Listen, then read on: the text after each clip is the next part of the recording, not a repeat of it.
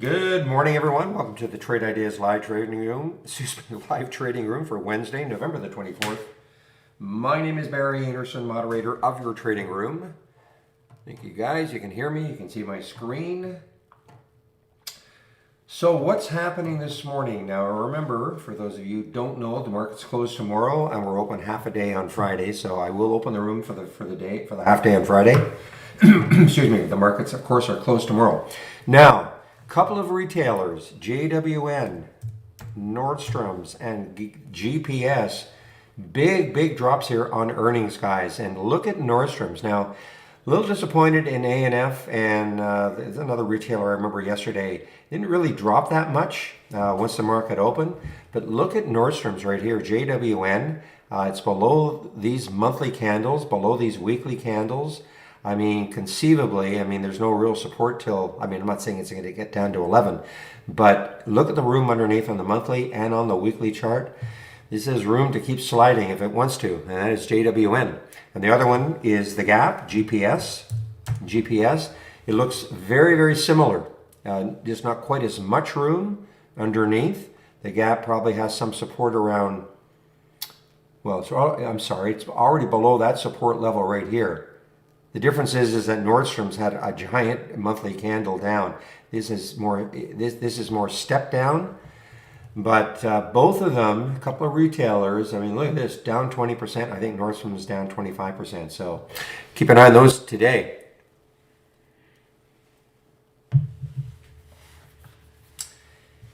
And crypto's taking a hit. I heard Mara and Riot and a couple of other crypto players and BITO sliding. So crypto is still very weakening. Had a little bit of a green bar here, but now we're right down here. It could take out, let's see, that would be 2 days ago, the low of 2 days ago. Now, other things happening. BFRI on the move, little bio.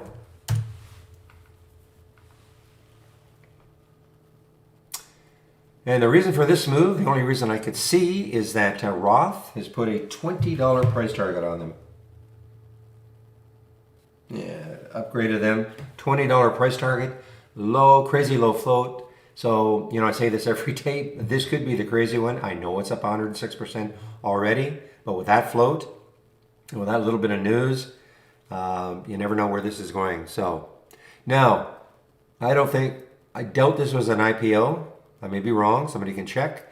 It's either an IPO or a name change, symbol name change. Here's a name. I'm always skeptical that it's an IPO. It's so cheap.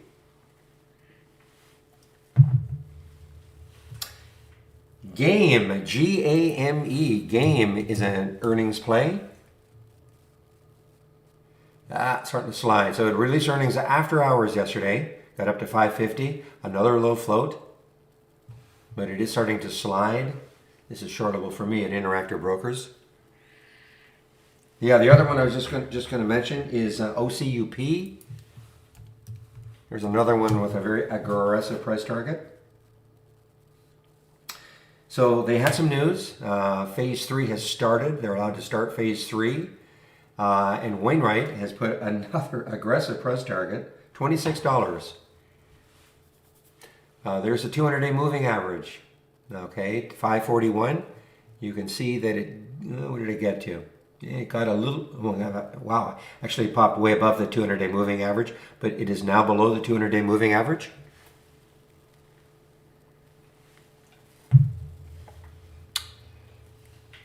I should mention the APVO. Well, it didn't do it. No, it did not continue after hours. Actually, it was dropping before the market even closed. There's the 315. Yeah, so it did. We were wondering if, it was holding beautifully here, and we were wondering if it would do an LGVN. It obviously didn't do that. Also, what did an LGVN was sort of the LGVN. I can't believe it's still relatively strong.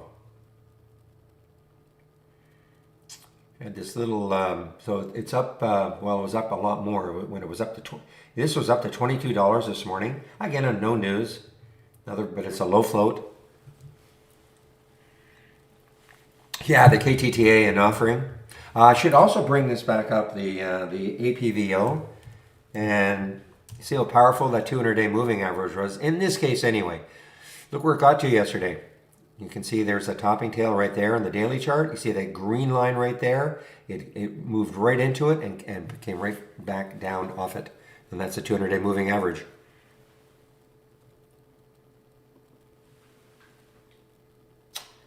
SOPA.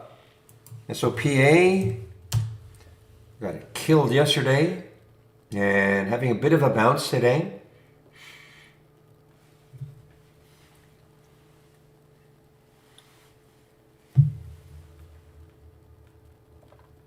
NNDM. This had been gapping up. Let's see if the gap is holding. And this is what looks like we have. Oh, I'm sorry. This is an earnings play. So this is an earnings play. This is pre-market. I thought it said post-market. So yeah, this is an earnings play. Excuse me.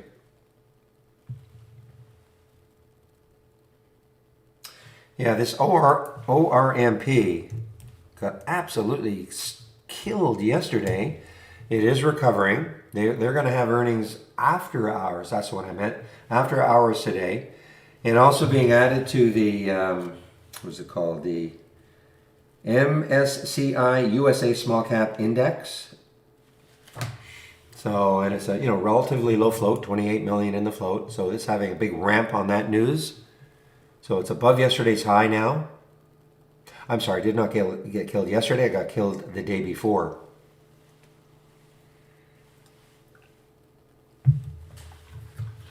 Kura, K-U-R-A, unfortunately had to stop their phase 1B. FDA placed it on hold. I guess they had a death. But it's actually bouncing well. I mean, this got all the way down to $9. It's up to $13.30 now. So it's actually had a pretty decent recovery. But, I would be keeping my eye on this one. If this gives it up and starts to fall down, this could be a great short.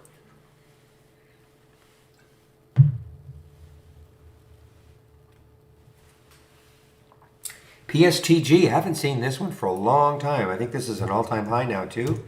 Used to see Pure Storage quite a bit. I haven't seen this one in a long time.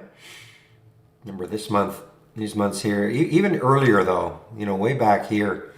But anyway, PSTG is an earnings play and released earnings after hours. You can see the big gap after hours, and this is an all-time high now. We don't count any pre or after hours action.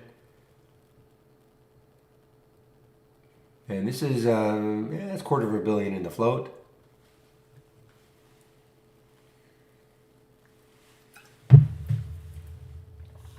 Plan.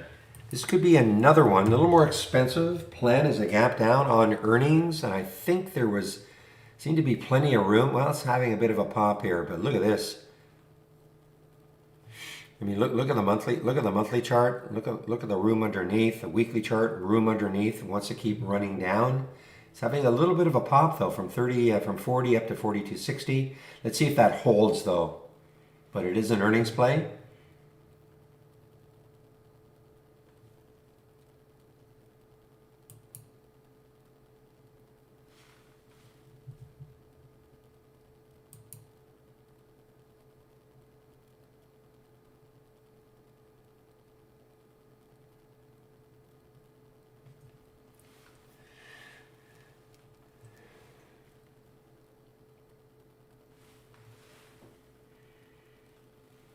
Let me see what you're talking about, William. Of course, I just read the headline.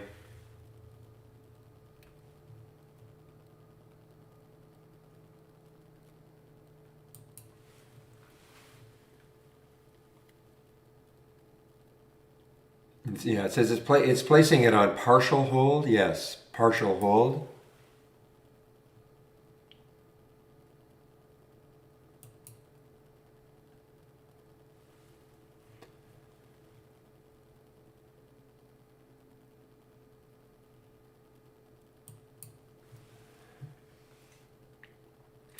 All right, let me go and check to see what sort of upgrades and downgrades we have this morning from briefing.com.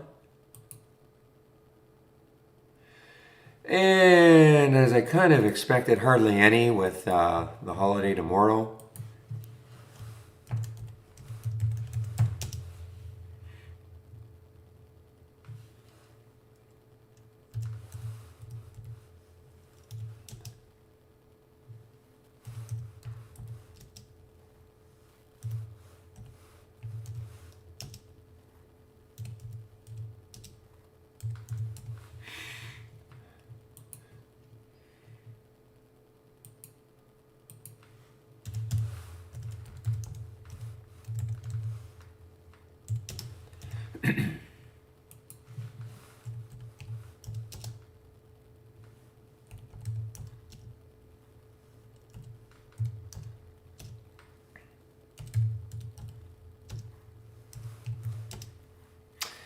See the downgrades for JP Morgan and Piper Jeffries downgrading JWN GPS.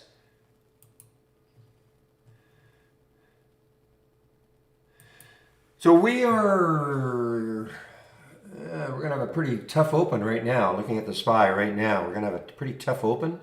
Tough meaning down. Take a look at the major sectors. Any thoughts on Dell?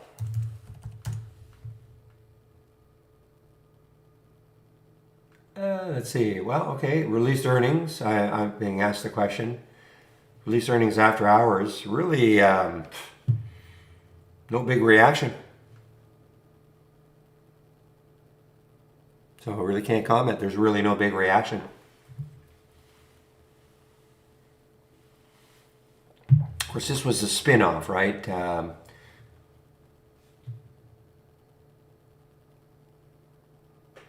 Yeah, there's really no reaction.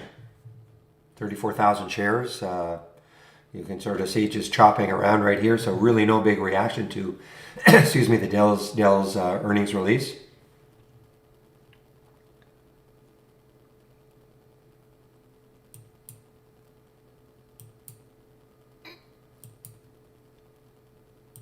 All right, Doc Channel Bar. Let's take a look at the sectors, the major sectors. See what we're seeing in the pre-market.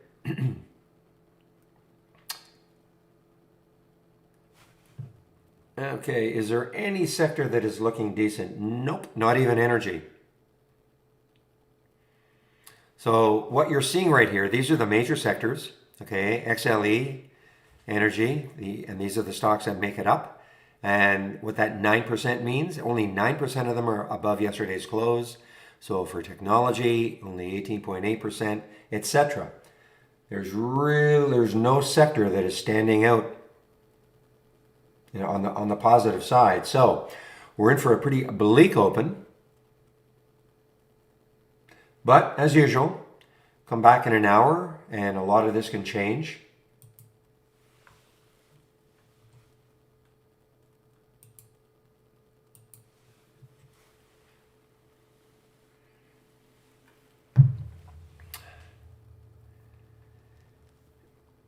Hugo, so if you're new to trade ideas, yeah, well, these are some scans I put together, yes. If you're new to trade ideas, I suggest, time is it right now, 9:19, I suggest if you haven't done this already, is head to my homepage.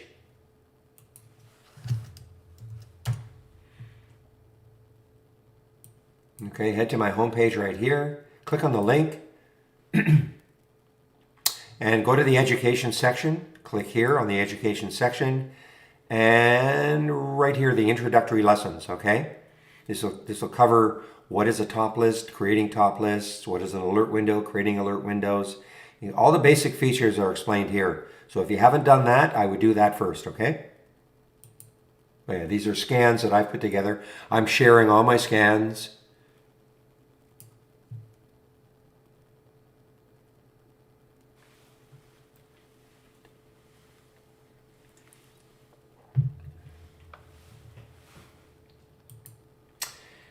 Crypto plays are getting kicked here. Look at Hut, little guy. I saw BITF earlier, Mara, and also Riot.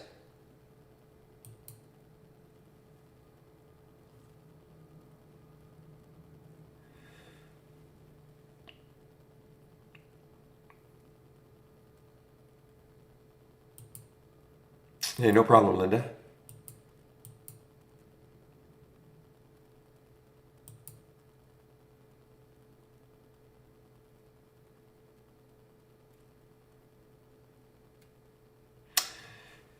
I don't know if I'd say that, Joe. I mean, I think that with Nordstrom's and the Gap, JWN and GPS, it remains to be seen, of course, if they're going to continue down. But I mean, there's room underneath for both of them. Yeah, somebody mentioned that topping tail.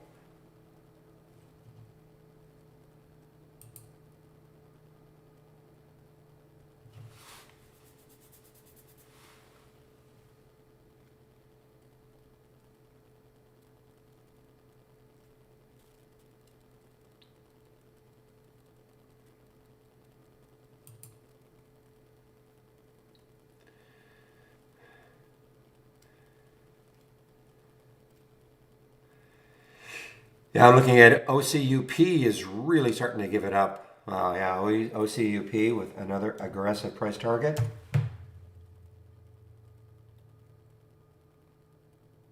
I mean, they actually had quote unquote some news. They're starting their phase three, but Wainwright put a $26 price target on them. Relatively low float, 14 million. Wait for the market to open. There was the 200-day right up here. Not there was. There is the 200-day right up here for OCUP. Not shortable for me at Interactive Brokers.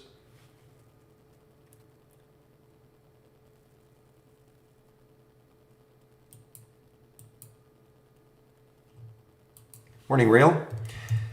Armed. Let's take a look at Armed.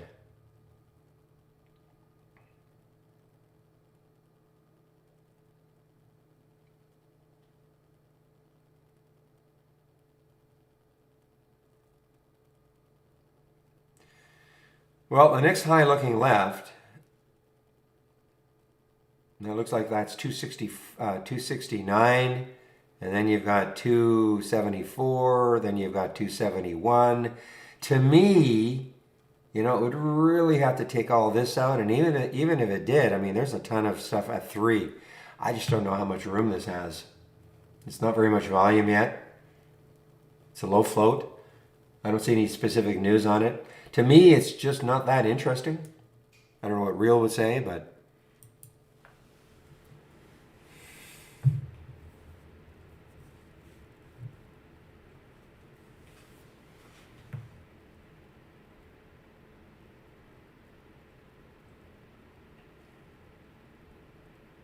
well, you can. This is the default for the sector status. You'd have to make some changes. Okay, this is obviously the default checking, but you see, you can sort on any column. Okay, so it's sorting on the change from the close. But if I added, for instance, I'm not going to go through them all. You'd have to do this.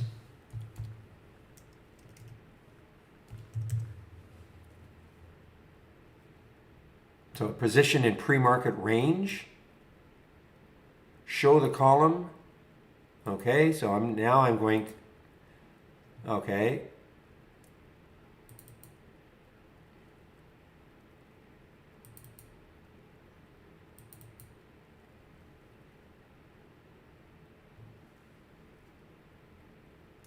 mean, that's about all you can do. Let me just see one thing here.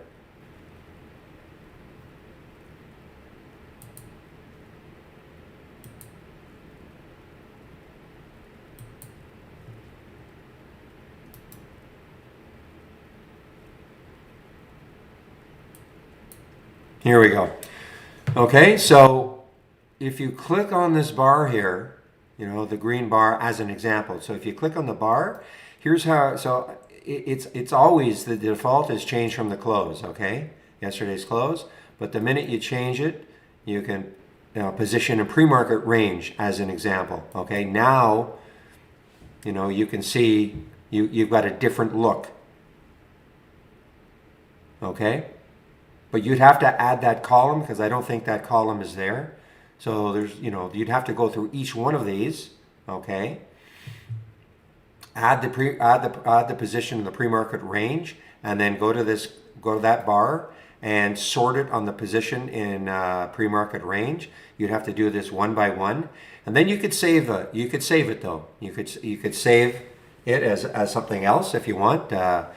Sector status pre-market. Give it a name. Okay, so it requires a little bit of work.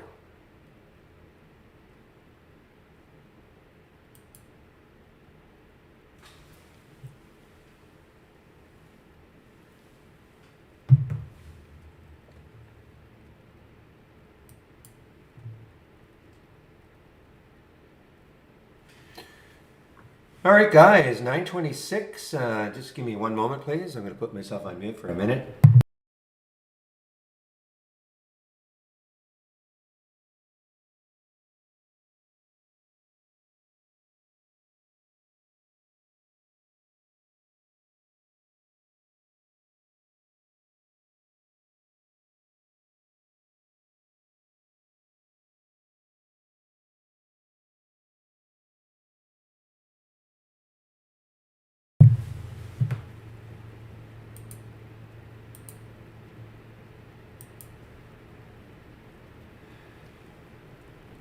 Have I seen BFRI? Didn't I mention that one? Yeah, oh yeah. Roth has got that $20 price target. Yeah.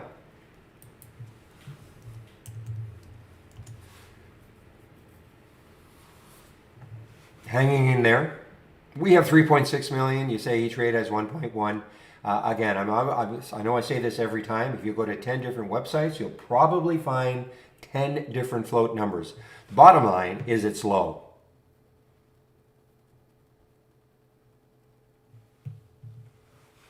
For these really cheap ones that have probably done reverse splits, etc., very difficult to get a true handle, but it's low.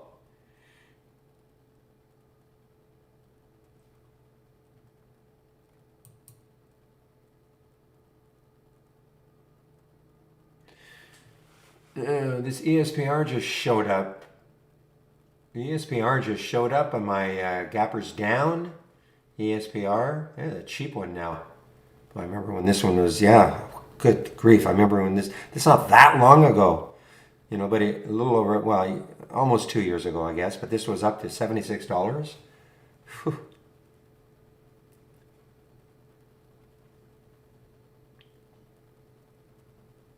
Woo, any quick? No. Is the ball green in your toolbar? In the toolbar? Is that a green? Do you have a green ball? Are you getting anything else? So when you say the channel bar is blank, what do you mean by that exactly? You mean you're not getting, you don't see the different channels? Is that what you mean?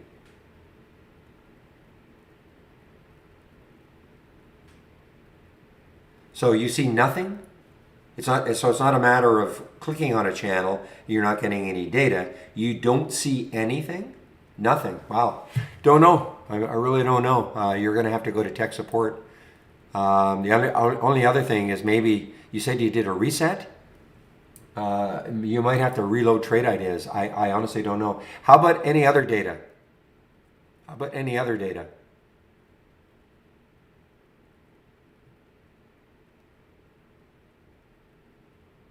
But scans, other scans.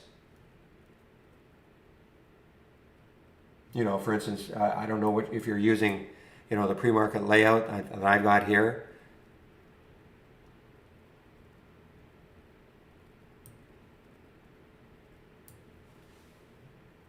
Well, never mind a layout. So you don't have a layout of your own? I got to open this pretty soon, guys. Do you have a layout of your own? Yeah, I know. Thank you. Yeah, calling support is not going to help. You're going to have to go to info@trade-ideas.com, okay?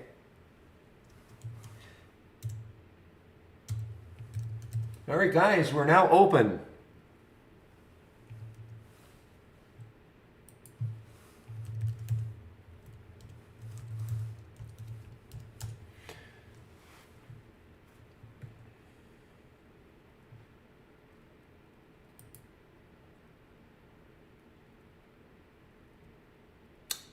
All right, so I'm watching, kind of keeping an eye on Nordstrom's, JWN, and we have a pretty tough open. Dow's down 200.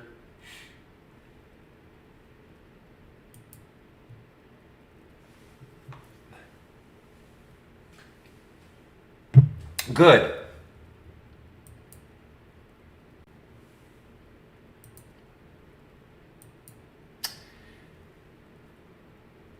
All right, Hewlett Packard, HPQ. HPQ on the way here, guys. This is an earnings play. Yeah, actually, it's an earnings play. HPQ, release earnings after hours. You can see the reaction right here.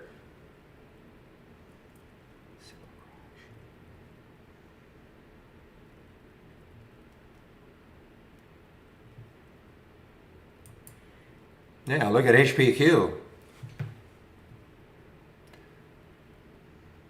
Again, it's early. Okay, there's the Pure Storage, PSTG, another earnings play.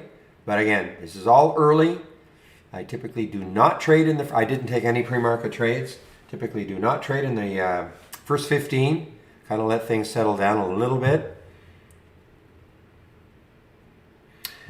And if something keeps running on me, I don't, emotionally, I know how to deal with it. Okay, I'm not going to get too upset about missing something that just keeps running in the first 15 minutes. Yeah, BFRA is nuts. BFRI, I should say, is nuts. You're absolutely right.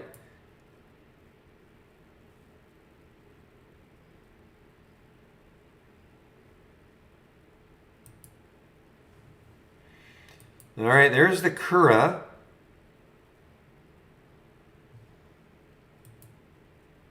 Tough spread right now, Kura. To me, it's untradeable.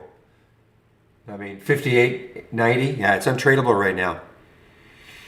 Looking at the spread, I mean, it's going to tighten up at times, but there's the ORMP on that news. ORMP, Mr. Real, you're even popping here. Real's popping.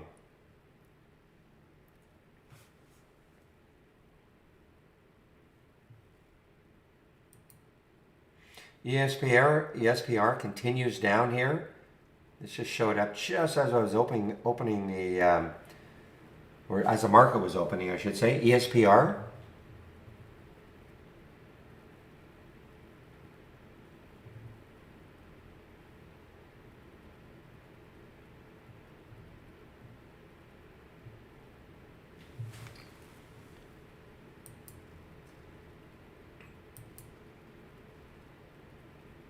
Here's one, guys. FFIE. FFIE. I guess this is an EV play. I do remember this. This is, I think this was a SPAC. Yeah, I think, well, maybe I'm wrong. I thought it was a SPAC that turned into, merged with FFIE. This is just getting thumped. All-time low now. FFIE. Not shortable for me. Shoot. Not shortable for me at Interactive Brokers.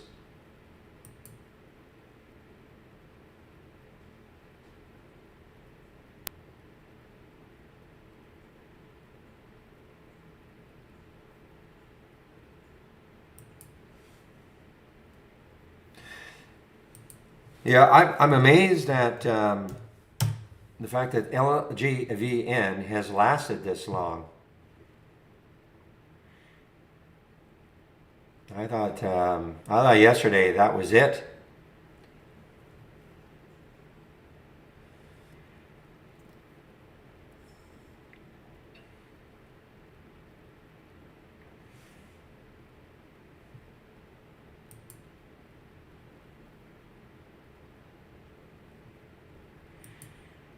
OCUP, guys, is coming back now. OCUP, so got up to 666 or so pre-market, fell, but now this is making a market high.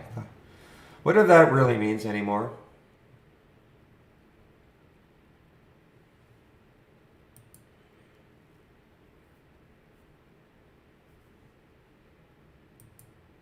And it is a low float. Yeah, fairly low float. Wow, yeah, 14 is still low. We're getting so used to now the 2 and 3 million floaters, but 14 is still low. Guess, GES. Did they release earnings? All right, so Guess released earnings coming right into that 200-day moving average. So look at this. Wouldn't surprise me if it just gets stalled right there. GES, earnings play.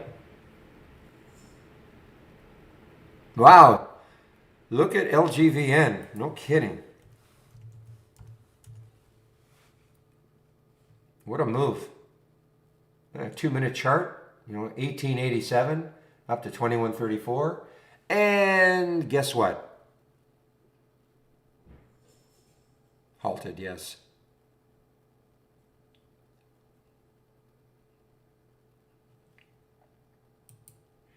All right, Nordstrom's just broke down below 24.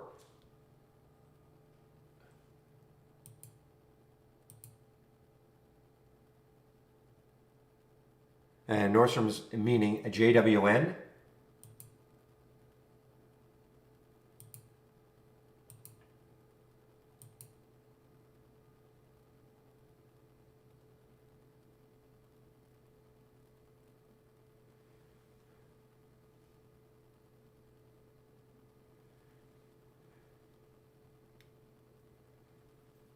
Just watching it right here. It's early for me, but boy, if it keeps underneath this 24, and look at the room it's got. I mean, look at the room underneath on that monthly chart and the weekly chart.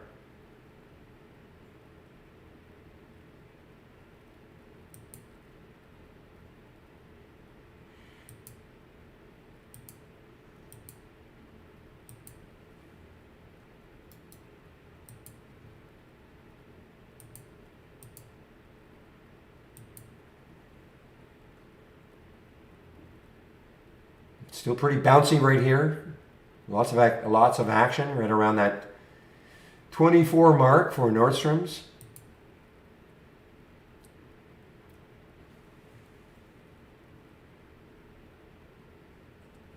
And the BFRI has not quit yet. Look at the volume that came in, 21 million.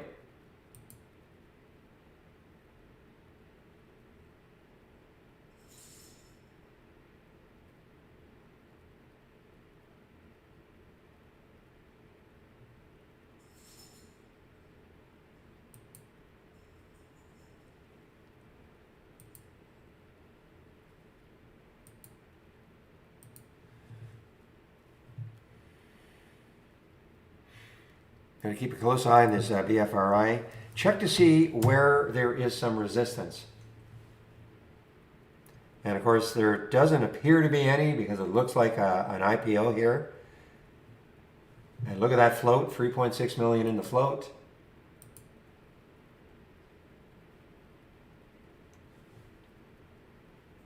Best thing that could happen, maybe just base a little bit here before it just starts accelerating again.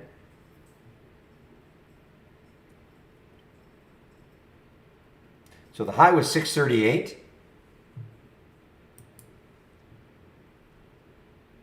So it really was an IPO. Okay. Well, that's interesting. I mean, that makes sense. Only 3.6 million shares then. So that's it.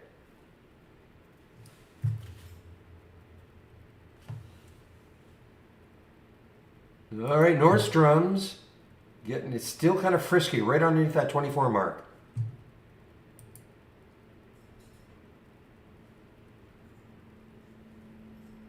I'm talking JWN. JWN.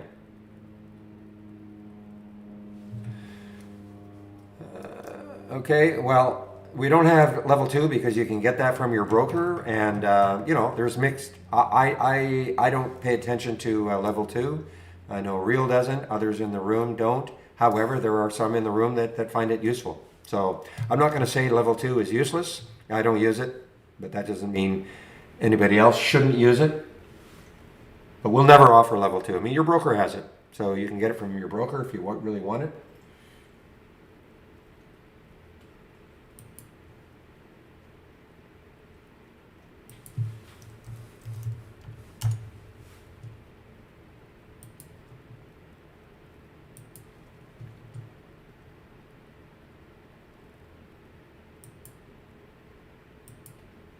My simple answer about level 2 is I just think there are too many games played, you know, throwing in bids, asks, and yanking them. You know, they're not supposed to do that, but I just think there's too many games being played. But that's my opinion. That's my opinion. I know there are people in the room that seem to be able to use level 2 to their advantage, and that's fine. Keep an eye on this BFRA. I love the way it's holding this 10 level. Look at that nice little base right here.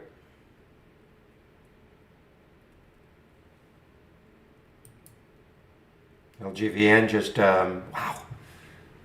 So the high yesterday, I mean, it could even take out yesterday's high at some point, 25.50. It's not that far away.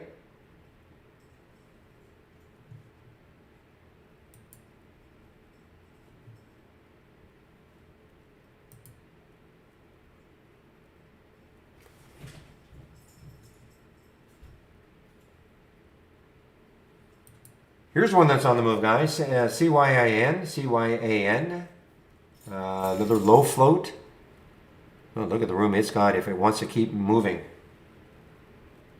Well, so the LGVN just got halted again on the way up. I jokingly said it could take out yesterday's high, 25.50. Look at this.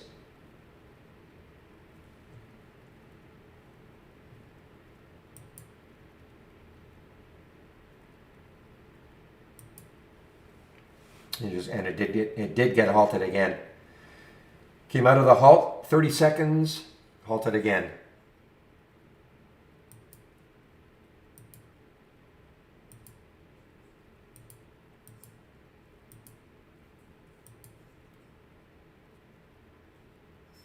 I couldn't get the Nordstrom short where I wanted it.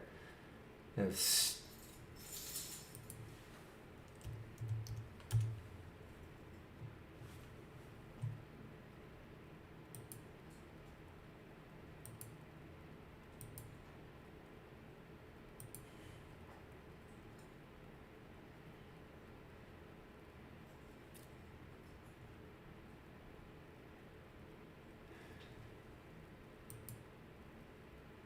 okay, can I get it now? Oh, it's the uptick rule, guys, so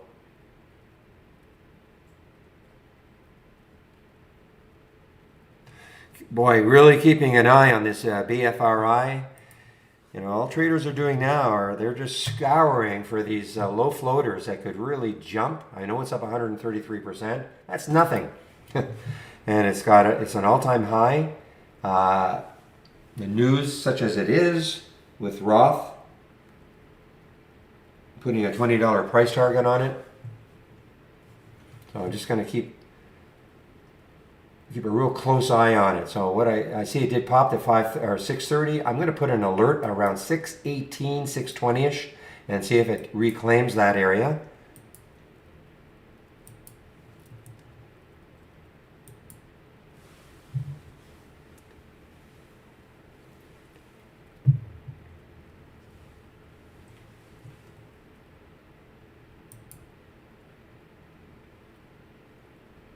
How's the gap or GPS doing?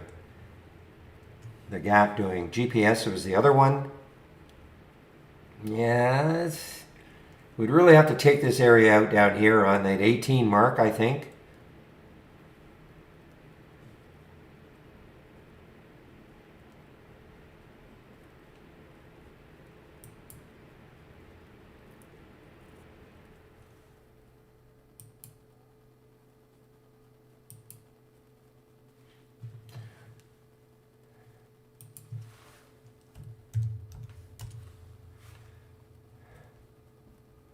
Well, I was trying to get it at 23.70. Okay, now it's giving me an opportunity now, I think.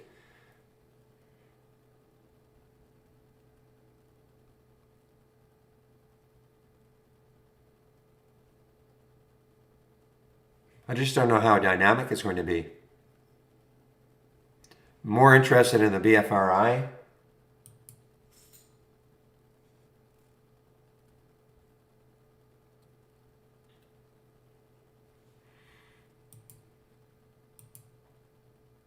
Short. For me, short. Yes, GWN. Absolutely, JWN is a short. For me. Earnings play, I mean, look underneath here in the monthly chart. I mean, the next, I'm not saying it's going to get down to $11, but, and on the weekly chart, the next low, I think, is, yeah, 22. So, you know,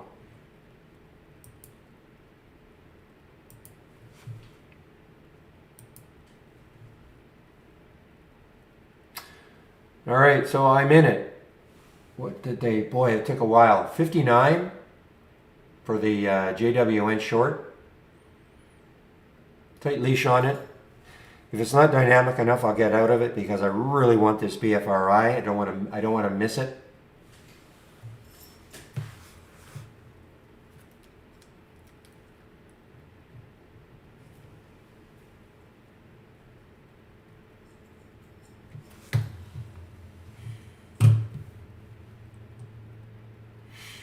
Okay, one moment, please.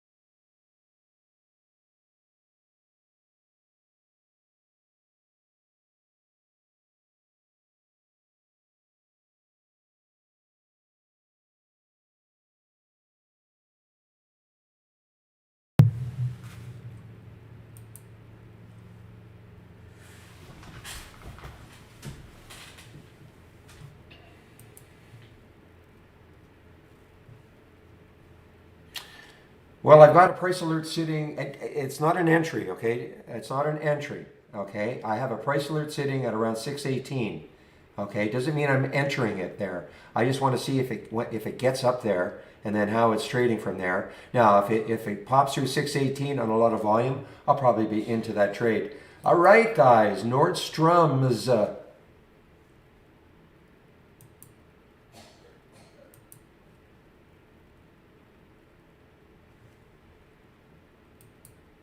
I don't know what it's going to give me. It's got to take out that 23.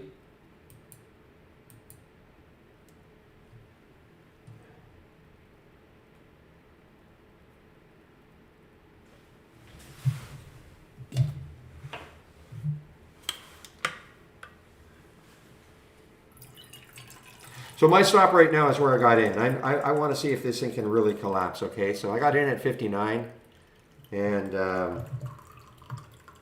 if it moves back up there, I'll get out, that's all. But I want to see if it really has a collapse in it.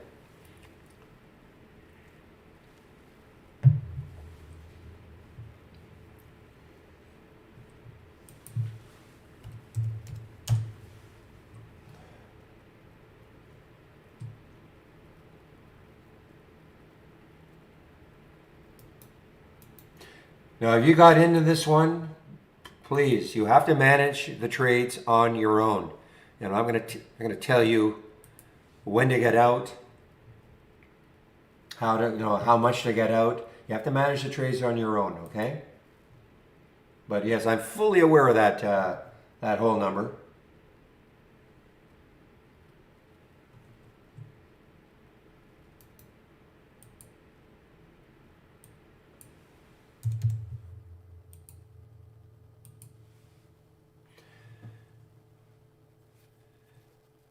Well, the volume, it would be, it's not the absolute volume. It would have to be it would have to be a volume bar that,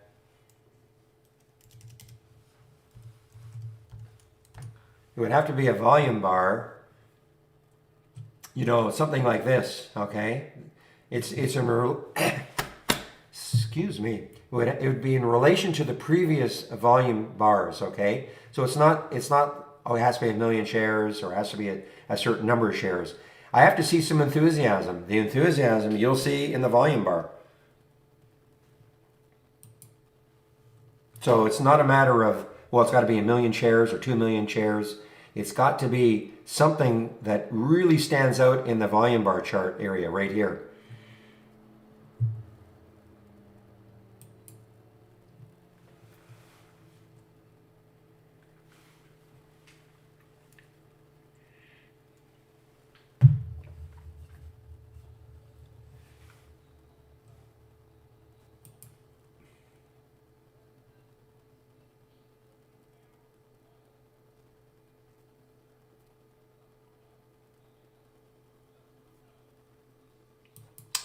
Come on, Nordstrom's, you can do it. I feel badly because I love the store, but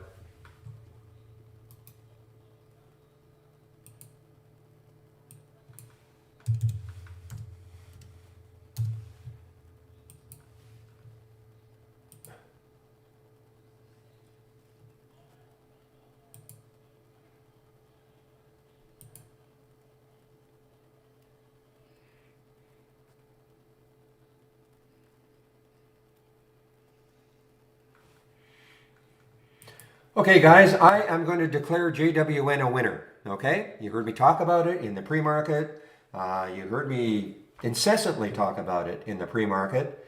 You heard me talk about it when the market opened.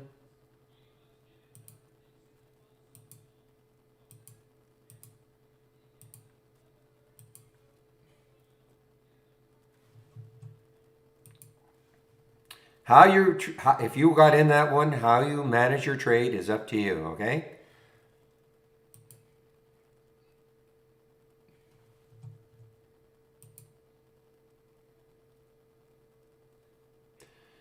$6.18. It was just some action in that area. That's all. Again, that's not an alert. Remember, it's a price alert. It's not. The alert doesn't say to me, okay, take the trade right now. That's not what it's all about. Okay, OCUP 535. Okay, so I have to watch OCUP. It came in the option scanner 535. I mean, it had a little pop up here, but I'm going to reset the alert or reset a price alert around 532. See if it takes it out later on. That came from my option scanner.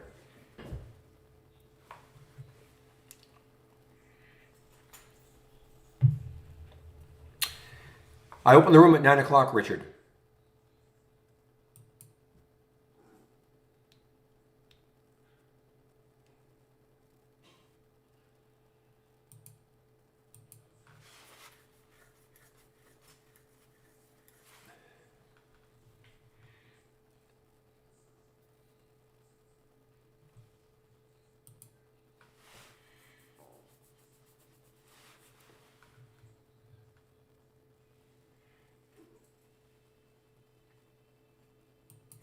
So, excuse me, let me take a look at it again though, BFRI.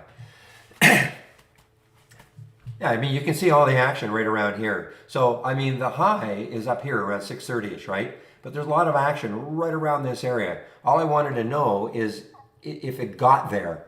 So if it got there, I get the price alert, then I can start looking at the chart. Now, you know, that's a pretty severe fade right now. This is not shortable for me at Interactive Brokers.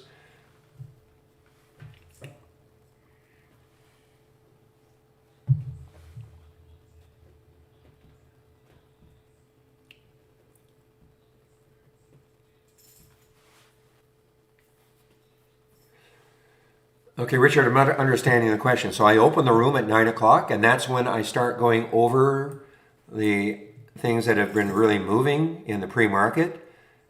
You know, and I post, you know, there's JWN is right there. So I post what I'm seeing as the pre-market actives, and then we go through them one by one. But I sort of was saying concentrating on JWN because of the gap underneath.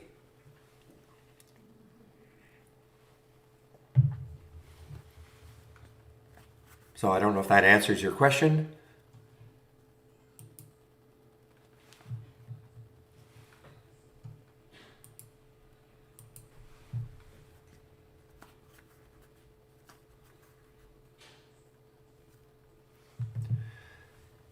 Okay, Love. Yeah, I see Love is on the move. Great old song. Or Love is in the air.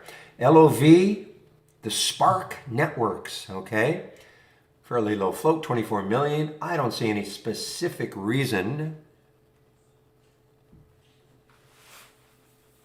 Oh yeah, something like that. Like an LGVN. You know what is trying to recover still, guys, is that KURA. Man, I haven't even looked at the AI. Lots of action already. Everything short. Everything short. Nothing long.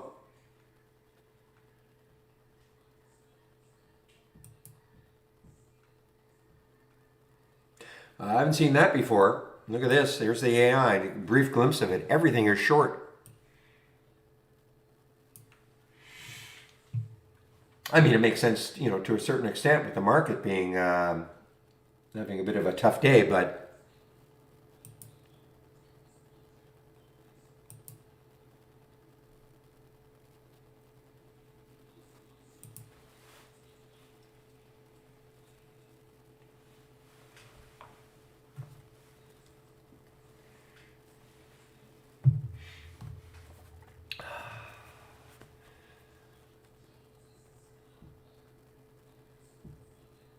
well, my stop now is complete. I've already taken some out, Grumpy. Okay, that's what I'm saying. I'm not going to tell people when to take the trades out. Okay, but I was in at 59. It got all the way down to into the low 80s down here.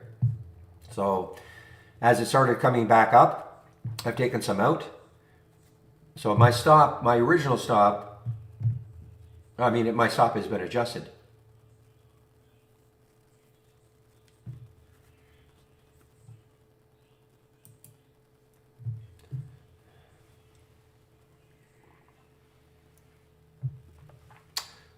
I still have some left in case it has the utter collapse that I'm looking for.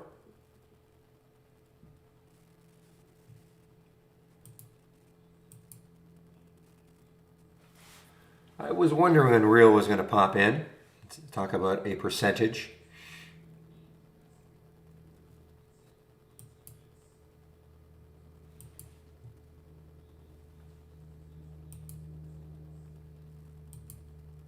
Yeah, I'm not a financial advisor. Thank you.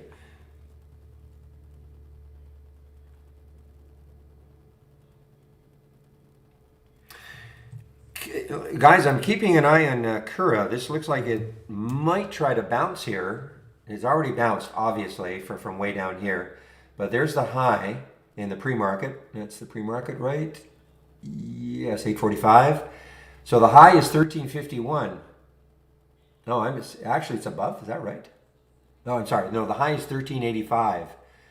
Stick an alert up there. As William said, the trial has not been discontinued. It's been slowed down. There was unfortunately a death.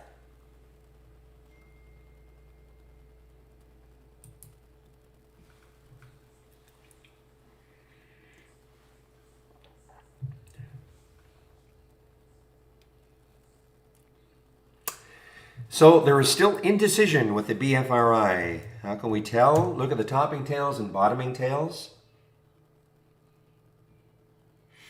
The topping tail here in the 15-minute chart, bottoming tail down here. The sellers had it knocked down to 530.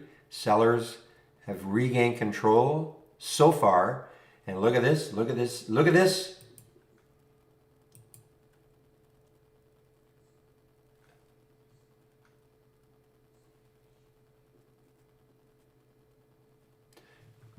So guys, listen, I'm not telling anybody to take this trade, okay?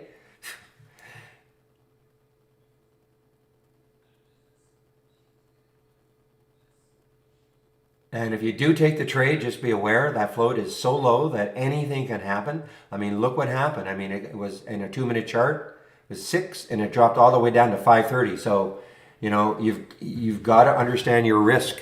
It's not for new people. Look at LGVN. Man, oh man.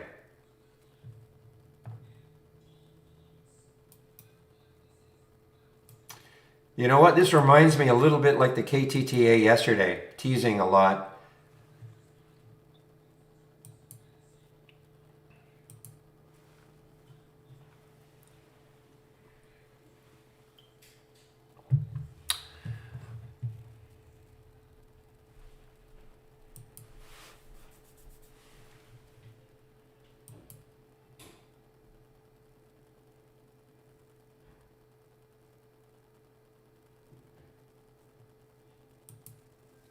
Why am I paranoid? Because I'm not a financial advisor. I have to make new people, those who've been in the room for a while, understand But some people, they might just say, oh, he's looking at 618, it hit 618, I'm going to take the trade. And then all of a sudden it drops to $5. Why the heck did he tell me to take the trade at 618? I'm just trying to be careful, okay? So call it paranoia. You can call it what you want. I'm just trying to be careful.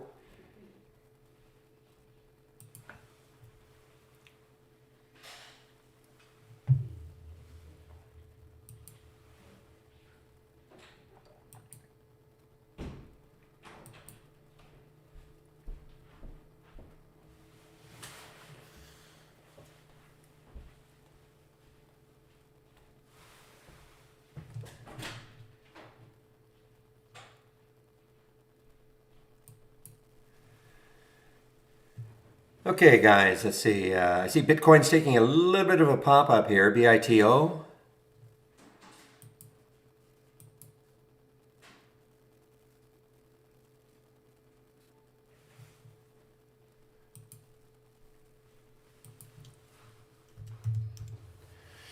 All right, game just showed up in the option scanner. Game just showed up, GAME. And let's see, it's an earnings play. Now it hit 549 after hours yesterday, and it really dropped down. I mean, it was still up in the pre-market, but nowhere near as much as it was up in the after hours yesterday when it released earnings. So I don't know. I mean, listen, this is 390 was the alert. Probably has to take out 4.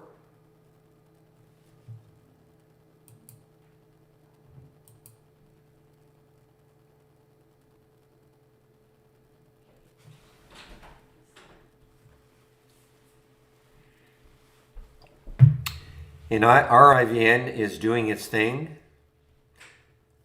Drops 5, up 4, drops 5, up 6.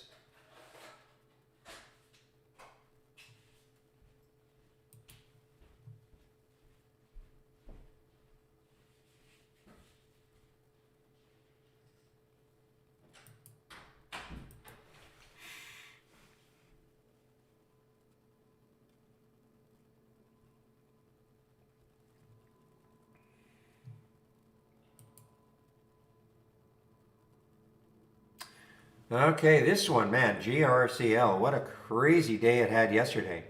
Actually, the last few days have been crazy. The drop, the big drop.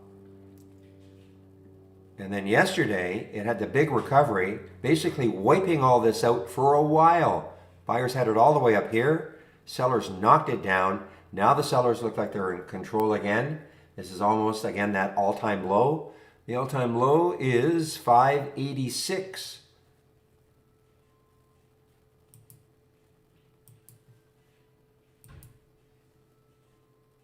All right, guys, there's the Kura now above that high right there.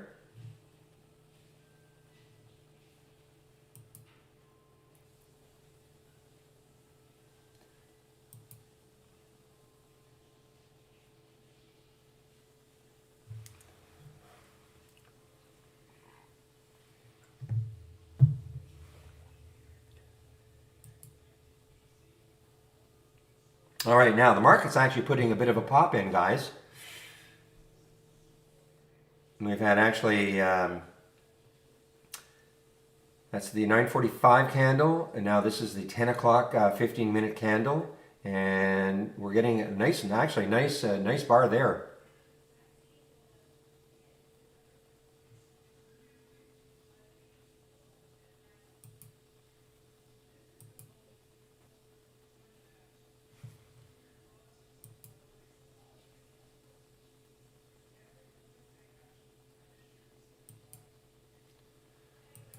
All right, well, I didn't take game, but if you did at 390, you're looking pretty good. I did not take the game. Look at the volume coming in.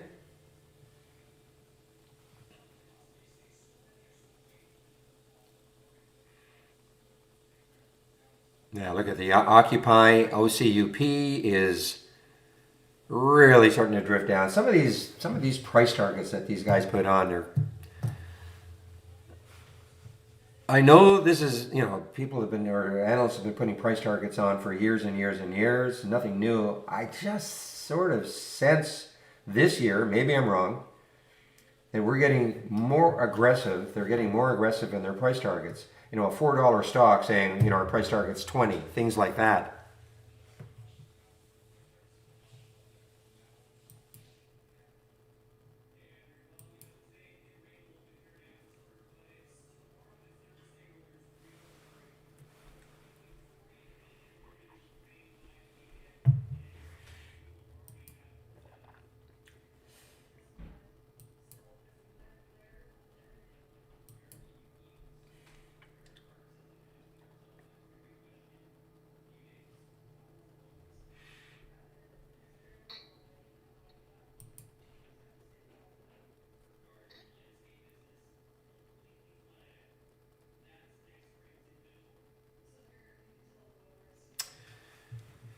Well, I know some of you follow DWAC. It's having a bit of a resurgence today.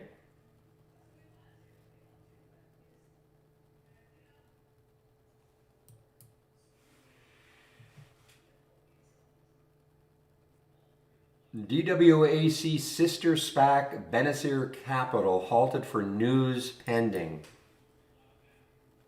I don't know which one that is. I'm just looking. I don't see anything halted here.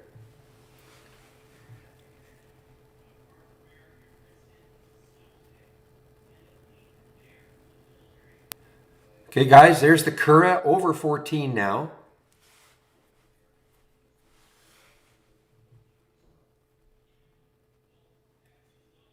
BFFI, I don't understand the question. Price target based on what? BFFI? I don't understand the question.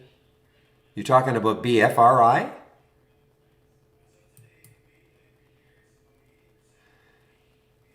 Well, I don't really have a price target. First of all, it didn't. This wasn't. You guys may be misunderstanding me. I have a price alert set up here, so I would want to know if it hit it. That's all I want to know. If it hit it, okay? If it gets up here, then I know it's moving again. It's an all-time high, so I don't have any targets. If it gets back up here again, it's an all-time high. So I'm not sure I understand your question. Kura, guys, Kura, over 14 now.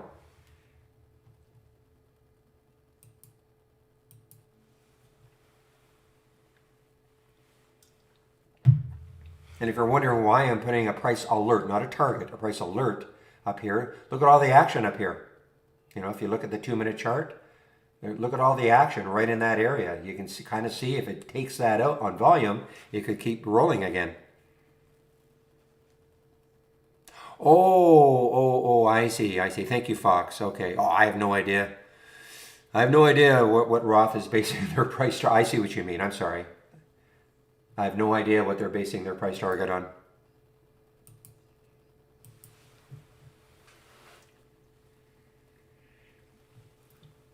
I don't dive into it I'm sure there's a big dissertation on why. I didn't look at it like that. When you're intraday trading, all you're really looking at, you're looking for a headline and to see whether or not the headline can really juice the stock. Obviously, this is that headline because there's nothing else.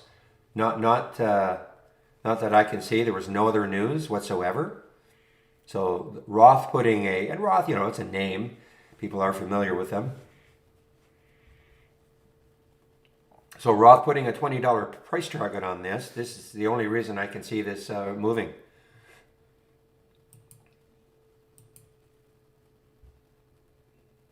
And true enough. They're not talking about today, but obviously that juiced the price of the stock today.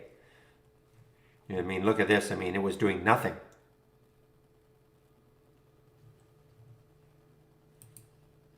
All right, guys. I really have to. JWN has turned into an excellent short.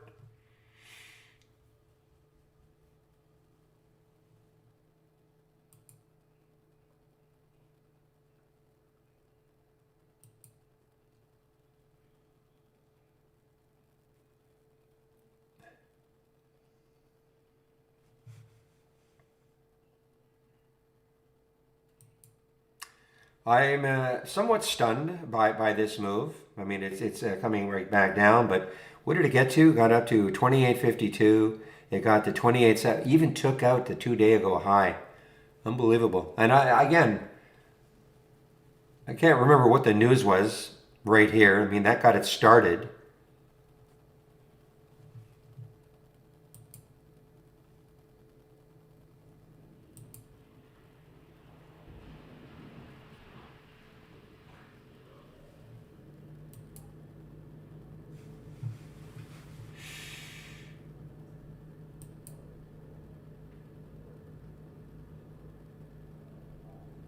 Okay, here was another one that was really moving yesterday. It looked like it was moving along with the APVO. Got as high, this, when I say this one, VLON, it got as high as 861. Didn't completely collapse, but look at this morning. I actually, when I saw this, I thought maybe did they do a financing, but nope. Just people fleeing this one.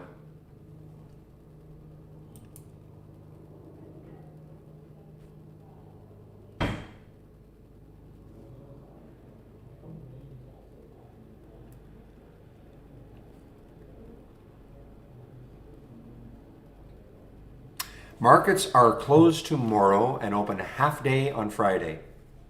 Markets are closed tomorrow, yes. Always have a little game at Trade Ideas. The over-under on how many people will call us to complain, how come there's no data? We expect that from people outside of North America.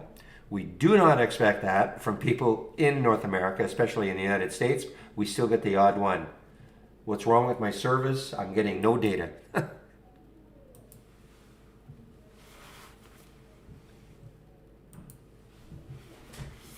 My over-under is 5.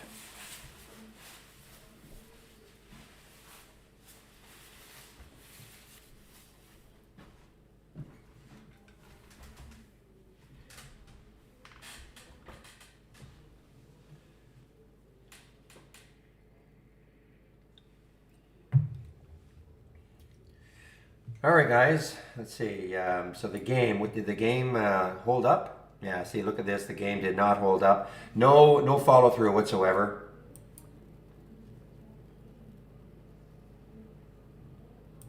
True enough. True enough. The Canadian markets are open. Yes.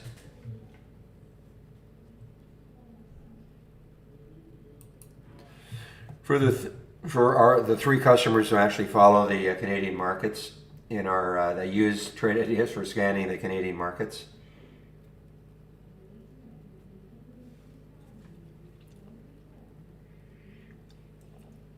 And of course, for those of you who don't know, I'm a Canadian, so I'm not dissing Canadians at all.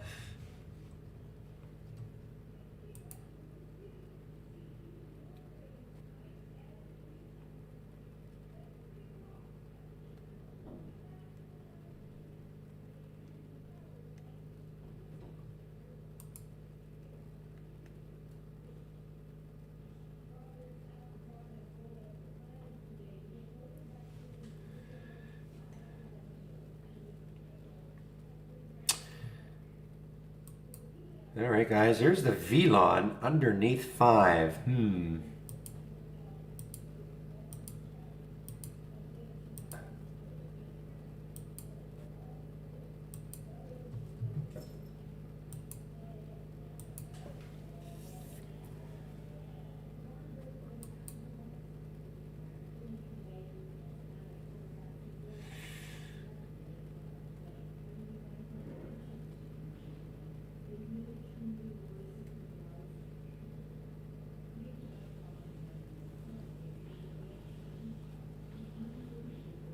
Well, boy, the AI really doesn't like the gap, or the gap. Two strategies trying to nail it on a short.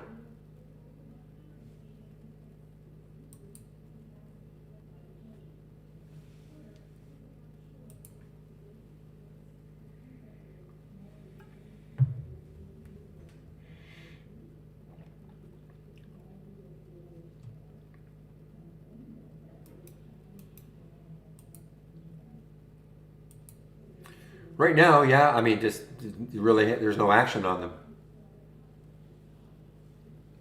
Well, one of them modestly up. I mean, 1820 to short, 1811 now.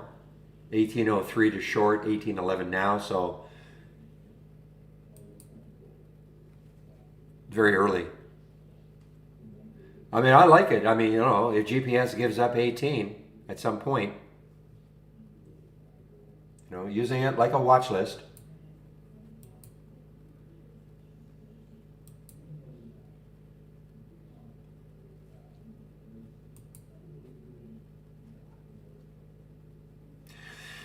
All right, so things have slowed down for me quite a bit here. I'm not getting too many new alerts. I'm keeping an eye on this VLON, VLON. See how long it holds under 5. If it starts drifting down again into that 80 level, I'll probably take that short, look underneath. It's got room. Yesterday's low, I guess takes out yesterday's low. Yesterday's low was 4. You don't have to do what I'm doing though.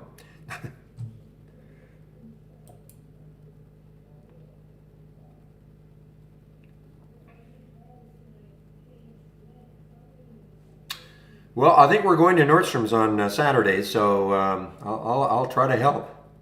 Man.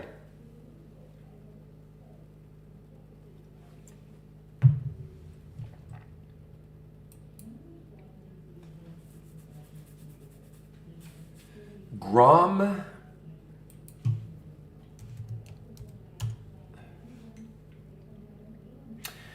All right, so Grom is active. What was the other one that started?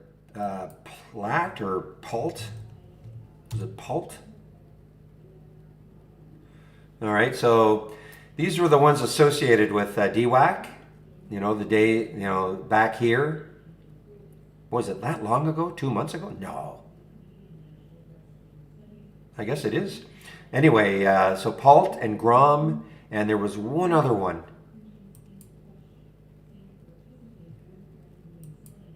KPLT?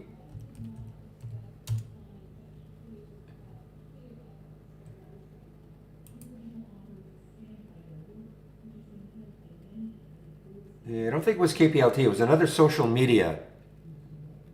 Mark. Psalm, that was the one. That was definitely the one. Psalm was the one.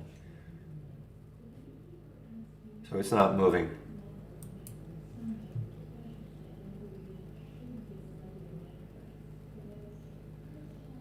Actually, you talk about that, Rob, in terms of, and fun. Yes, PHUN.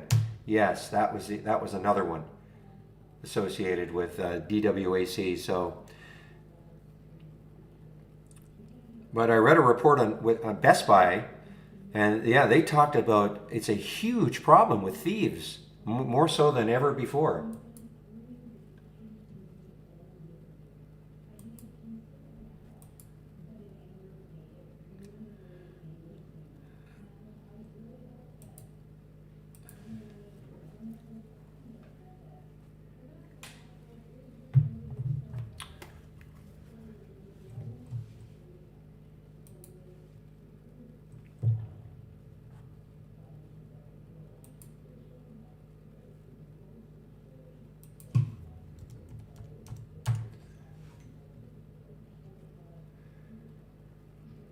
Lots of shorts available at Interactive Brokers for Blin, BLIN, 187,000.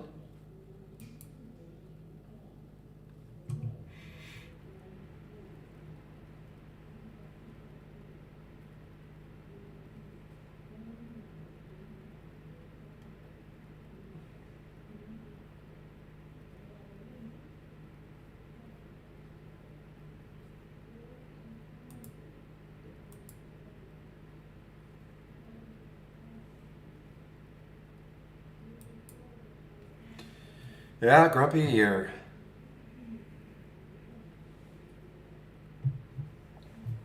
that's a really, Jose, that's unbelievable.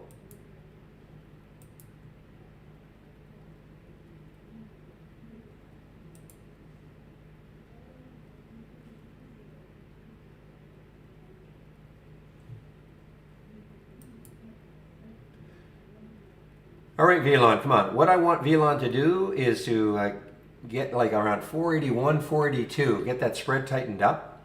It may not happen, and that'll probably get me into that short, but it doesn't look like it's the spread for a $5 stock is it's a little too wide right now.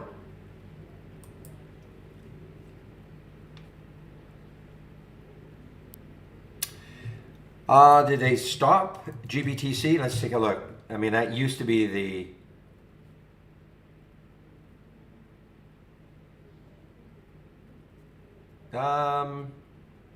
it's trading. Christine, it's trading. I can't speak for ETHE, but GBTC is definitely trading. 739,000 shares.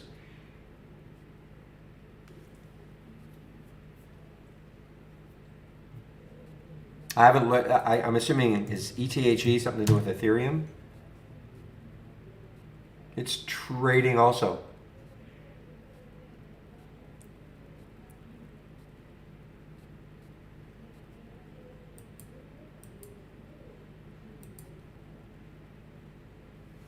I was going to say that's a pretty big loss, but I figured you meant that. It couldn't have been a million, 700 million in a billion sales.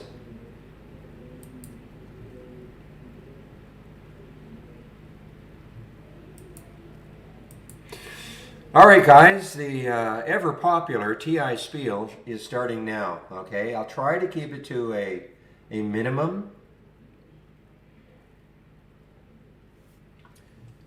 So first of all, we do have a Black Friday sale on right now, and that'll be at least until 11:59 p.m. Sunday night, Eastern time, okay?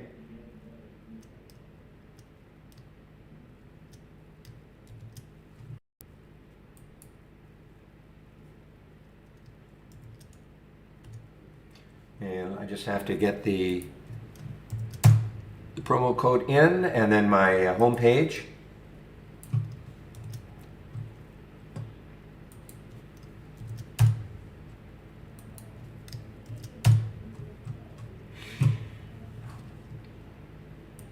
Okay, so here's my homepage link. Now, in the main trading room, that tab is available, of course, all day long. So if you click on my tab, this is the link that you're going to see. Click on my link. And this is the code to use, BLACK25 for 25% off. We have 4 plans. We have an annual, monthly, premium, standard. The premium annual is $22.68 a year, minus that 25%. That works out to a little over $4 a day. And the standard, a little less than that. $10.68 minus the 25%, we'll call it $2 a day, okay? The big difference is the AI not doing too much. I mean, there were some alerts. Nothing's really sensational right now. But that's a big difference between premium and standard. Now, you don't have to take out an annual subscription. In fact, this is what I would do. If you don't know this program, start off with a standard or a premium monthly, 118 minus the 25% for both. Now, if you maintain a monthly subscription, this is what you'll pay going forward, all right? Now, the good news, though, is that if you really like the program, and then within 30 days, so you take out a monthly subscription, within 30 days you decide, I'd like to upgrade to an annual to take advantage of the 25% off, you can do so if you do it within 30 days. So there's no rush to take an annual subscription if you do not, if the only reason you're doing it is because you want to, get that 25% off, you can always try us out for that month and you can still get that 25% off if you do it within 30 days, upgrade within 30 days. Okay? That's what I would do.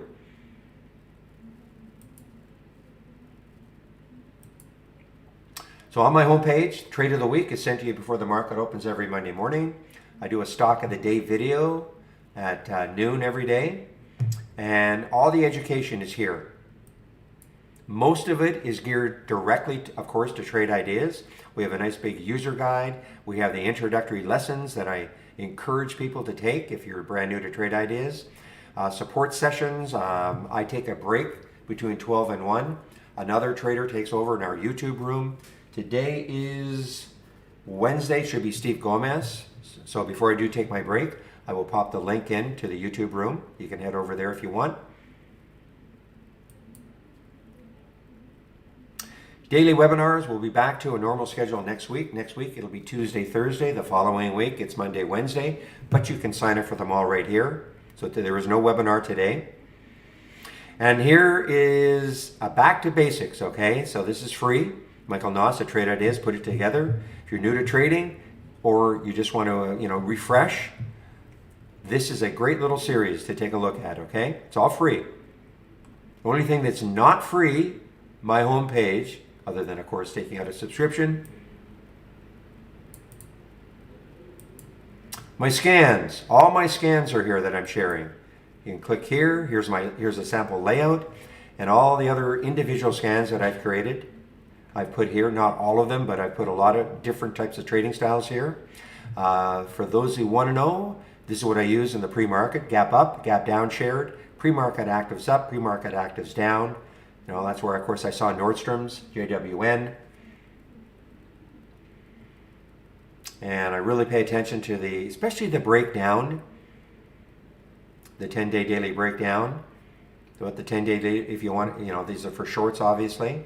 I love my moving higher and usually strong options. Nothing really shaking today. Had a couple of pops with them, but nothing really sustained. So again, all these scans I am sharing. So if you don't want to create your own scans, and I should also say, save my link. You save my link, then you can take a look at these two sections that have a lot of information whenever you want. Keep an eye on the BFRI, guys. It's trying to get through that 6 again.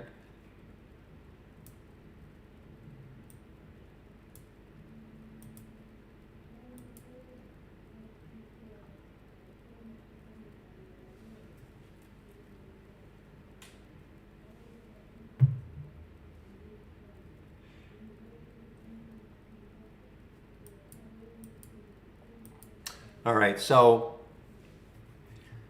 what we are a scanner, okay? That's what Trade Ideas is. We are a scanner. We scan the U.S. stock market. Doesn't matter who your broker is, doesn't matter where you live in the world. You can use Trade Ideas. If you want to build your own scans, this is how you would always start. I'll just use this as an example, the 10-day daily breakout. Summary. So this is what I'm looking for in this scan. Here are the stocks between $2 and $35. Current volume is at least 8. That means it's trading at least 8 times normal up to this point of the day, etc. Okay, I'm not trying to tell you exactly what these filter values are. It doesn't really matter. This is the concept, though, that if you're going to create your own scans, you always start off with a set of filters, kind of to get the universe of stocks down to a manageable number that you're going to be looking at, and then you have a trigger. In this case, my trigger is a new high. So if the stock makes if all these criteria are met, and the stock makes a new high for the day, I get a real-time alert. That's why we see these. And this is just the flip. Stock's making new lows on a 10-day daily breakdown. Okay? So that's how you would start if you want to build your own scans. Good news is no programming language to learn. If I click on search, these are all of the alerts that we have. And then when you see these icons, these are the filters. Of course, you do not have to learn them all. We created so many so that for the thousands of customers that we do have, all sorts of different trading styles, we feel we have created enough alerts and filters that for the majority of our customers, they can combine them to give them the type of scan they're looking for. So you don't have to learn them all. But there they are, and no programming language to learn.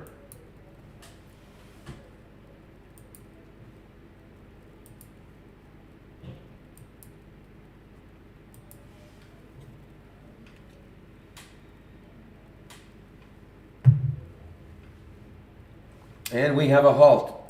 Okay, this is the one they were talking about. BENE, I guess. They were talking about this one when I typed in DWAC, I had a headline for this. Now, these are the warrants.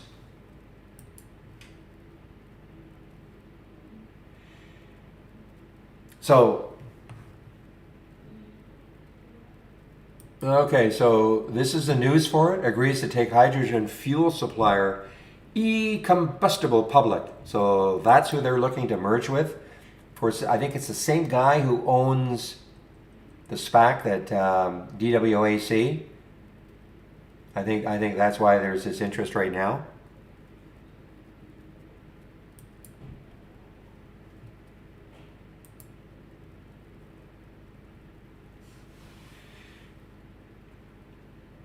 Okay, just talk a little bit about our premium service.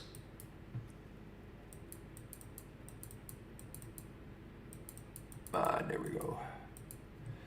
So if you have our AI, if you have our premium service, and you want to follow what the AI is doing, Holly is doing all day long, make it easy. All you have to do is this: click on New from our toolbar, and then AI/Holly Strategy Trades window. Okay. When you do that, this is the window that you see. Never mind these two up here. This is the window that you'll see. Obviously not having a great day to start, but you just wait for the alerts to happen. Nothing to do.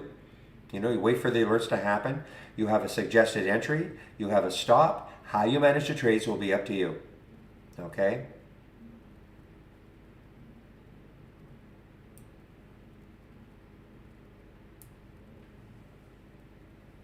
And last, but certainly not least, if you don't want to create your own scans, I'm sharing a lot of my scans, but you can also click on New from our toolbar and click on the dock channel bar. And these are all theme-based channels. So if I click on the momentum channel, here's a scan that we've got, Momo. It's an alert window, you can tell. And if you right-click, you can see what it's looking for. Here's a summary of what it's looking for. If you don't mind all this, in other words, if you like the price range, you like everything else, you can just leave it. But as always, even with my scans also, if you didn't like that price range, you just make a change.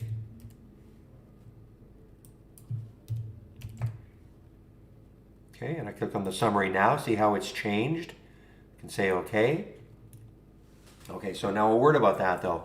If you go to another channel and then you come back to this channel, your change has not been saved. The reason is that these channels are for everybody. So the fact you want to make a change to something doesn't mean that's the same change everybody else wants. But typically, why I'm describing all this though is that you can take an alert window or any window that we've created, any scan that we've created, and you can save it to the cloud. Okay, if you saw something that you liked, you can save it to the cloud. You can make a change if you want. If you like it the way it is, you just save it to the cloud. And now you can go through the different channels. I'm going to go to the stock surging channel. One is called the action is heating up right now. You might like that one. Save it to the cloud, and so on. By doing that, if you go back to our toolbar and click File Load from Cloud, if you save them to the cloud, you will see them up here. You just highlight, load, and all I'm trying to demonstrate is that you don't have to know how to create a scan in the first place. We've created a lot for you, and therefore you can create a layout, sort of a customized layout for your style of trading with all of the different scans that we've created. Okay?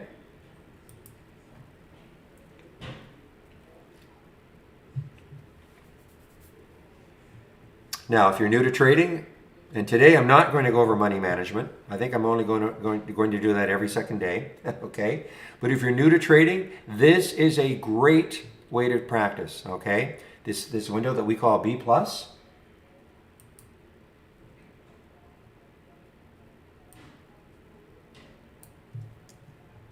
brokerage plus, I suppose.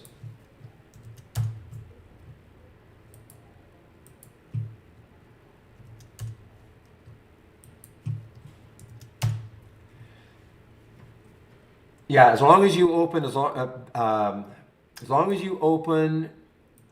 have to have a build that has dock channel bar in it. If you this is the big.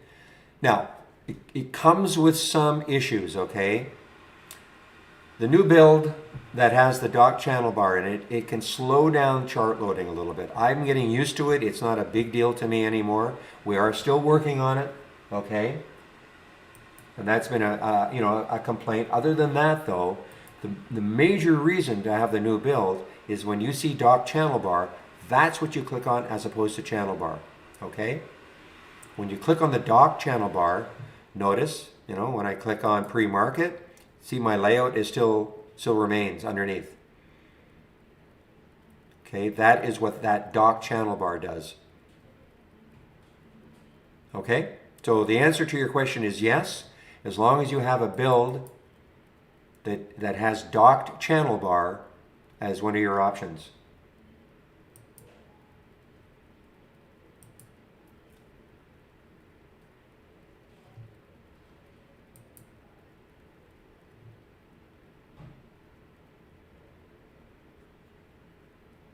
So again, I just popped that link in, the Brokers Plus link. There were 2 videos. The short video, if you have an Interactive Brokers account or an E-Trade account, you can actually use this window to trade from within Trade Ideas. Okay? Even if you have an IB or E-Trade account, doesn't mean you have to use this window. And if you don't have either of those 2 accounts, don't worry, you can still use Trade Ideas. We're a scanner. Okay, it doesn't matter who your broker is, you can use Trade Ideas. It's just that this feature, which is a nice little feature, is available if you have an Interactive Brokers or E-Trade account. And again, only available if you're using our downloadable application. If you're using our web-based version, this is not available. The other main reason for this, though, is especially if you're new to trading or you want to practice some of your own strategies, you can use this as a simulator, okay, paper trader. Doesn't matter who your broker is, it's using our real-time data. Okay?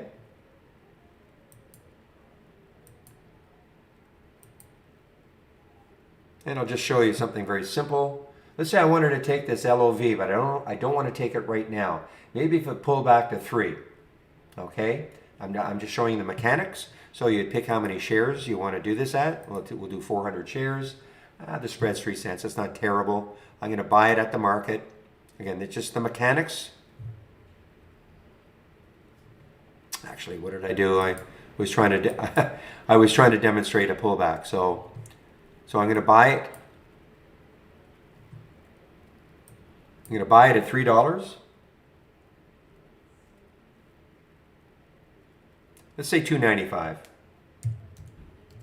This is in the simulator.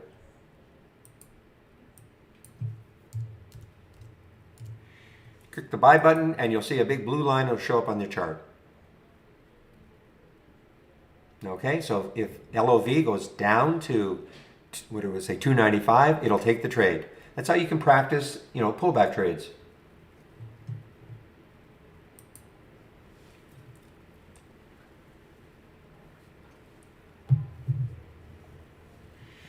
And of course, you can take a trade right away. If you want to take a trade right away, very simple to do.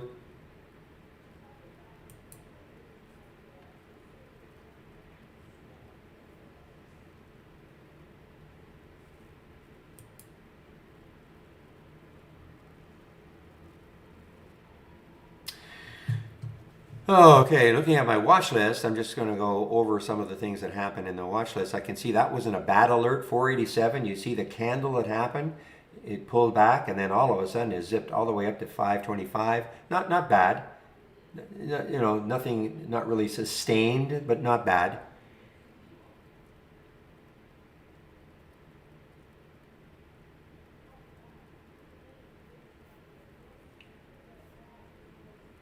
So guys, in case you're wondering, I'm completely out of my JWN trade, okay?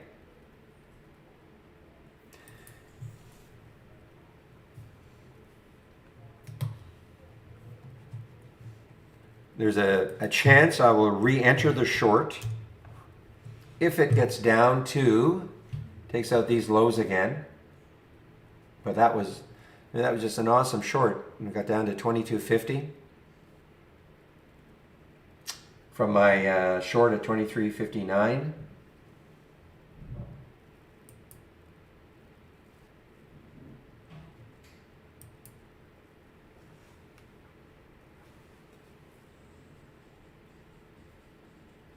And it could. Yeah, absolutely. I mean, this could start to, just rally. I mean, obviously. Gets over 23, there's a case to be made that you might want to take it long if it gets over 23.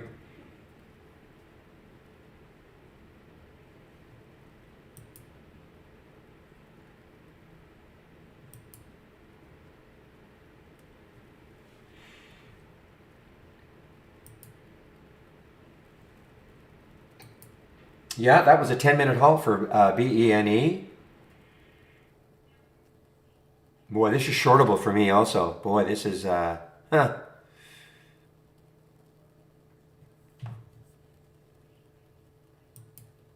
I'm not looking to short it right now, and I don't even know if I'll figure out where to short it if I wanted to. That's always the challenge. But it's popped up on the hype that they eventually will merge.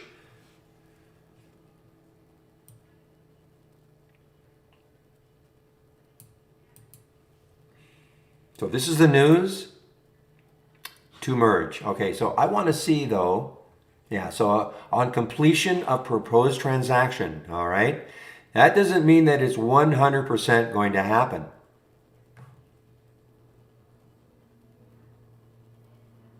Because it still has to, I believe it still has to be voted on and all that sort of stuff. And, things can happen between today and whenever, if the acquisition does actually happen. So, and that could be months from now. I mean, I don't know. I'd have to really dive into this.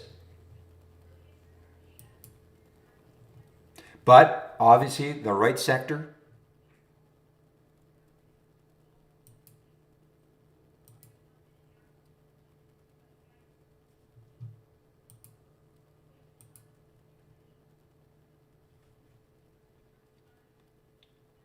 Now, the other thing you can do in the simulator is if you don't get out of a trade at the end of the day, you can practice swing trading, okay?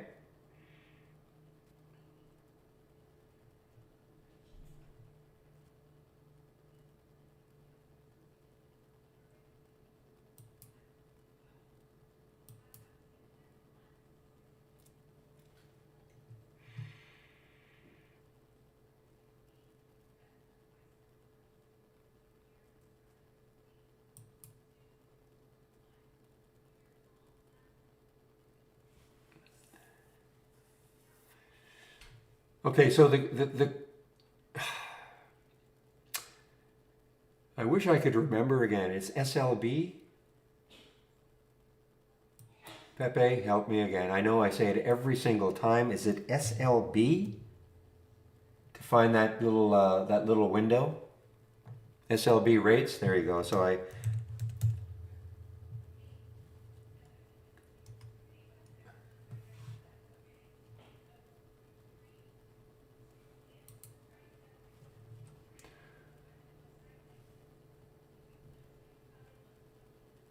So, if you do a search for SLB rates, you should be able to get this little pop-up box, okay?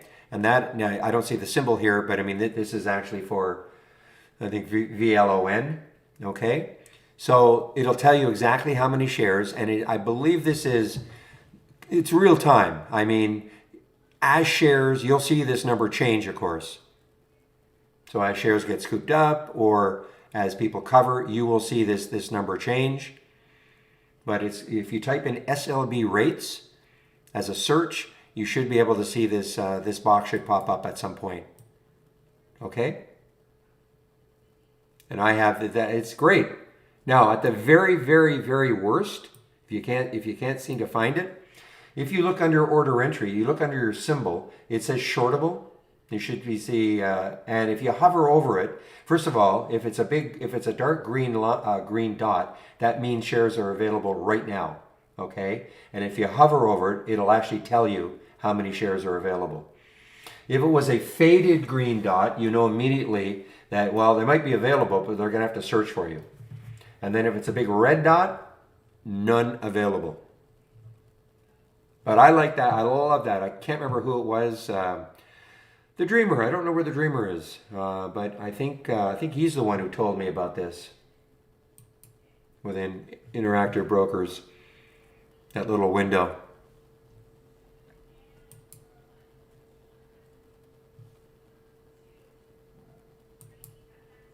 So it's in, yeah, so when you say the portal, I mean,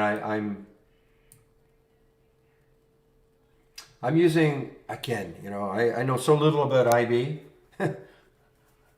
My selection is Mosaic. I don't even know what happens if I play classic TWS.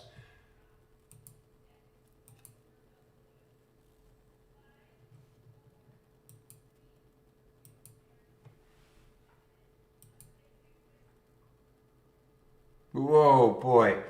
They were saying what a great short this will turn out to be. So I'm sure that William and or Zach probably got a hold of this one at some point.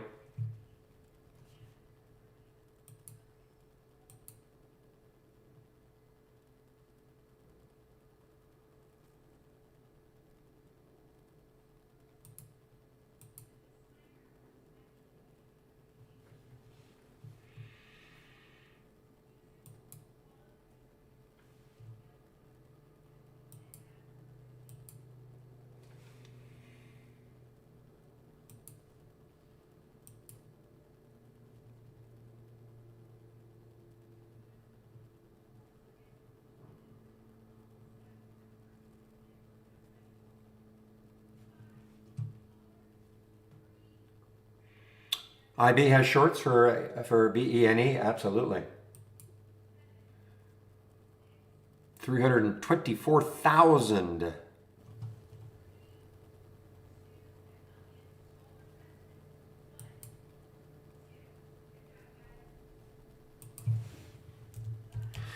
All right, guys, I think I got too greedy on the VLON.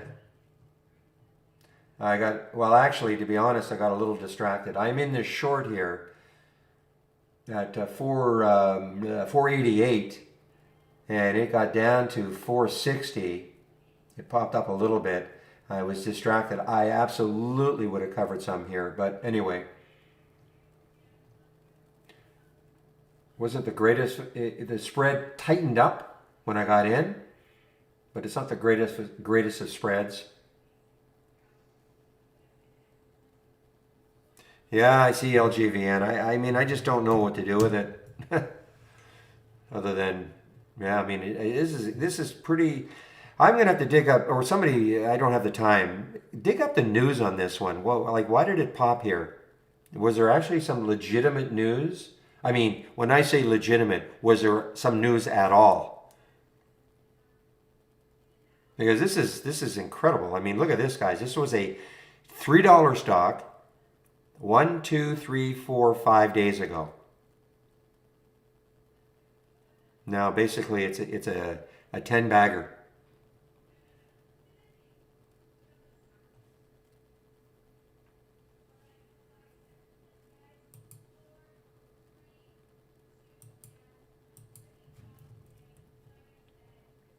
I mean, and why can it do this? Again, guys, we always talk about the float. Look at the float, 2.68 million in the float. Very, very, very low. Let's just see where it could open.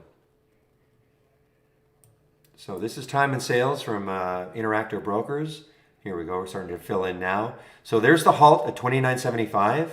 No big clue, really. Because I mean, you know it's not going to open here. But this is what it's stacking up to be. So if you were in this one, what you'd love to see is like 30, 31.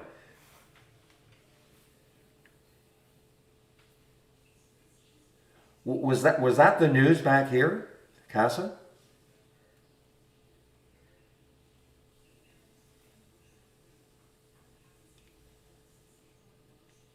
I don't know what HLHS is, but man.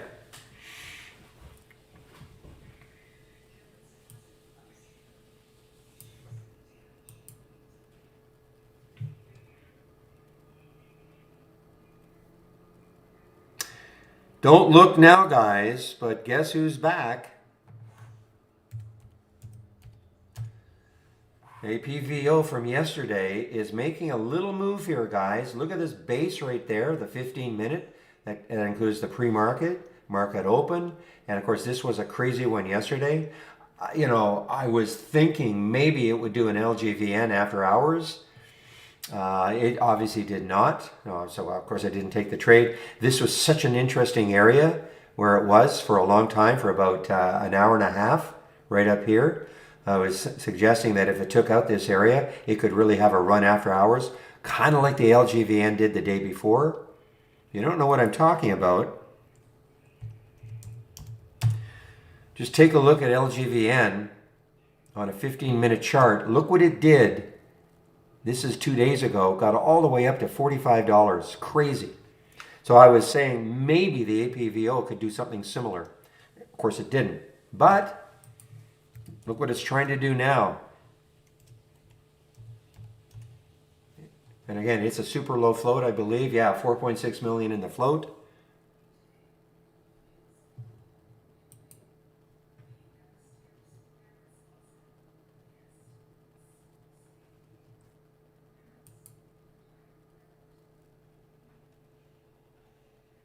Bitcoin's having a resurgence here. I can see BITO.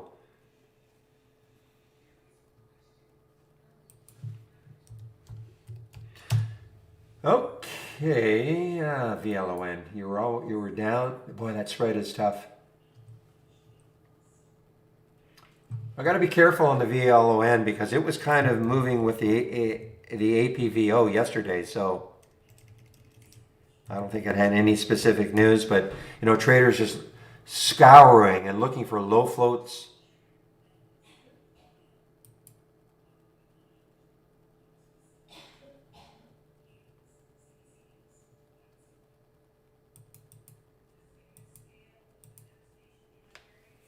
So there's the float.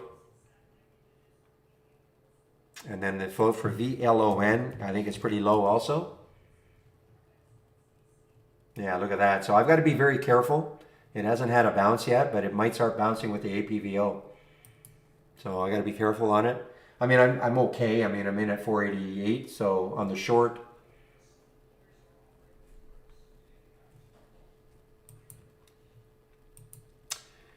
If your charts aren't working, Jesse, just do a refresh. I just had to do my single stock window was sort of delayed. So go to your account and do a reset. Okay.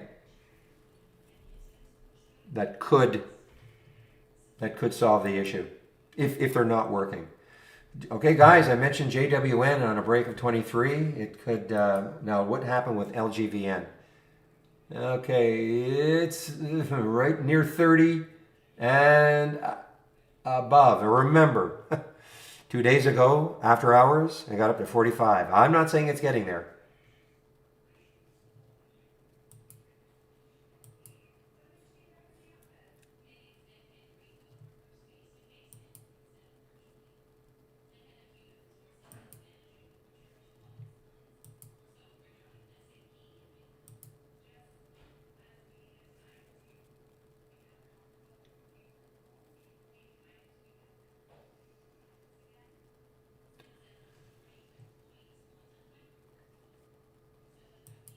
Wow.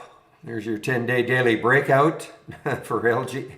So we had the alert at 28.55.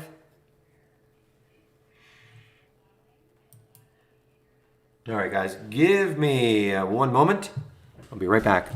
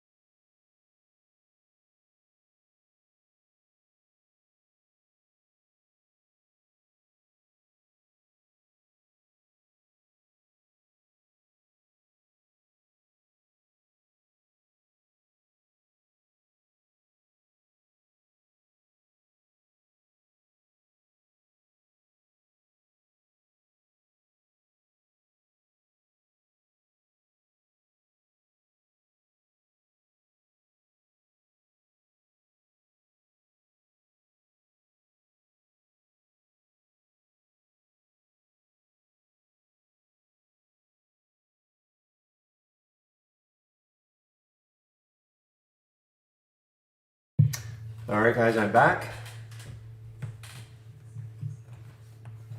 Another halt for it? No, not a. Wow, this one got halted. AERC got halted. This is a big one. I'm sorry. This is not. Okay, this is a IPO for today, guys. AERC IPO today. And it just got halted because of volatility. It opened at 40 and up to 44, just like that.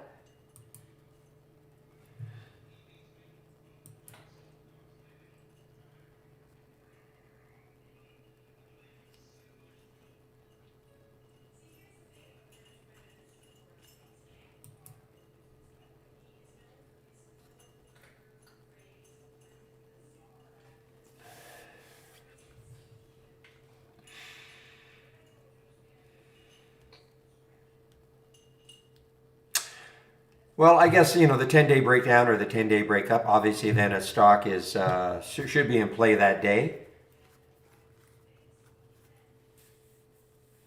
But just because, again, I always say it, just because you get the alert doesn't mean you pile into the trade. When it's a 10-day breakdown, 10-day daily breakdown, then of course I'm looking left. Okay, great, you're at a 10-day low. How much further could you go?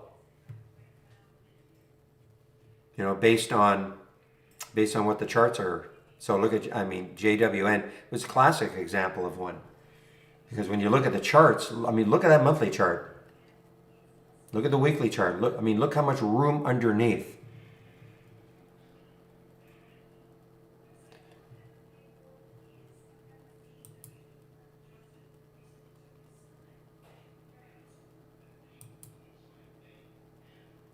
I'm not as in love, say, with the 10-day daily breakout as I am with the breakdowns. When I say that, I'm just not concentrating on them as much as the breakdowns. Seems to get more, bad news usually. Oh, look at this one. Kura. Okay, I remember this one. So definitely have an alert place at 14. If it's take out 14, all that consolidation is good. I'm going to put an alert around 1435. See if it really zips from there. Yeah, ISP. I have this thumbnail. It is trying to do the same thing as the APVO, ISPC. Another low float. Super active yesterday, 3.2 million.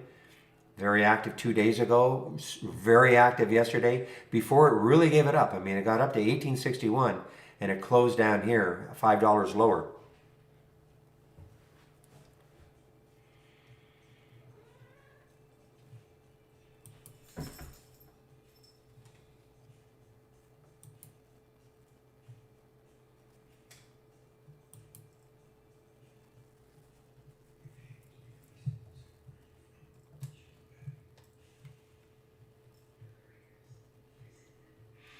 Yeah, so the question was, what is the difference between my 10-day daily breakout and the DR? DR just stands for don't repeat in both of these, okay? Don't repeat. So what that allows me to do is that you'll notice here, for instance, LGVN is repeating over and over in this window. This is the first time it was alerted. So you can kind of go back and say, okay, first time it was alerted, here's the time, here's the price. What did it do from there? So that's what I call that's the don't repeat version. Okay, and that's just if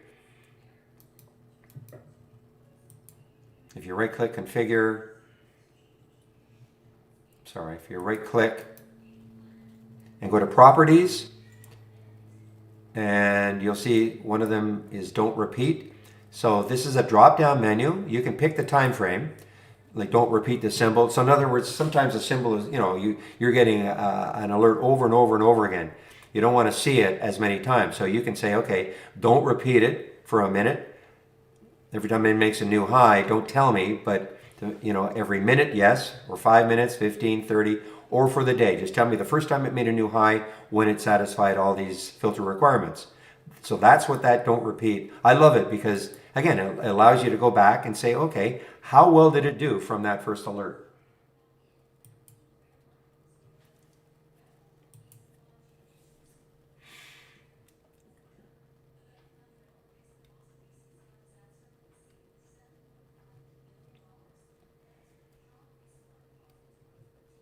And you can see here from my watch list.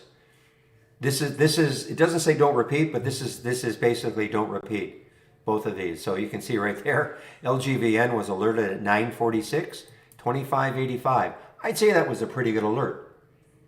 You know, you can see you can always check on any chart. When you see a blue upward arrow, that's telling you the time frame or the candle in which the alert happened. So you see on a 2-minute chart, there's that blue arrow. On the 15-minute chart, there's the blue arrow. On the 5-minute chart, there's the blue arrow. So you can kind of keep an eye and say, okay, there was the alert. What did it do right afterwards? Didn't do too much really, and then all of a sudden it exploded.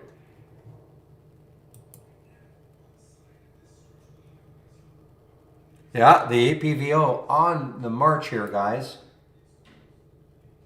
I'm out of that V-line, mainly because of the APVO.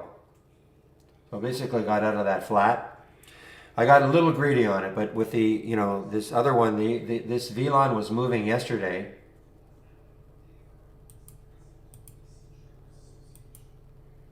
It kind of was in tandem with the APVO. So what I don't want to happen is for it to just take a giant surge up. But we might want to start watching. But APVO, let me take a look. Yeah, no, it's still down 11%. Okay, I thought it might have been positive by now, but again, VLON was moving with APVO yesterday.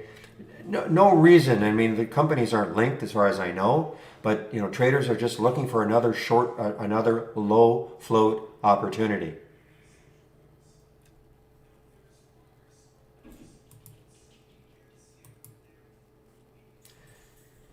It's not trending today. Well, I mean, it's stuck right now. I mean, if you're looking at the overall market, for the last hour or 45 minutes, it's just kind of stuck right here. But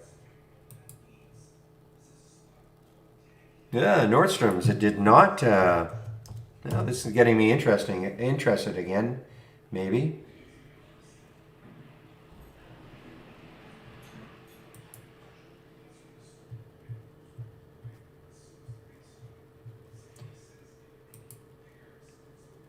Wow, look at this one. Man, I got to take a look at who's behind this AERC. How many shares in the float? I don't recall this one. I know I did my IPO calendar. I don't think I really recalled or saw this one, which is really too bad.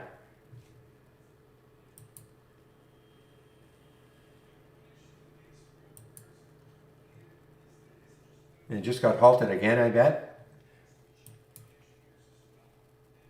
Yeah, this is not, for whatever reason, this did not show up in this IPO calendar. Otherwise, I would have had it. I would have had an alert on it. Make sure.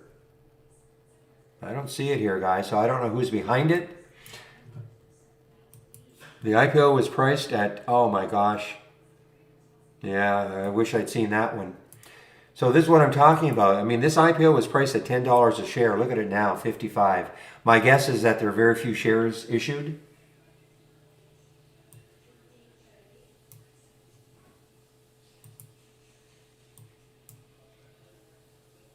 Oh, this looks like it's going to have a 60 open.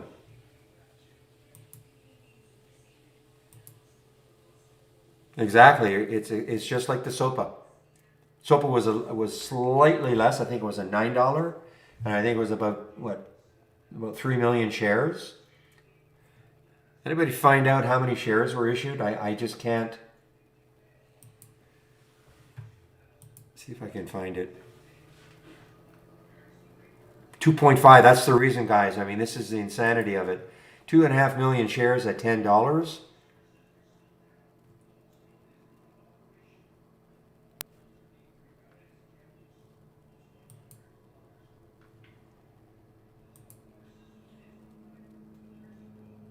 That's what it is. I didn't see it on my IPO calendar.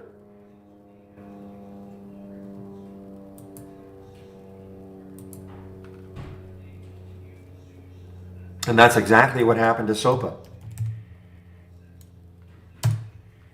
You can see what happened here a few days ago right here. This was a $10 or $9, about 3 million shares. The next day, well, this is the day of the IPO, 54. The next day, it got up to 77. Like ridiculous, and then of course it broke down completely. But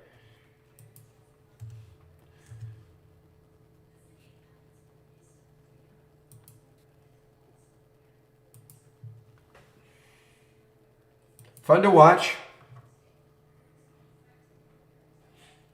Of course, no shorts available the first day for me anyway. First day of an IPO.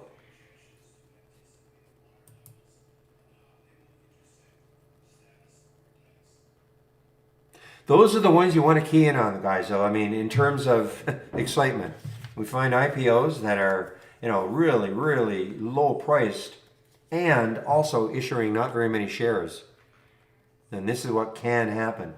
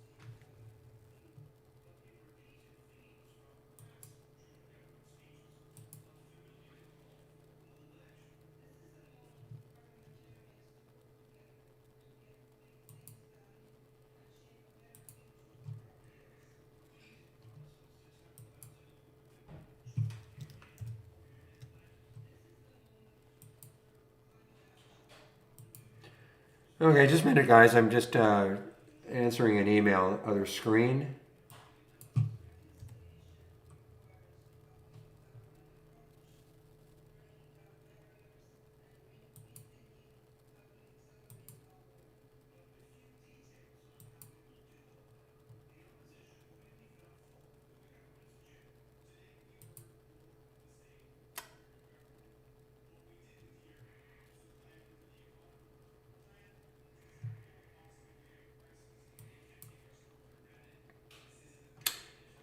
Iggy, are you in the room? I know you sent an email regarding helping out. I'm trying to answer you, and for some reason I'm not able to. It's not doing what I wanted to. So Iggy, if you're in the room,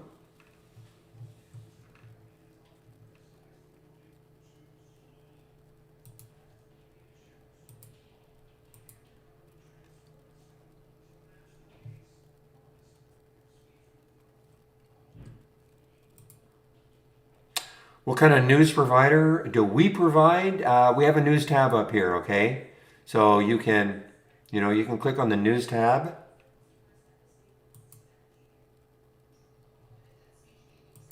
What I use, though, to be honest, I use Interactive Brokers News. Okay, I mean it's a little more up to date. This isn't bad, and when you're in the pre-market, it can always tell if it's an earnings play or if there's some news. But I actually use Interactive Brokers more, but this is not bad.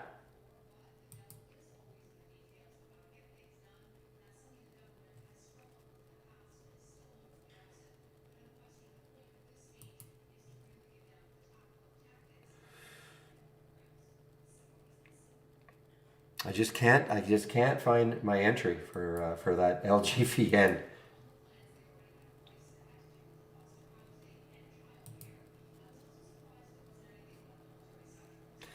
I mean, you'd have to put a very wide stop. I mean, this is going to be so whippy. I mean, all the way down to 31.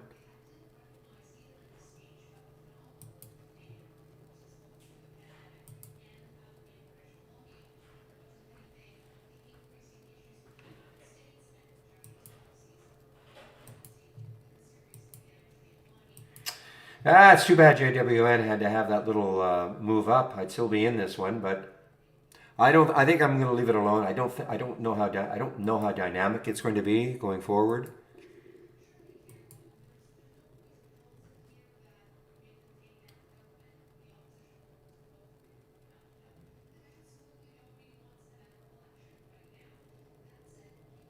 Oh yeah, I mean there are lots of pay sites out there. I would never. I don't find that. I think that IB has absolutely the best free. It doesn't. It looks at all sorts of different Reuters. A lot of stuff from Benzinga.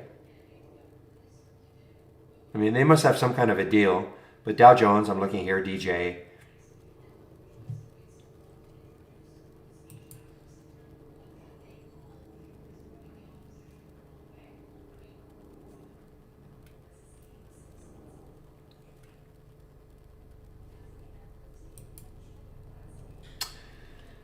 All right, guys, 11:12. Things have really slowed down now for me. I'm not getting too many. I'm not getting any new alerts.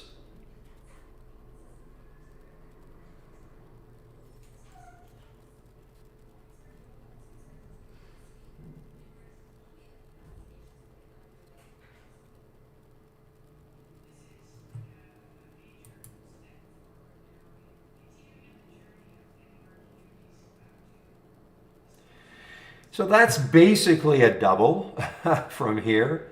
The low around 17, it got up to 35. Man.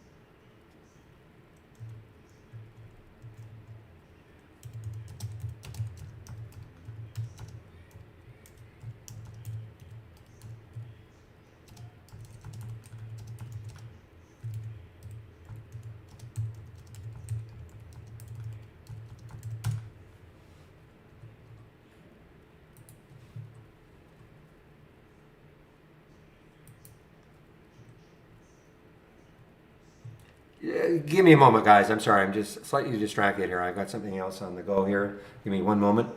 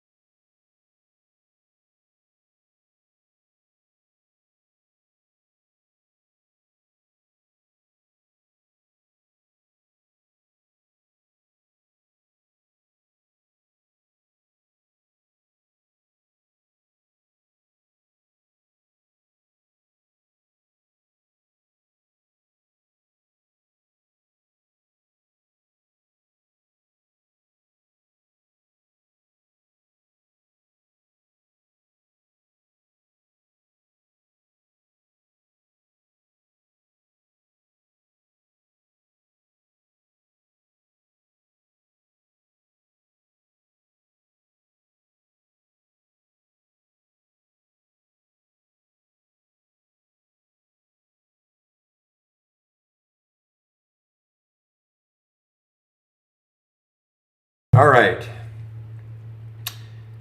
So let's take a look at the LGVN. Is just kind of basing here a little bit. Not really doing too much.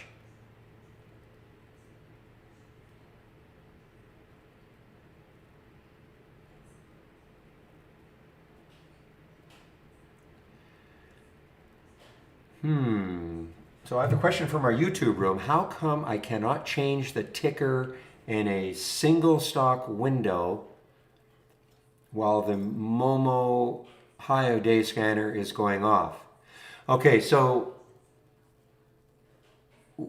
what do you mean by your Momo scanner, high day scanner is going off? Are you clicking on the alerts in your momentum scanner?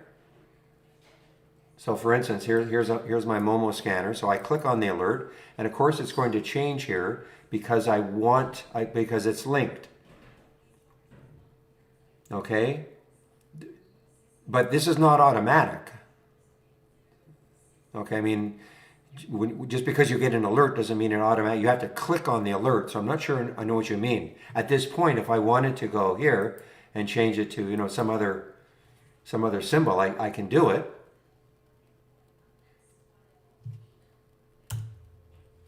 Okay, I mean, I can do it. You saw I just did it. So I'm not sure I understand what you mean.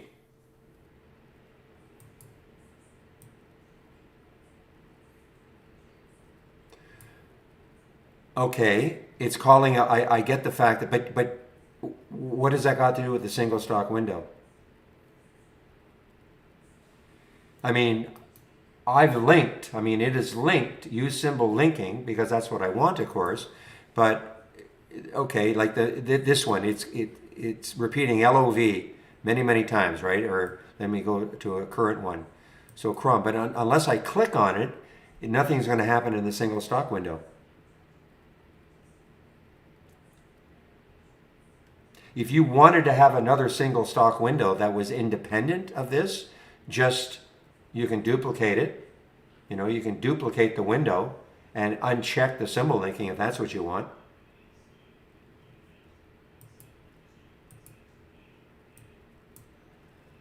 Talking about the Action Center.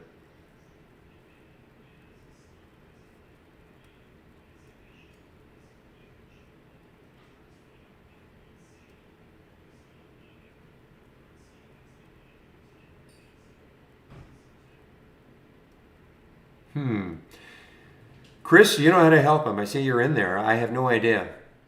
This is something I'm not familiar with.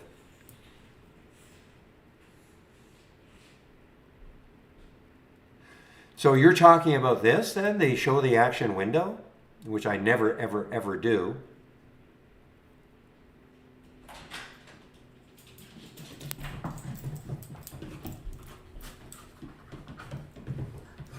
This is in, actually it's in properties, isn't it?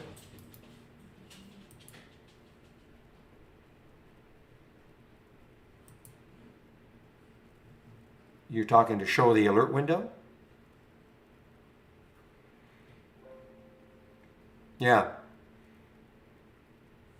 Yeah, so do you have that? If you have that checked, maybe that's what's happening.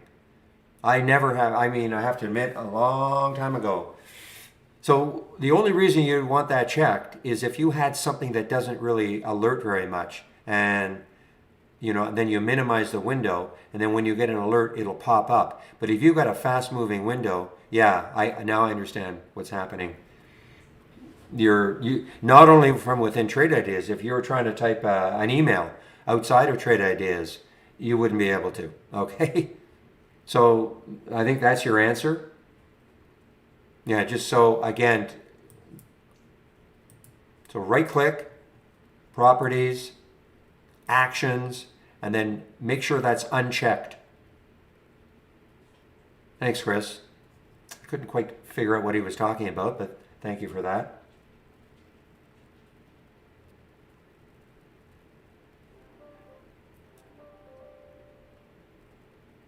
Yeah, don't forget to press OK. Also, don't forget to save your work at the end of the day.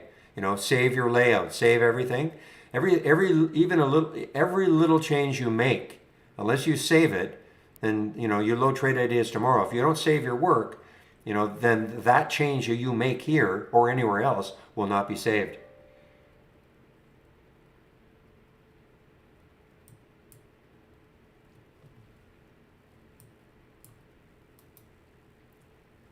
Yeah, so, okay, good. Yeah, the only time I use that is on my price alerts. Okay, I minimize my price alerts. And so when it pops up, when I get a price alert, it'll pop up on my screen. That's the only time I actually do something like that. Okay, so Aja, if you right click and save contents, and right here.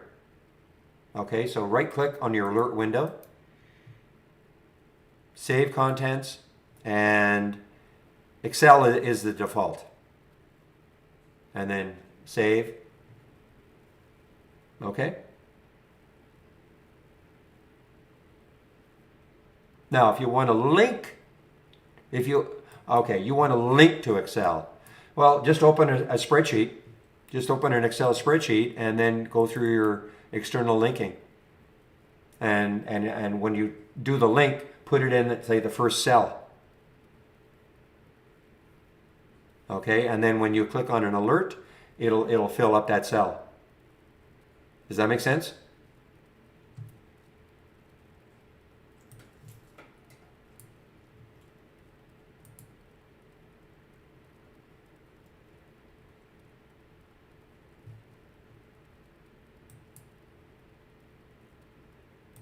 Why do I have different time frames? Because obviously, if you hear me enough, I'm always interested when I get an alert to check to see what's happening on the daily, weekly, and monthly chart, to see what sort of room it has. And then these are the intraday time frames that I pay attention to, especially these two.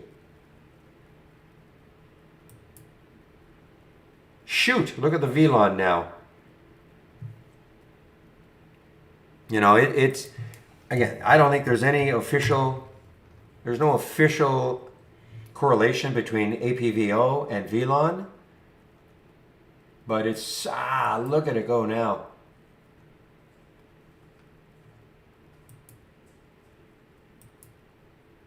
So, okay, Aja, so you're taken care of?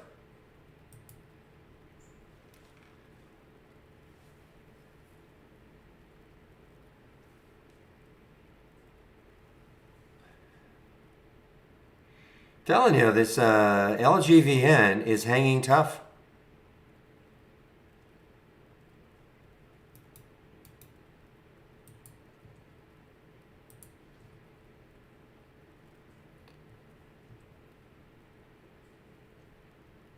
But I have not had a new alert for a while, guys, so there's that. BLIN. That was a long time ago. Oh yeah, man. So in my look at this. I mean, the last one I had was 1033 in the momentum scanner. 1033, that was it. And even though the market's putting in a great recovery, guys. Remember what we saw. See, look how this has changed now. Remember when we looked at this in the pre-market, the sector status?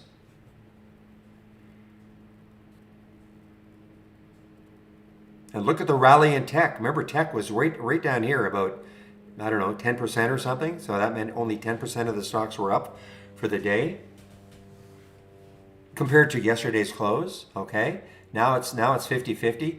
Look at energy. Energy was way down here. So, I mean, look at the difference. And you can just tell with tech and to a lesser extent communications, look at NAS. It is now positive. But that's a big comeback by the market.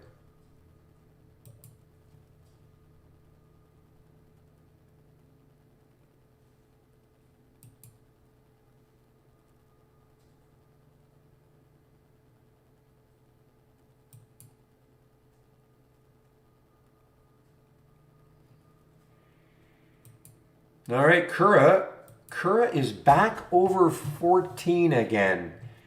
Let's see, what did it get up to? It got up to 14.16. I tell you, it takes that high out. This could have a little run here. I mean, it's trying to recover from the news. Had to kind of suspend or halt for a while. They're testing. Unfortunately, they had a patient death.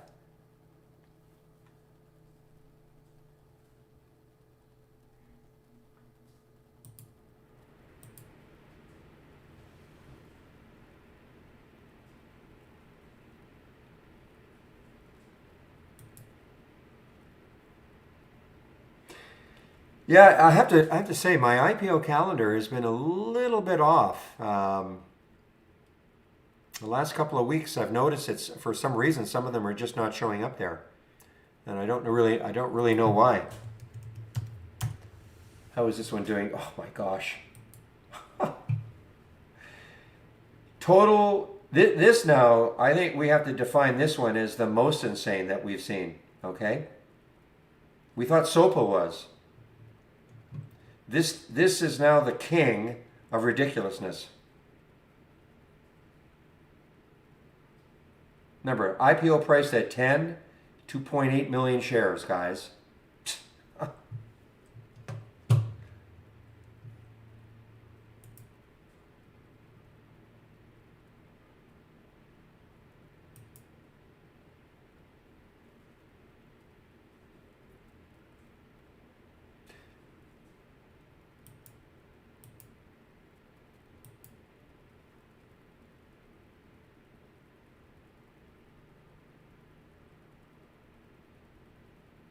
Well, these guys are doing a heck of a job. Benchmark Company, HCFP Capital / Capital Markets, and Valuable Capital Limited, acting as let's call them the front-running managers for the offering.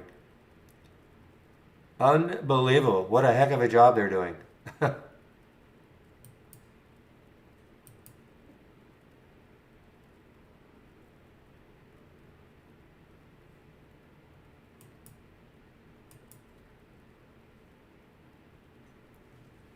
And it's halted again. And like, would it surprise anybody if it hit 100? I mean, here's the halt: 8107, 8593, 8593. There is a potential open right around there. Got halted at 11:25:37. So if this is another 5-minute halt, this will open at 11:30 plus 37 seconds. So that's less than a minute from now.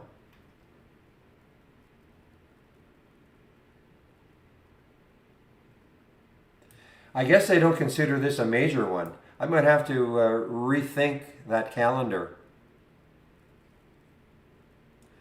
I mean, they may consider this just fluffy. I mean, it is. I mean, but listen, we want to see it. If I'd known about this, I'm not saying I necessarily 100% would have taken it right here, at that 40. But knowing what some of the ones in the past have done with the shares issued and the IPO price, I would maybe have taken a flyer just with a few shares.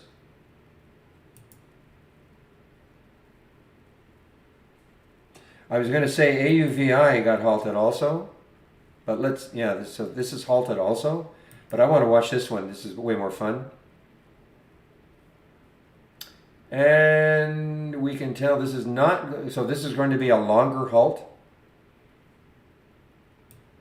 Again, there it is. There's your halt at 11:25 plus 37 seconds. So obviously it's not going to be a 5-minute halt like the last one. So usually there are multiples of 10 or a 5. So we might have an expectation of it opening at around, AUVI opened though.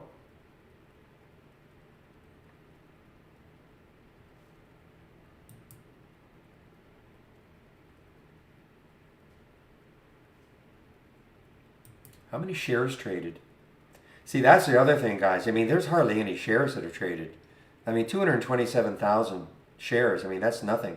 You would expect, I mean, I know there's only about 2.5 or 2.8, whatever that number is in the float, but for this to jump that much on that number of shares, I mean, this is crashing down at some point. This is going to do a SOPA. All we can hope for is that by that time we have shares available to short. What did SOPA get up to? Yeah, so that's why I'm saying this is even more than SOPA.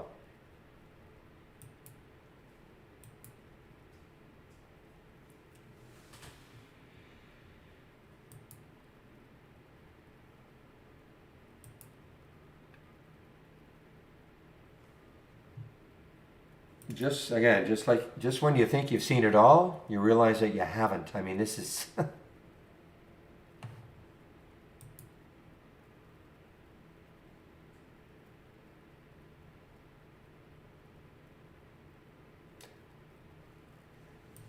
GLBE. Let's take a look at GLBE. So he is suggesting a short here, I'm assuming, at some point. Extended. He meaning real. Still has some room on the daily chart. 65.86, so it still does have some room. But it may be stalling out.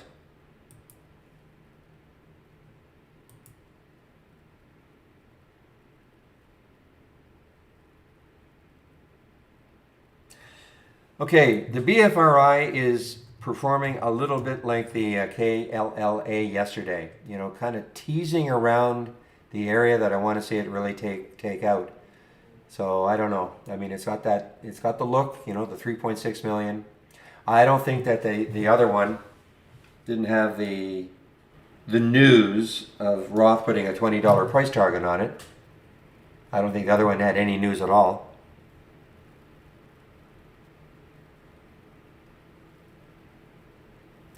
But right now, on my thumbnail charts, things are just snoozing. I'm looking at JWN, I'm looking at KURA, even this one just kind of snoozing, not doing too much.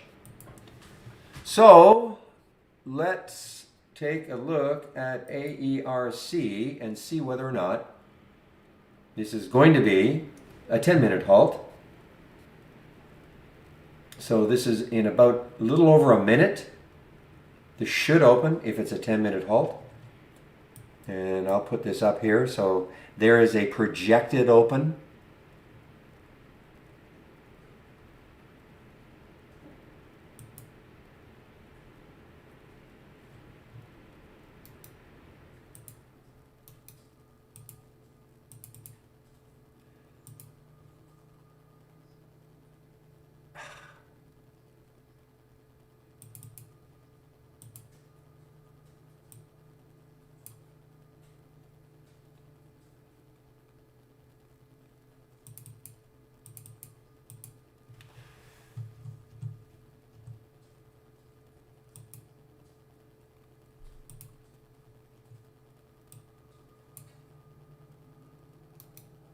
Just give me a moment here, guys. See if this is going to open.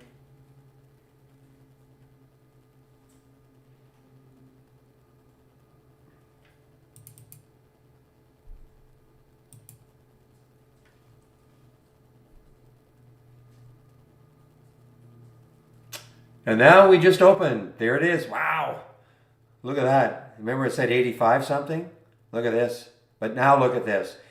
Be prepared for the big halt down.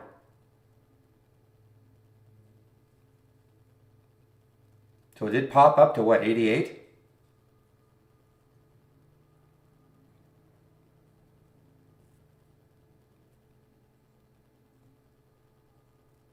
Oh my goodness, well, I know what I said. I said, would it surprise anybody if this hit 100?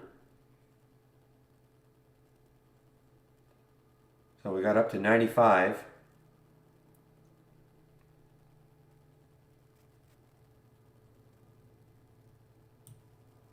But still, look at the volume. It's only 293,000 shares. They're fun to watch, okay? I mean, in a time right now where I'm not getting any new alerts, I'm not trying to, drive people crazy, but I mean, it's kind of fun to watch. Now we've got, I don't even know what this, I mean, look at the spread right now. This has to get halted on the way down. I see a spread of 80, 87 right now. So they're trying to, they're trying to make sure nobody trades it with that spread.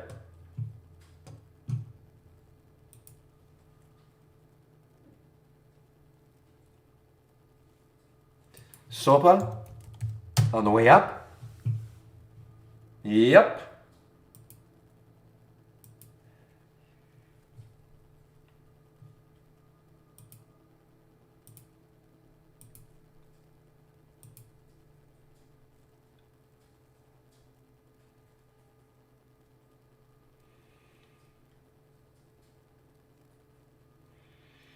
Zach, it was AERC.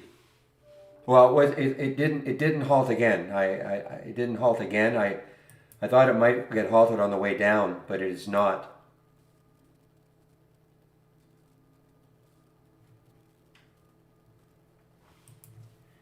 So all traders are looking at is they're saying, okay, AERC, and this is what SOPA did a while back. I mean, there's no way in the world it could. There it goes. I'm sorry, this is another one. Okay, we're getting halts now, guys. Aura, AURA just got halted. We're getting lots of halts now. Volatility halt, not very much volume. This will pick up, of course. Low float, 17.5 million in the float. The next high looking left is 23.17. There's really not a big clue right now. 21.99, it's halted at 21.98. Again, guys, this is Interactor Brokers, okay? Nothing to do with trade ideas. So this is giving really no clue where it's going to open, because I mean, there's no way it's just going to open at 21.99.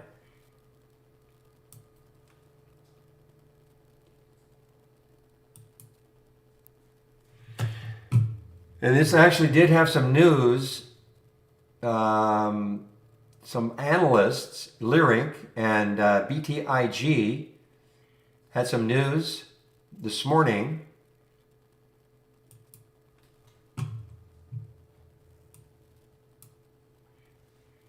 It didn't really do much for the stock. Well, maybe it did a little bit, but they've got a $40 price target on it.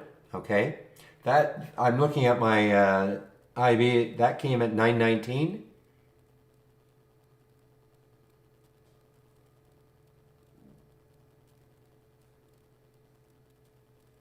But BTIG has been all over this one, even yesterday. BTIG with a $38 price target yesterday.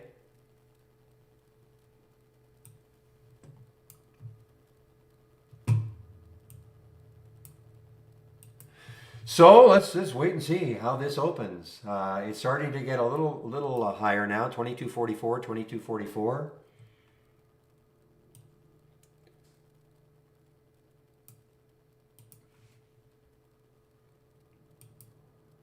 And there's the SOPA, which was, wow, sugar.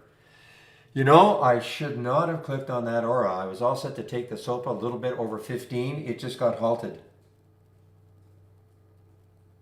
Now we're getting some excitement.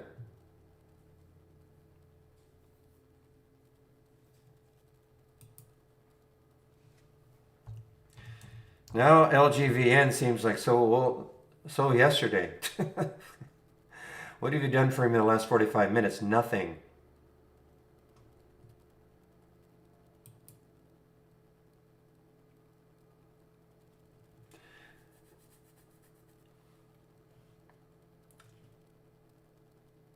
I'm waiting for I'm going to stick an alert at 100. Why not?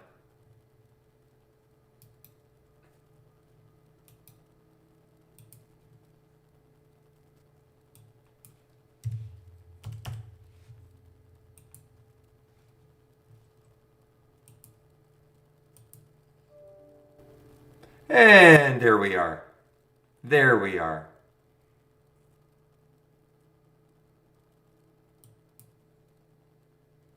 Do we have 200? Ah, goodness. Yeah, that's just time and sales, Sam. So if you click on file and then new window, and where does it say time and sales, something like that. Time and sales, okay? So you obviously have Interactor Brokers. So file, new window, time and sales. And I use time and sales. I know there seems to be another option. It says time and sales multi-instrument. Don't know what that means. Never really tried it, but that's all it is, time and sales, okay?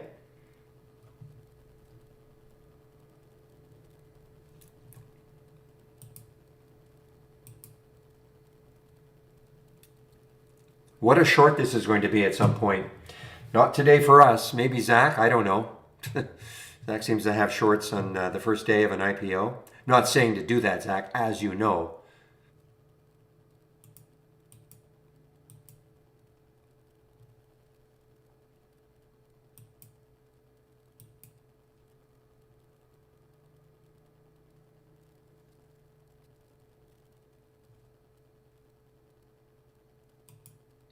Yeah, it's just that most of the time, most brokerages will not have shorts available the first day of an IPO. I've noticed with IB, sometimes the second day might take a few days. And Aura, okay, what is Aura doing?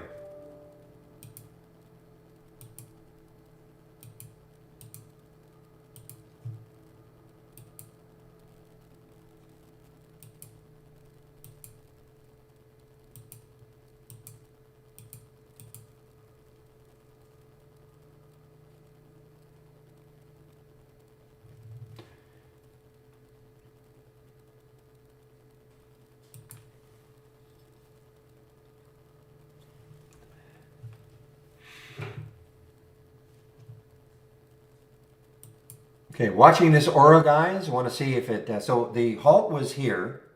Now this, okay, where was the halt? The halt was at 21.98. So I want to see if it can get back up to this level here, and I might be interested.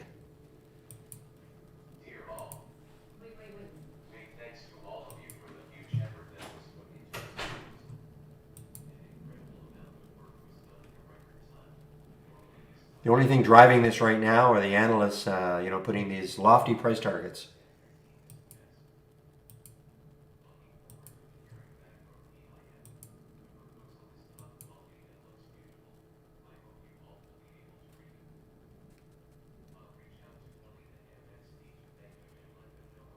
Oh gosh.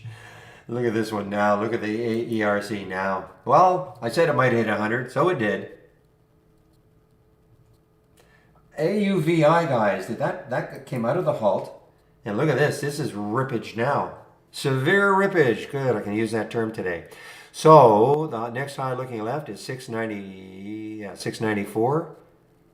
Actually 632, so it's right there. 694 is the next.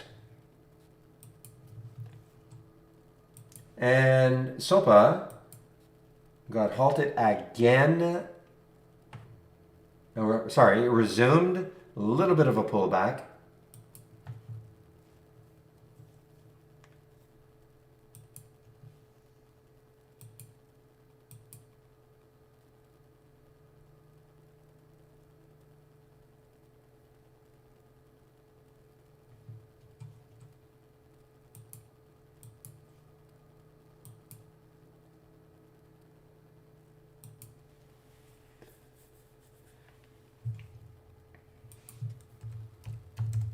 AURA, I gotta put it, make sure my price alert is still sitting up here, pulling back. See if it regains, low float.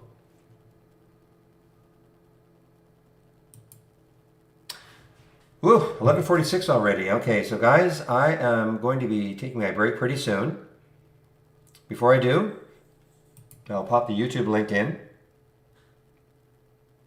Today is Wednesday, so Steve should be there in our YouTube room for the hour that I'm on my break.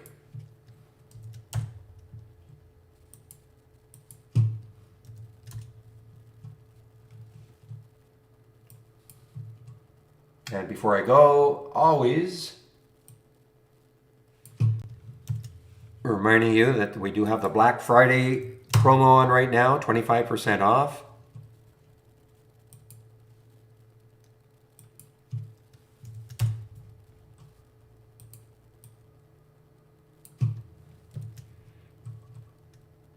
So just go to my homepage, and If you want to take out a subscription for 25% off the first month only or the entire year, you can do so.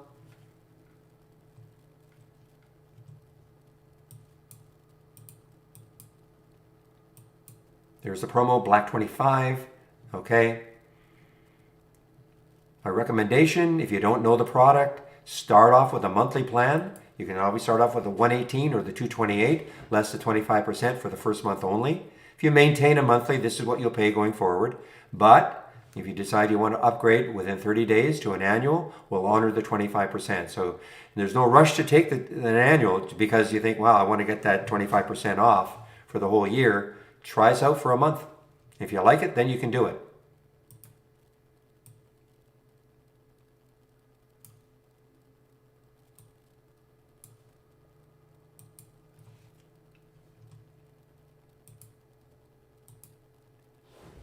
Okay, give me a moment, guys. I'll be right back.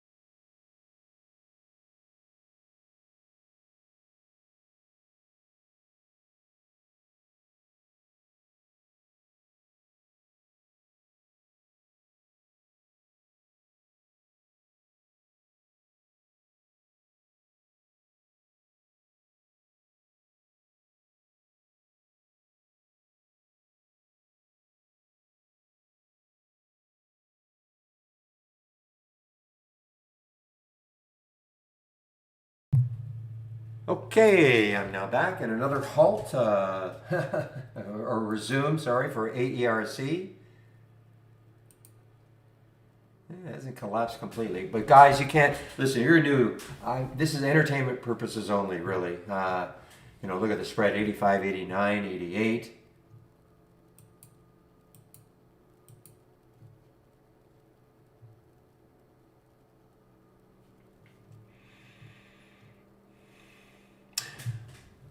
I saw SLI in the pre-market. I think is it an earnings play?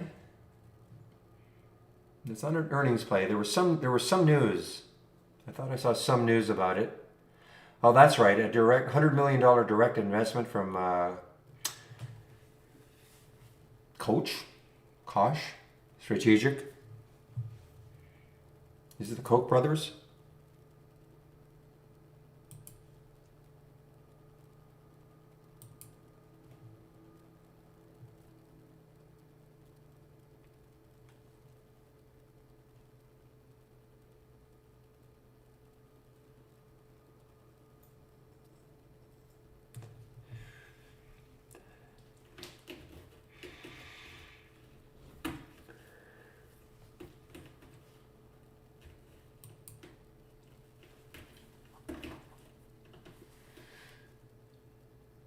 The aura just stopped. Not very much volume, low float. I'll pretend to keep an eye on it here. Maybe,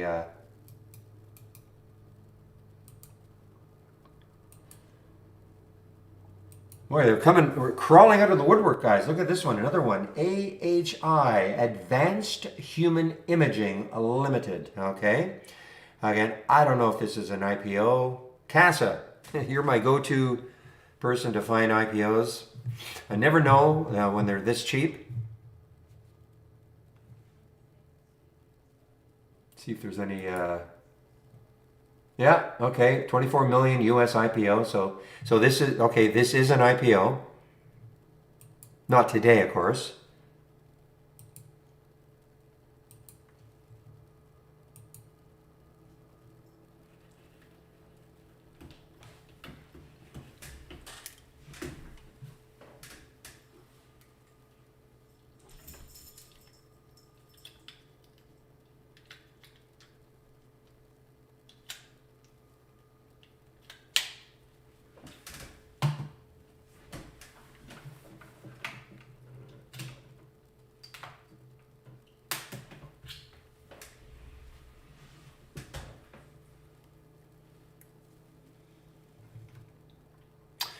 All right, guys.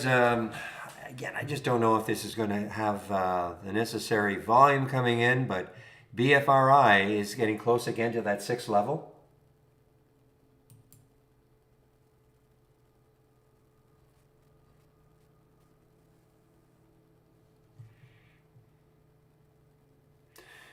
And as we speak, it is at 6 now.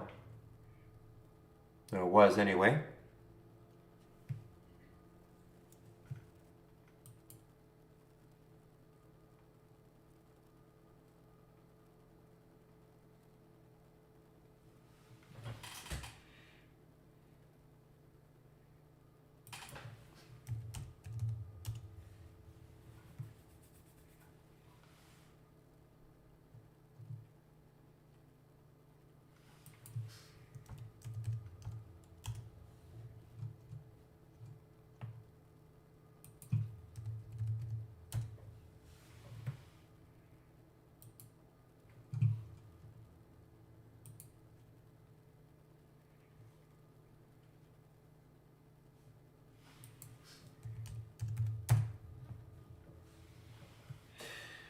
Boy, this is teasing. This BFRI, guys, BFRI. Again, the aggressive price target, $20 price target by Roth. And the volume is starting to pick up. There's the aura, maybe trying to regain here, but the volume is starting to pick up on the BFRI. Check out the 15-minute candle right here. There's the 5, little bit of a pop here. Can it keep going? I mean, that's the thing. It has really nothing to stop it. It's an all-time high.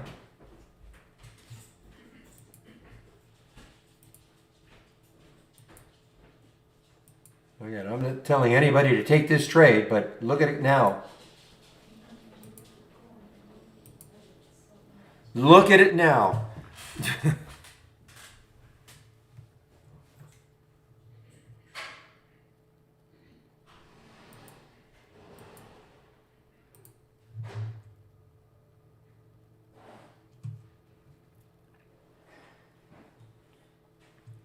It's all about the volume, guys. Volume. Look at the volume that picked up. Here's the volume on the 2-minute. But more importantly, look at that 15-minute. And it still has 5 minutes to close.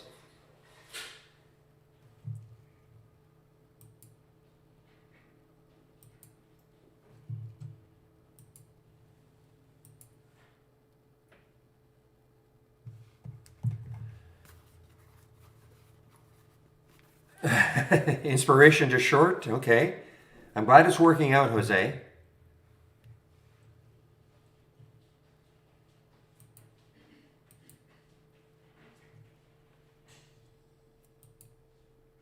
Hey, but buying the dip is, there's nothing wrong. If you get a strategy that works for you, buying the dip.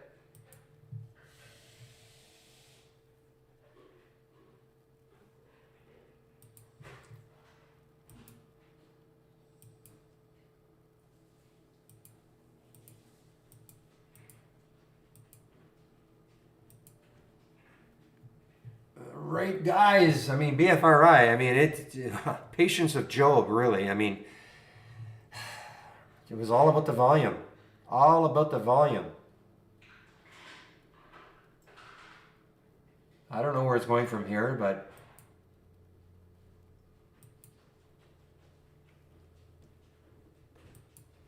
what do you think, Benjamin?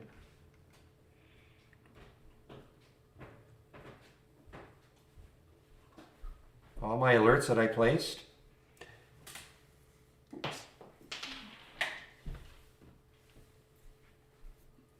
Yeah. Just a moment, please.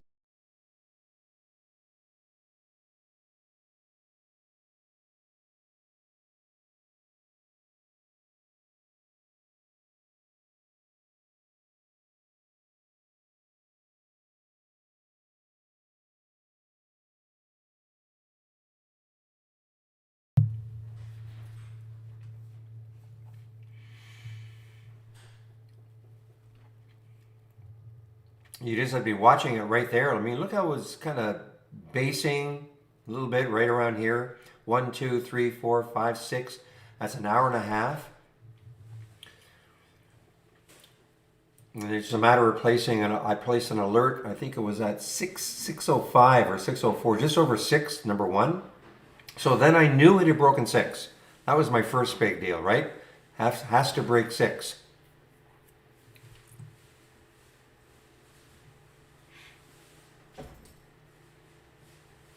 All right, guys, it's 11:58. Steve should be showing up pretty soon in the YouTube room. So let me get my announcement up.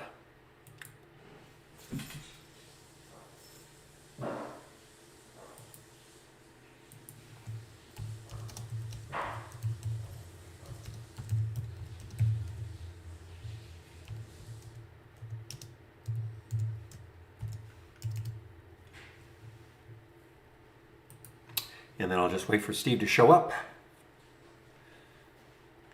Ah, man.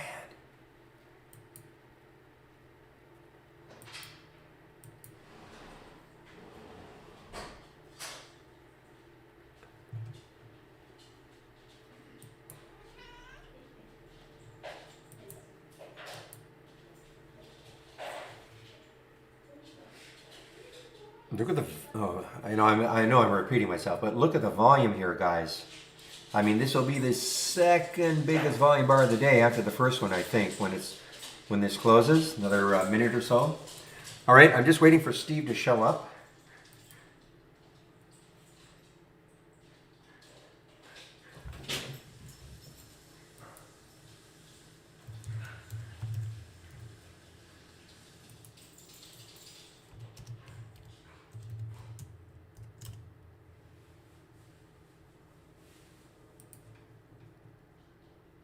Keep an eye on the Kura, guys. K-U-R-A is now looking like it is basing nicely over that 14. Okay, K-U-R-A.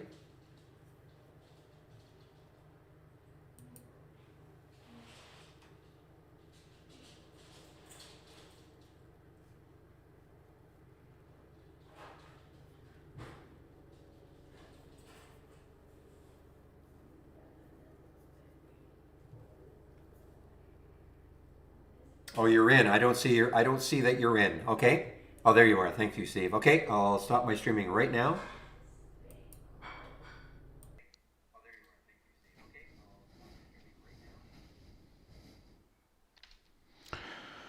All right, hello everybody. Welcome to my desktop. Let's get the Illustrator going. Looks like you can see me and hear me. All right, how's everybody doing on a Thanksgiving Eve? Looking forward to a few days off. We're here to talk about whatever you guys want to talk about. Hello, David.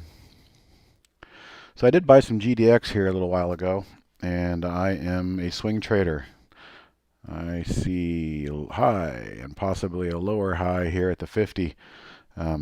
As a swing trader lately, I'm trying not to be the guy buying up here extended. I'm trying to be the person who's looking for interesting pullbacks. And one of the things I'm monitoring is blink charging. The EVs are hot and cold. Some days hot, some days cold, but I really like these types of setups. So I'm kind of stalking this one rather than being the person I said that buys up there, waiting for the pullback and buying on kind of a rounded trend line there. But other than that, I'm really not doing a whole lot. All right. Hello, Iris, David, Tyman, Alex. Can you please show us a scanner that has chart pattern recognition?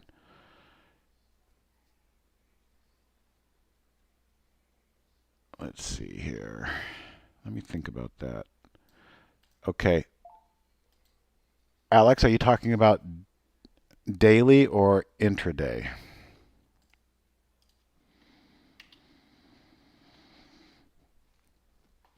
Because that will definitely change the direction I go. When it comes to pattern recognition, intraday, we are limited to a 15-minute time frame. And we can control like how many hours we want to go back. Okay, so intraday. So we got to go. I'm going to go to my alert config because it's different than top list config. And in any new alert window, when you go to the search tab, we've got this drop down here. This drop down here, we can isolate what we call geometric patterns. That's the term that we used for pattern recognition. So you can see we've got some of these pre-canned patterns here. Okay, so inverted head and shoulders, maybe like a kind of a bottom, rounding bottom head and shoulders. Now remember, I told you we can only do this on 15-minute time frames. And so when we select that alert, you've got this window to consider. So since we're talking about a 15-minute inverted head and shoulders, I don't think 1 day of trading is quite going to capture maybe what we're looking for. So we would put hours of trading. You could put, say, 18 hours. That'd be roughly 3 days of trading, or maybe a little less. And so that's the qualifier you would have to use for every single one of these geometric patterns. And so this is really all that we have, limited to it. Now I will say that Michael Noss is creating on the Market Explorer under E here in New. Let's see what we've got. Okay, there's a few more. So gap down, gap up. I don't know what pre-lines. Bear flag. Okay, so bear flag, bull flag, but these are all going to be daily. So just so you know, the Market Explorer is going to start creating more stuff. Now, I've submitted to Michael, can we please configure a inverted head and shoulders on the daily? And that might be coming as well. Let me just show you one more thing that I know it's not intraday, but it's kind of an interesting play here. Bullish daily. I know, bullish daily candlesticks. This is something that comes out, and it's referencing yesterday. So you can see Dell and HUBS here are reporting what's called a bottoming tail. Yesterday would be the bottoming tail. Today, we're looking for movement off of the bottoming tail. Let's see if we can find a good example. Okay, so there's yesterday's bottom tail. So yesterday's bottom tail produced today's green move. That's the ideal situation we're looking for in this particular scan, but I know you asked for intraday. But just want to show you green bar reversal. We've got those as well. So this is a multi-strategy scan. Is there a reason why we can't look at 5-minute or 1 minute? You can look at 5-minute and 1 minute charts, but we just can't scan. There's just too much coding. They decided on the coding when they did that to pretty much isolate to like a 15-minute chart. So I don't have anything that would be the 1 or 5 minute. But again, on the strategies here, we've got doji, hammer, bottoming tail, green bar reversal. So there's a few patterns in here, and there's a few more that we can design too that are in the system for those that want it. But this is an interesting daily scan. There's AMD. Look at yesterday's bottoming tail. From yesterday's bottoming tail comes a nice move up today. Let's see if we can find some more examples. All right, a couple bottoming tails in this one, and today it's moving higher. GOGL, technically that's a bottoming tail. How did I go to that strategy window again? I believe you meant the geometric patterns Tyman. Right click. Just use this configure window while I'm at it. You go to the search, And then rather than milling through all of these returns, we can isolate in the drop-down filter things that have to do with geometric patterns. So that would be your family of geometric patterns right there. And again, we're limited to 15-minute candles, and the hours of trading is an input that is up to you. No, the one you're using. Okay, so that is my personal scan. So let me share it with you. And but let me show you how I configured it so you can add more ideas. Okay, so here we are, bullish daily candlestick patterns. Let's say I wanted to add a new one. Okay, so we'll go new strategy, configure. And there's more than just the 4 or 5 that are in my particular scan here. So we will go to symbol list. I think it's under the term daily. There it is, daily. Okay, so imprint on this here. Use your config window, symbol list, add existing lists, and we've got a submenu called daily, doji, dragonfly, gravestone, long-legged hammer, hanging man. So all of these could be added. So if I wanted to add a hammer, which I don't think I have, I'll go ahead and select that as hammer and say okay. Oh, we've got to add a, oh shoot, I've got to add a summary. Hammer. We'll click OK on that. Do you want to return? You selected no alerts. Oh, duh. Darn it. See, on all these other alerts, and we go to configure, they're using a new high, along with some filters, it looks like. So if I wanted to add that hammer, which I did, but I don't have an event in there, so I would have to add, it puts a heartbeat in there when you forget to do that, just to kind of keep it active. So I'd say new high. So something coming off of a hammer with a new high is what I would want to see today. And then your filters, of course, you know, $5 minimum, whatever, relative volume. You maybe want at least a 1 relative volume in there. And average daily volume, maybe 300,000 shares would do it. And then so once I've done that, in this list here, we go, let's select the color. The color I want for this one would be, I don't know, we'll just do orange. There, orange hammer.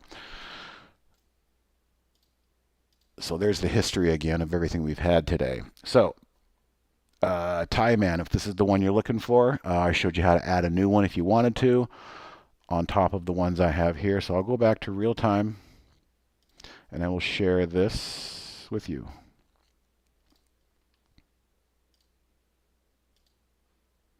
Daily candlestick patterns.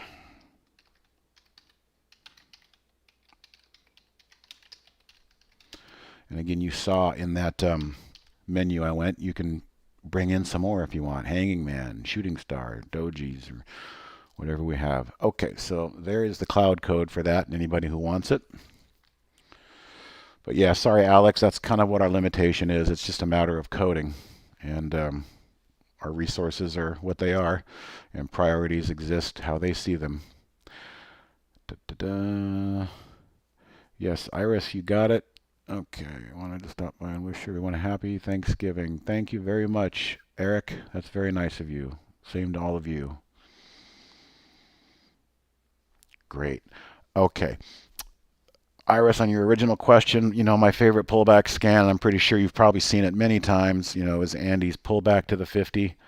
These are stocks that are pulling back, and there you go. I'm not even going to do any more than this one right there. Pulling back, and they're either at or above, sometimes way above, but they're definitely not below, but they have pulled back, and they are around the 50-day moving average.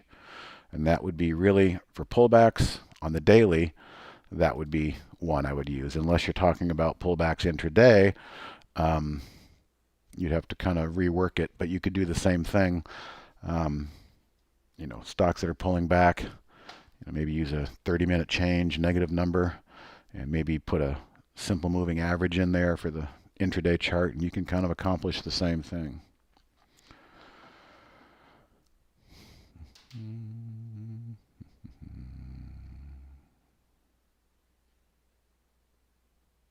All right, for some of the strategy scanners do you also have instructions on how to trade around those strategies? No, we don't really have any instructions on trading. That's kind of, what we do here. I mean, if you want to give me an example of a couple charts, I can give you some advice as to how I might handle them. But there's no documentation or no videos really that say, okay, when this alert comes out, here's how you should trade it. That's kind of why we do the webinars. That's why we have Barry's live room, so we can kind of look at those one by one. God, DY was a long yesterday.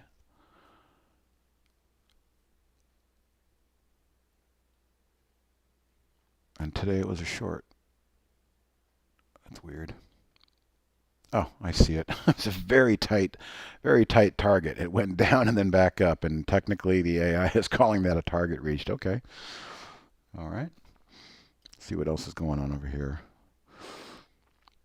I mean, one thing, if you're new, if you haven't heard, the 10-period simple moving average is my go-to one simple indicator on a 15-minute chart.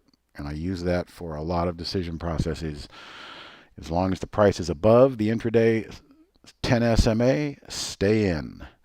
Let me just give you an example here. You see this other one coming down. This is the only other line I have. Two lines, the 10 SMA and a 130 SMA. Why do I have 130 as my period for this SMA? Because it basically acts as a 5-day rolling moving average using the 15-minute time frame window.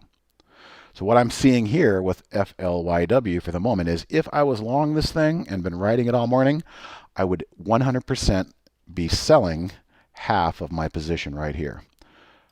I have a feeling if we come back and look at this a little bit later, that you're going to see, I just have a feeling that you're going to see some selling, at least some sell pressure come in here, because when the price comes up to this moving average, it becomes an area of interest. There's no one right thing to do when stocks cross or hit or reverse on a moving average. It's just a matter of more information for you to make your process on managing your own risk. So those are my two favorite moving averages on a 15-minute chart, and I just exclusively use those two and only those two. Let's see what else is going on in here. All right, good example here of how it's trying, but my rule is to wait for the 15-minute candle to close. We got 1 minute before this candle closes right here. As it stands at this moment, you stay in the trade. It dipped below, but it popped back up. If we can get this candle to close and then start drawing a new candle above this rising 10 SMA, you stay in the trade. That's my logic. Another short. All right, here's a great example of the short going down, bouncing up, and look at where the sellers came back in. The declining 10-period moving average. So if you use this moving average like I do, and you start looking at charts over and over all day long, you will start to see a lot of correlation as to how that moving average can become a level of interest. If you were looking to pile on and short that, maybe you missed the first short sell. Well, it bounced right back up. Here's your second opportunity to short sell at that declining moving average and trust it and lean on it. If you're wrong and the candle closes back above that moving average, it's a small minimal loss. It's not a giant loss. The giant losses are when you start chasing things, as I showed when we first came on here. My buddy Brian Shannon said he really liked GOVE this morning, G-O-V-E, and he told me right about here, okay, 1175, 1180 we'll call it.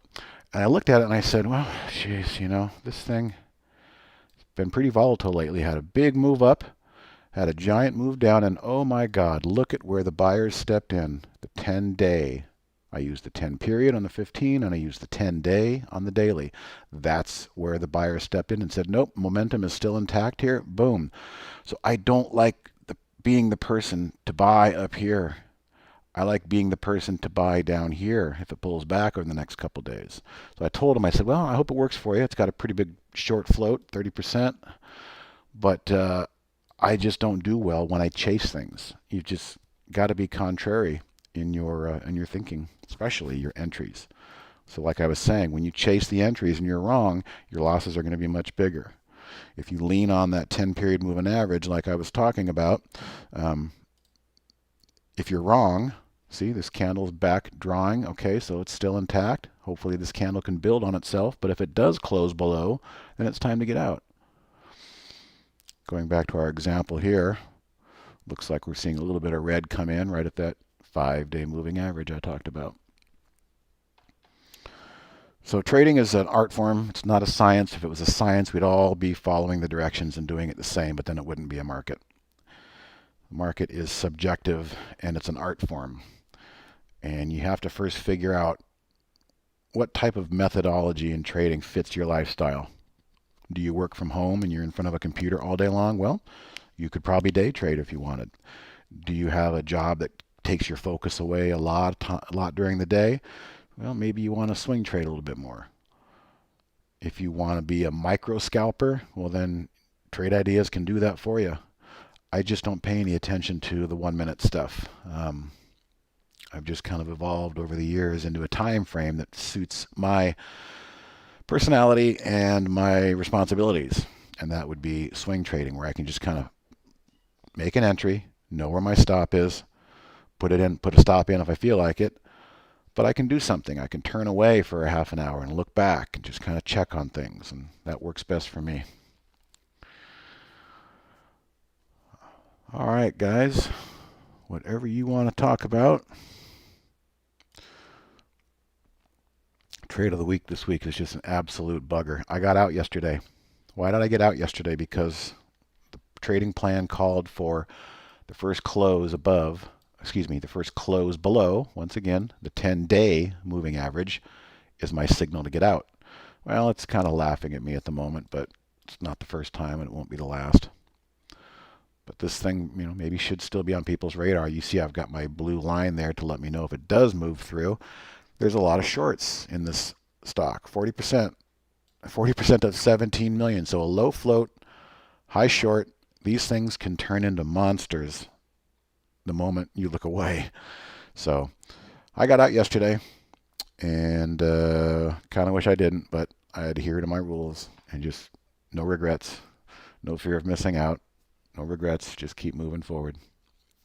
Yeah, David, so there it is. I followed my own advice. I just was really disappointed in the action on this one, going up and triggering, pulling back and a deep pullback and a V bottom to close above the 10-day kept me in the trade. But then yesterday I said, no, it's just not working out. Very picky right now. It's really trying now, yeah. But I'm very picky right now.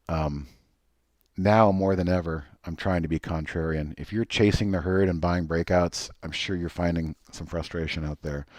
So I'm trying to find levels that make sense to me. That's why I showed you that BLNK down here. Very interesting. Maybe Friday, maybe Friday in the abbreviated session, this thing comes down and taps and knocks on the door of that red line 20-day moving average, which I call the backstop. Maybe it does that and then closes nicely. This will be a candidate for trade of the week on Monday.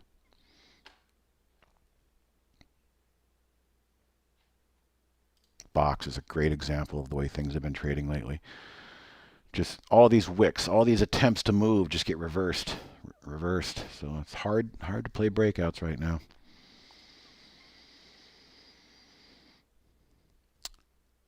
Hopefully you're still in it, David. If it's trying, my loss can be your gain.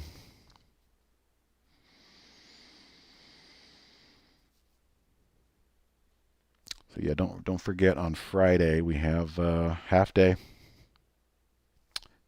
trading.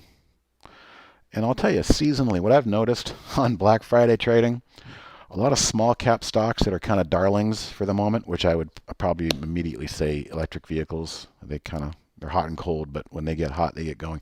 EVs would be just the type of sector to me that would try to post a nutty rally on Friday.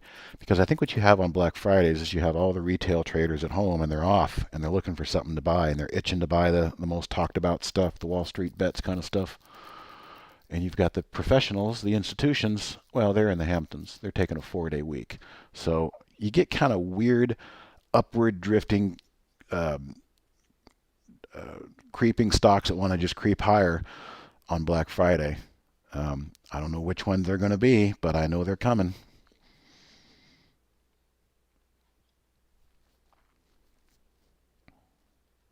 That's the right way to do, David. Just take a position, know your risk, pay the premium, and hope for the best, especially in a stock like this. I mean, these low float, high short floats with low floats, they can be really nasty. They can overshoot targets very quickly and then move back up. How do we create a reversal scanner?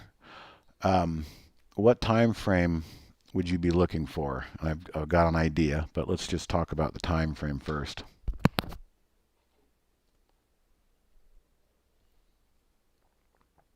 And if you want to give me an example, like with detail and maybe even a chart, that would also help. But I have an idea. We would use probably some consecutive candles. Okay, 15 or 30 minutes. Let's do 15 since that's my favorite. And let's play around with that a little bit. So we'll go brand new, alert window. We will start from scratch. And the first thing I'm going to bring up is consecutive candles. 15-minute consecutive candle string. Okay, let's add that filter. And we'll do an up reversal. So let's say we wanted to see at least three down candles. I put a -3 in the maximum in the max column. Let's check our work. Show me where the stock was down at least 3 candles in a row. Okay, so that's 3 15-minute candles in a row down. Okay, then let's do a couple other things here. We'll do price minimum 5, but our event is going to have to be a new 15-minute high. Whoops. Let's just do 15-minute high. 15-minute high. Okay, so this is what we would call a bar reversal. And we would add that alert. A new high won't work because remember we're down on the day. But if we want to increment, you could even maybe experiment. Let's throw 2 of them in there. I don't normally do that, but let's throw 2 and we can see which ones are maybe working better. 5-minute high. So we'll have a 15-minute high and a 5-minute high coming off the heels of 3 down 15-minute candles. Now, there's more you could do with this. You could say, for instance, just for fun here, let's look at this 130 line that I was talking about earlier, that 5-day moving average. Something that's selling off, and then down and touching that 130 period, 5-day moving average. If we could get a bar reversal off that, so let's say we take, just kind of spitballing here on this one, but we'll take that 130, change from the 130, add that filter, and let's give it a 0.5%, negative 0.5%. to positive 0.5%, so a full percent, kind of a bracket at or around or on that 5-day moving average. So we got 3 down candles. We're very close, within 1% of our 5-day moving average, and we want a new 15 or 5-minute high. Let's just launch this and see if anything does come through. All right, first thing is THC. Great name. Okay, so all right, there's my. Wow, that's really goofy the way that candle's not drawing. Let me try something.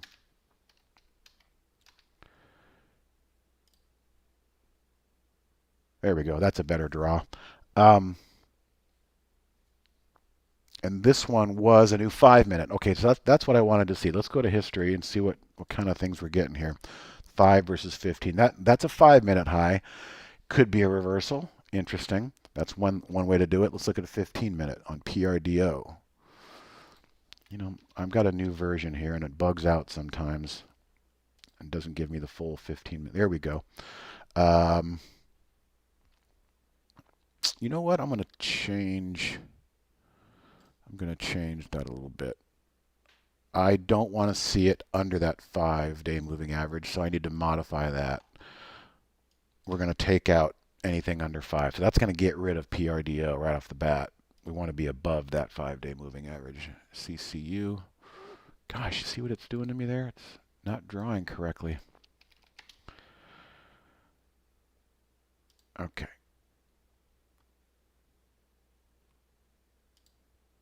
Well, that doesn't make sense either. I think I did that wrong.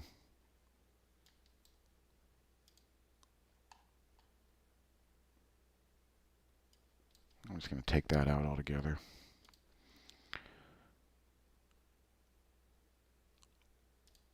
You know, we could do something like, well, there's many different directions we could go, but this is one way to do it, okay? Consecutive candles down and then a new high above that. There's another thing that we could look at, and since you mentioned 15 minutes, let's go ahead and explore that. I'll just park this one over here for now.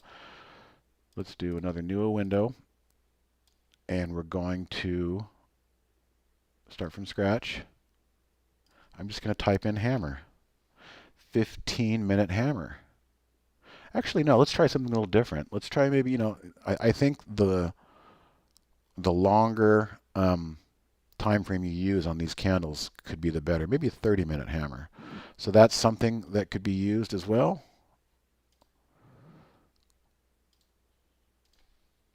And let's see. We'll just do average daily volume. And let's say,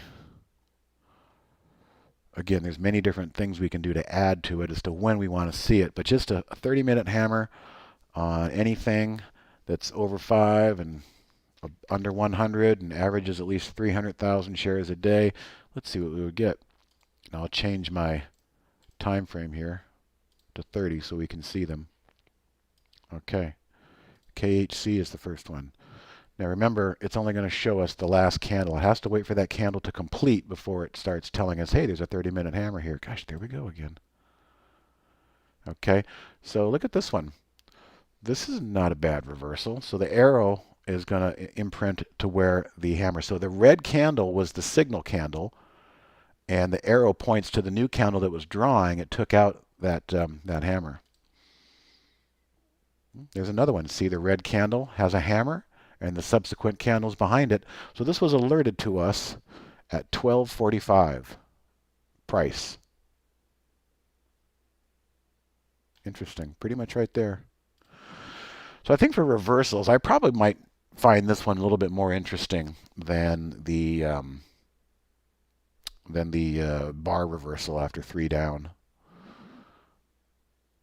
Okay, so there's the signal candle. It hasn't really done much since, but it tried. Signal candle bounced and kind of came back down. I'm going to give you this one, but before I do, I would say maybe you want to consider looking at a daily chart and say, hey, you know, I want these to be at least above the 50-day moving average. I want relative volume to be above 1. So there's many things you can add, but this would be the general gist of trying to create a reversal. And you can experiment with the 15-minute candles if you want. But I think when it comes to hammers, I prefer 30-minute and 60-minute candles to identify. So I'll go ahead and share this as soon as my system unfreezes. We'll put it on real time so everybody has it. And whoever wants it, you can just kind of add your own additional filters to it. All right, so I'll just call this 30-minute hammer. And remember to change my chart back to a 15-minute.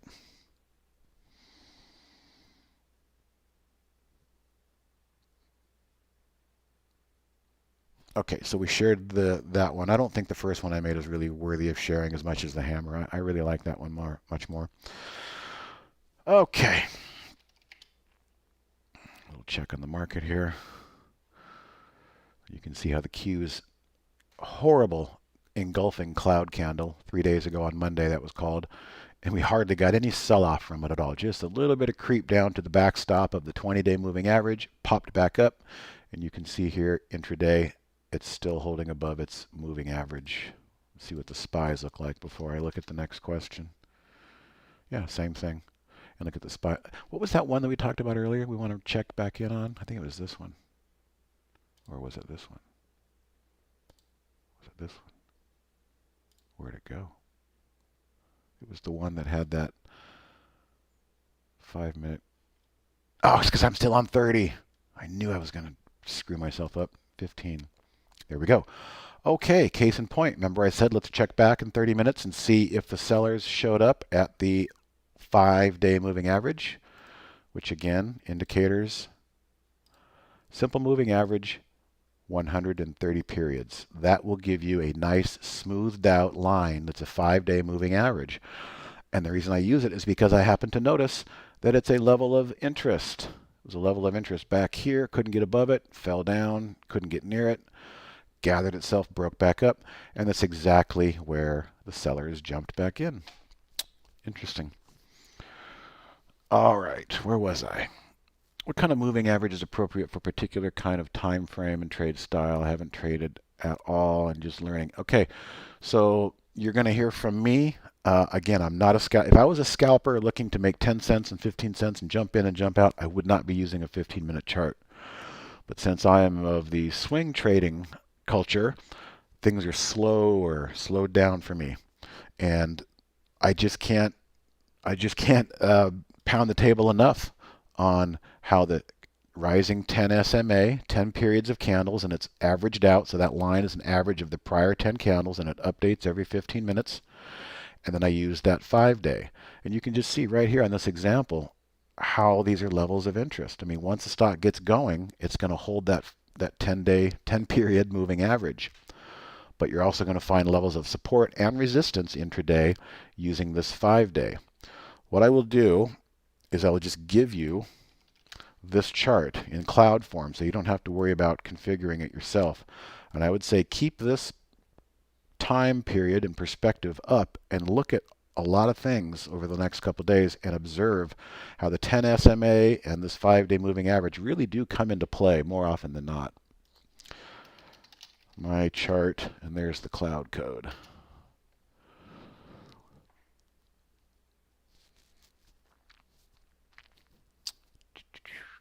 Moving average. So that's for the 15-minute barrage. And the daily, well, I use the same thing on the daily. I use a 10, and if something breaks the 10, right behind it is the 20 in red, and I call that the backstop. And it looks as if the NASDAQ and the S&P have kind of hit this backstop, and they're holding. So for me, the 10-day, the 20-day, and the 50-day on the daily chart. And then on the intraday, it's just that 10 SMA and a 5-day moving average. But that's what works for me as a swing trader. So if you're looking to be super active and super fast, you might be playing in the 5-minute candle zone. And you know, these moving averages can still work in that time frame, but you saw earlier how, like, I laughed at this FLYW, how when I pulled it up on a 30-minute chart, it wasn't really lining up. So that's just my observation over the years.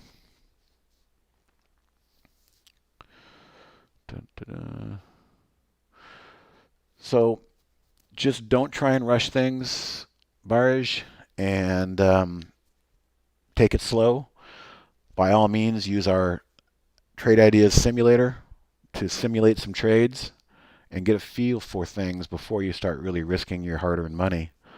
Because the only way you're going to learn is through mistakes, through pain, and learn what you don't like, learn what you do like, and you slowly kind of form your own method. I can tell you there's not one of us here. I mean, Andy's pretty darn close to the way I trade because we've been trading together for a very long time. So his Friday sessions are probably pretty similar to my Wednesday sessions here because we're both kind of looking at the same things on the same time frame. But the other guys, they have their own different way of doing things, and it works for them. Okay, Lando, BFRI. Let's take a look at that.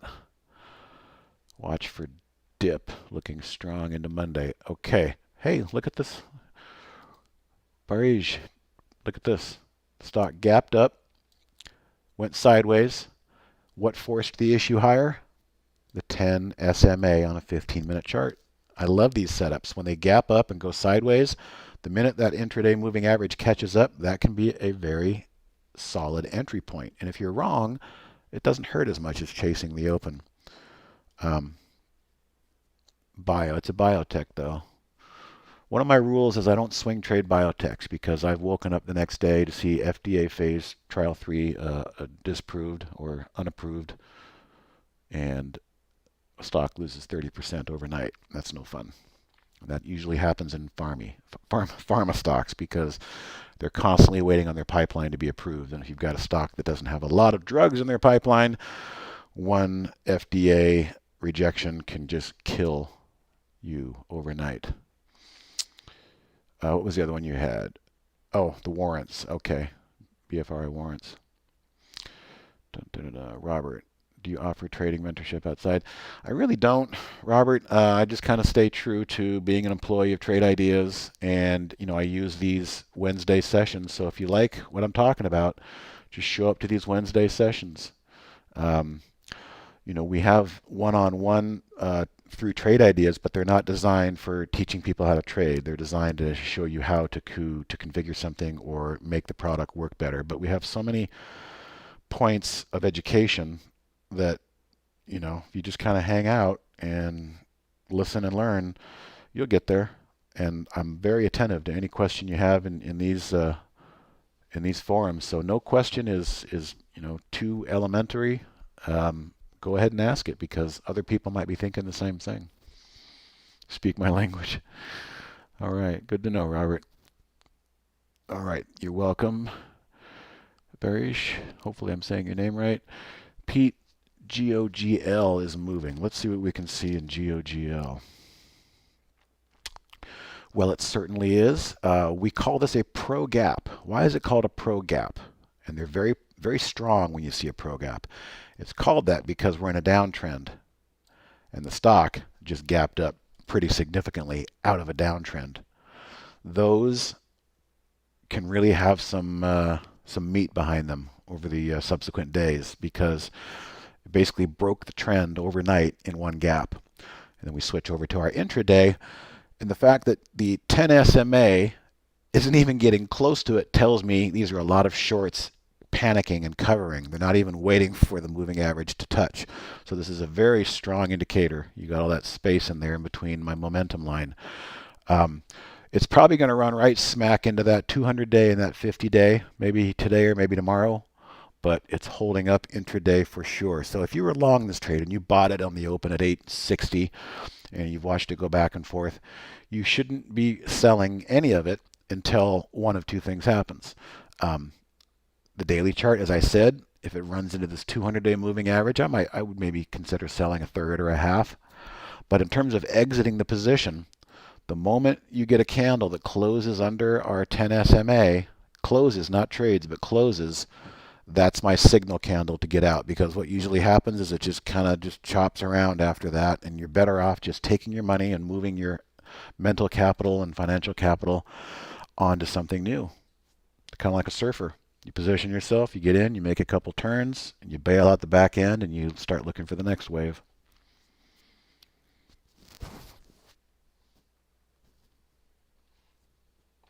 All right, I think we're caught up on questions, so if anybody has any, here's that Fly W. Again, had a little choppiness at the 5-day moving average, but it's trying to push through.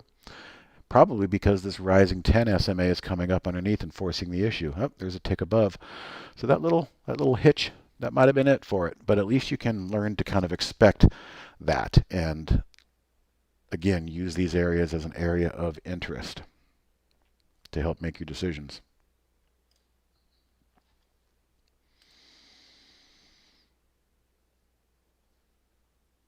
Let's see what that GoEv is doing. Yeah. You can see I've got this blue line in here because I'm interested in this stock, but I'm not interested in chasing it today. I'm interested in waiting for my pitch, so I'm kind of eyeballing it. If this thing pulls back over the next couple days and triggers that blue line on the downstroke, I'll see how it marries up to the 10-day moving average, and maybe I'll consider an entry at that point. But when price is so far stretched above the moving average, that's two whole dollars right there. That's basically your risk if you chase these things at highs. Because when I look at that, I say, where's my out? Well, this thing could do anything, but it still stays above the 10 SMA. It's still good. But I'd rather be the one picking my entries with a bit more caution than just having a fear of missing out and chasing it.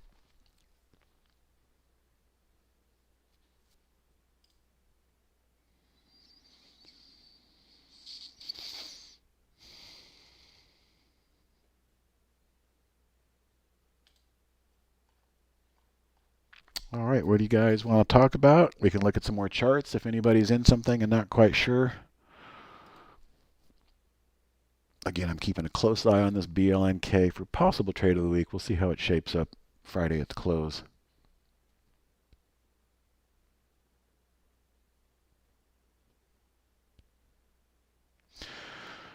Okay, Robert, you've got too many scan ideas for swing trading now. There are too many names coming through and you get lost.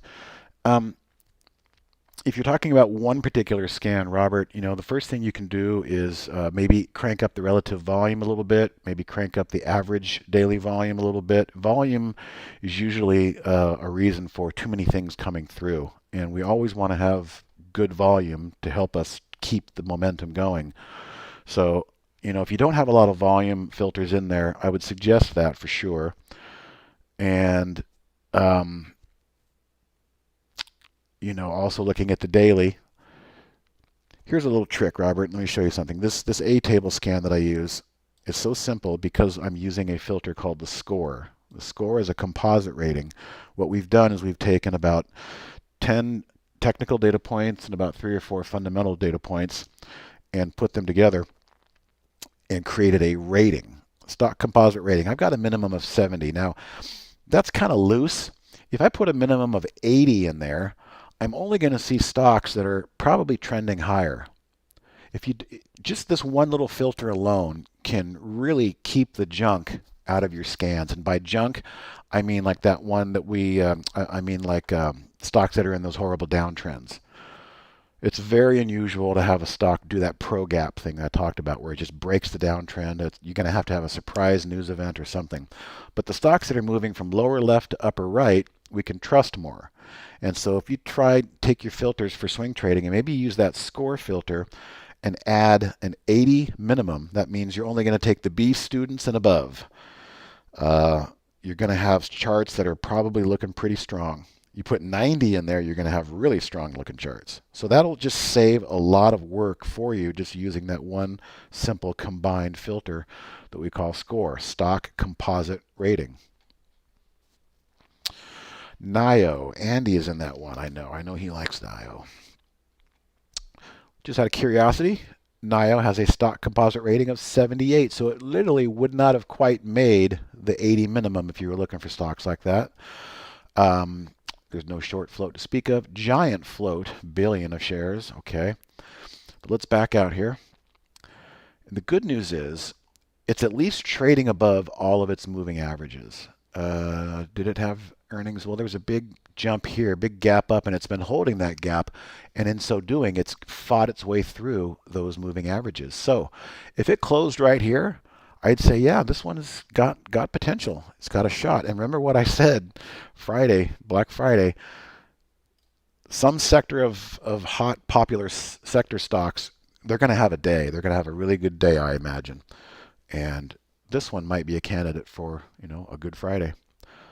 It's in clean air, as I say. It's above all of its moving averages. So not bad, Pete. Keep an eye on it. Can you comment on the LSPD from the AI? LSPD. Oh, doesn't look like it's doing a whole lot. It's a short trade. So here's an unusual situation. We have a short call, but it's above. It is above the signal line. So if we were long this thing, we'd be watching this thing right now saying, okay, well, these candles, they need to hold. The minute one of these candles closes below that SMA, if you were long, it would be time to get out. But this is a short. So I think you just need to watch this and cheer for a break of that moving average. That's your number one nemesis right now, being a short seller of this. Looking at the daily, we're in a pretty good downtrend, a little reversal off yesterday. There's nothing that says that we can't break that. And if it does, then sit on your hands and don't cover it. Don't sell it. Let it try and work for you. But on the flip side, if it continues to just stay above this moving average and then starts showing some green heading higher, you might just want to cut your losses quickly and not even wait for that suggested stop. The AI stops are never as good as we as humans can do in managing our own trades, and that just goes right back to what I've been talking about. I like to manage my trades on a 15-minute chart using the 10 SMA and a 5-day moving average. Uh, Pete, I'm using the Williams alligator lines. Never heard of that one from TradingView. Helps me show trends. Yeah, hey, just because I've never heard of it doesn't mean it's not useful. If you find use in it and you overlay it on your charts like I do with my two moving averages here and you start to see correlation, then by all means incorporate it into your method. Any comment on Apple? I want to close my short position. Let's take a look. I'm glad you told me you were short. That always helps. Okay. Well, I don't blame you for trying to short this thing. Look at that giant blow off tail 3 days ago. The problem is it's not giving anything back. It's only going sideways. And now we can see it's holding that intraday. I would say, create a price alert there at that at today's high. If it takes out today's high, then we just have to assume that giant topping tail is not going to do what it normally does. Usually I would expect that price action to come right back down and settle into the rising moving average. But it's not doing it. It's doing the opposite. It's going sideways, and that shows strength. Switching to the intraday, you had a shot here to break down, but it recovered, got above that moving average, and now it's just trying to find this line. So if it were me and I was short and I didn't want to be in there and I was wondering if I should stay in there, I'd probably use a new high. Maybe let it tick up for a minute or two and see if it doesn't reverse. But if it takes out that level there, I probably would not want to be in this trade anymore as a short. But I'm glad you told me your direction, because otherwise I'd go off on a tangent for longs. Amos, using the heartbeat alert in an A window, what is the number of minutes used to provide the fastest alert? Well, there's really no reason to use the heartbeat. The heartbeat is a placeholder, and it's the placeholder that we used to have before we had the top lists. So essentially, it's just pinging like every 30 seconds the server and saying, hey, I'm still here. But the heartbeat really should be replaced with an event, like a new high, a new 5-minute high. Or anything else you can think of, but those are the most popular. It depends on what direction you want. So new high, new 5-minute high, whatever. I would recommend not using the heartbeat in an alert window, because you can accomplish the same thing just using a top list window, and you don't have to worry about having an event in there. So the heartbeat's really just a placeholder waiting for you to replace it with an event that works better. Hopefully that helps, Amos.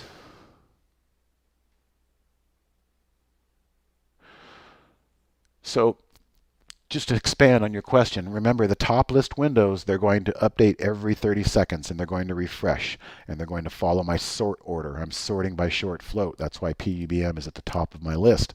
Now, if something popped on this list and had a higher short float than PUBM, it will go to the top. But you're only going to get updates every 30 seconds.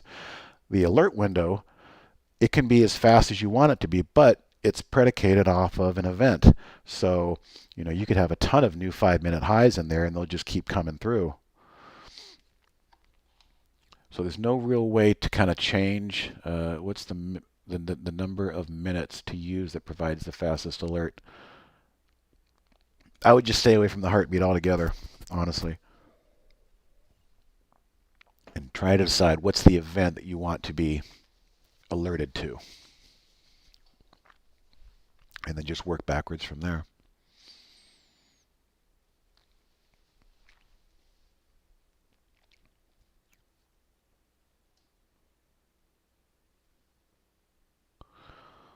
All right, good. Looks like we're caught up.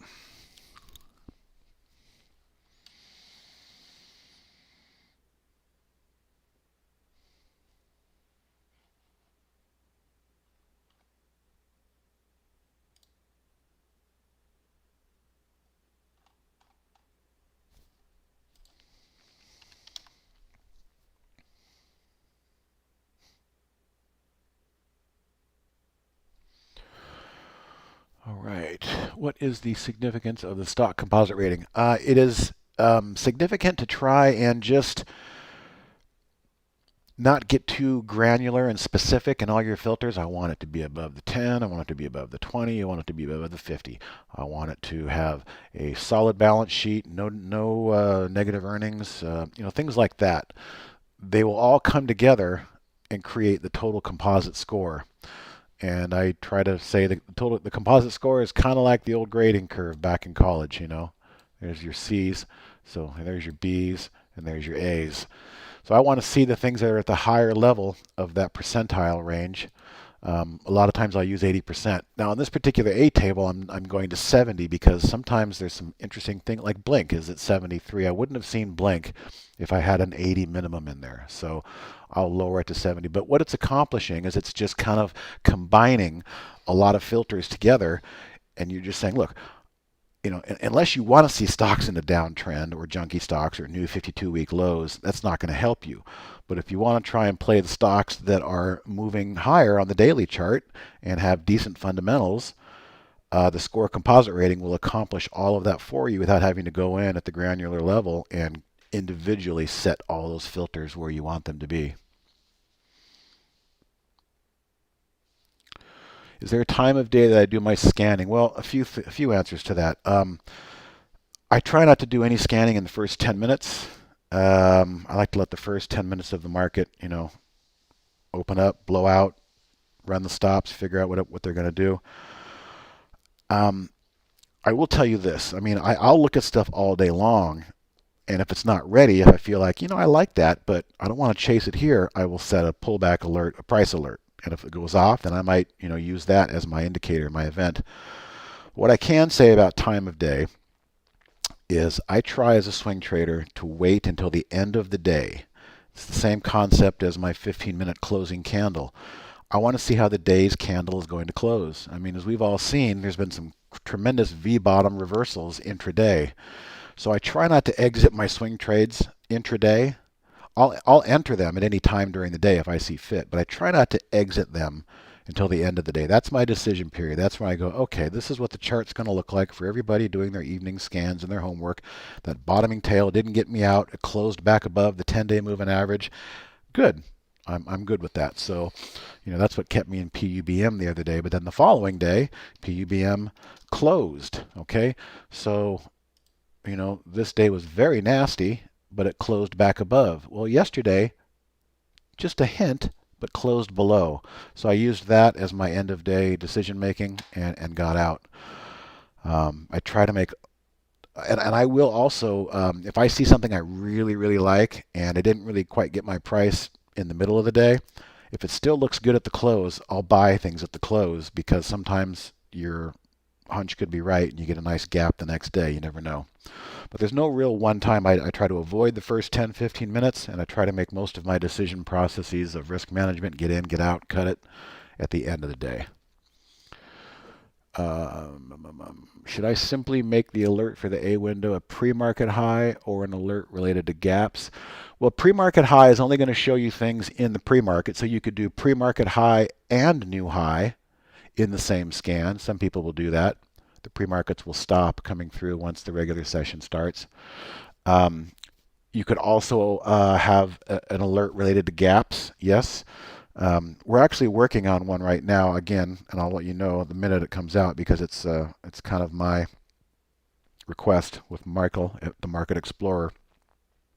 Again, these are all you cannot configure any of these, but these are all interesting setups that we're all kind of chiming in on and saying we want to see. One of the things I want to see is a stock that gaps up and then comes down intraday, and right when it touches its rising 10-day moving average, I want to see that. Likewise, I also want to see that on a daily chart. So maybe it gaps up and spends 3 or 4 days pulling back, and then it alerts us right when it hits that moving average. What I'm getting at is it can be a very risky endeavor to chase the morning gaps because 3 things can happen and 2 of them are bad. One is that it will continue to go.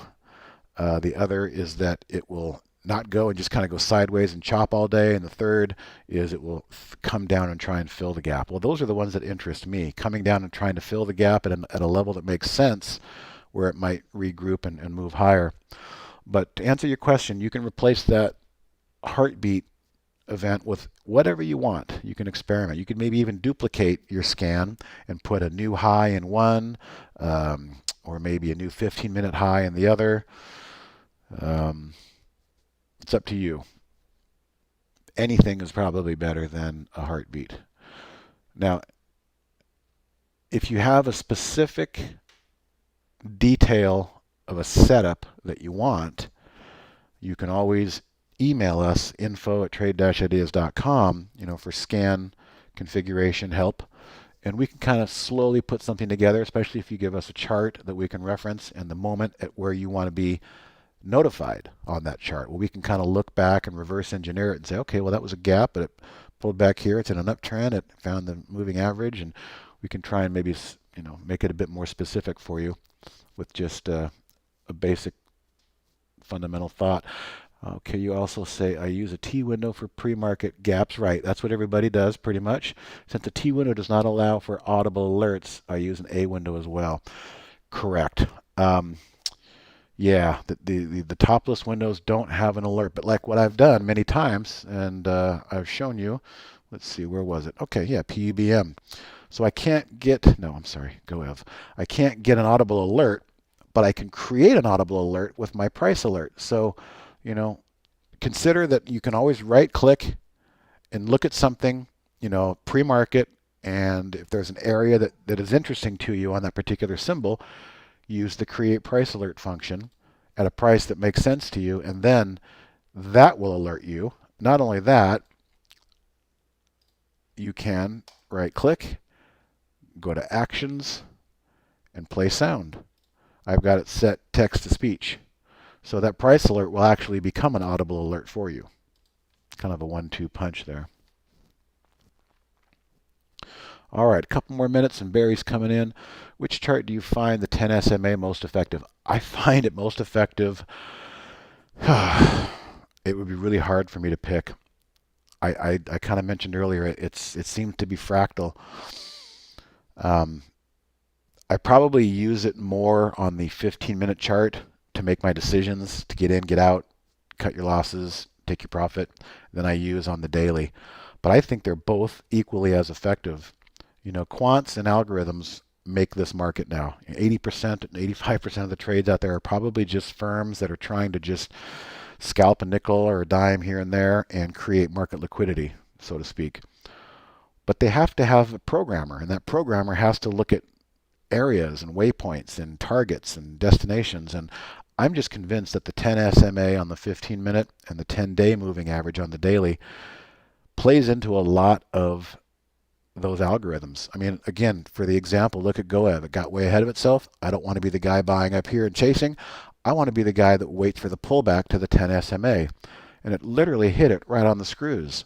So I can't pick one or the other. They're both equally as important to me. They're just both used for kind of different scenarios. All right, that's a good question to end on, Pete. I'm going to go ahead and bring Barry back in. And as usual, our time went quickly. Good questions. And, Andy is most like myself in terms of style. Oh, he's not going to be here on Friday. That's right. He's off on Friday. And we're not even going to have it's a half day. But Wednesdays and Fridays, you're going to get kind of the same flavor and market perspective from myself and Andy.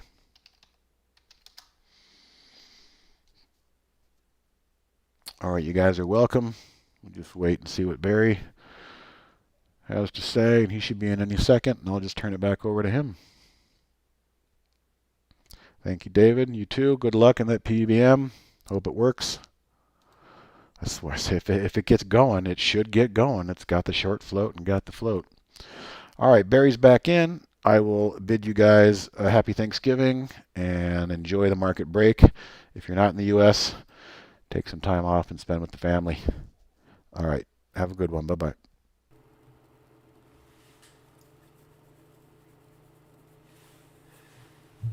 Okay, guys, make sure my sound toggle is not turned off. Yeah, I mean, just getting nothing right now. Market is still trying to recover. I mean, it was down quite a bit this morning. Market is trying to recover. Nas is up a little, Dow's down a little, SPY's up a little.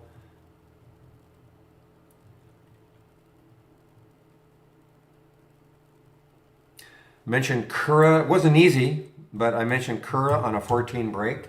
KURA. It wasn't easy. I mean, it kind of Not like it went straight up off 14, but you know, inching its way up. Hello, Elijah. Yeah, there are only two Canadians that trade ideas, myself and Michael Noss. Somebody asked a question in the YouTube room if Steve was Canadian or not.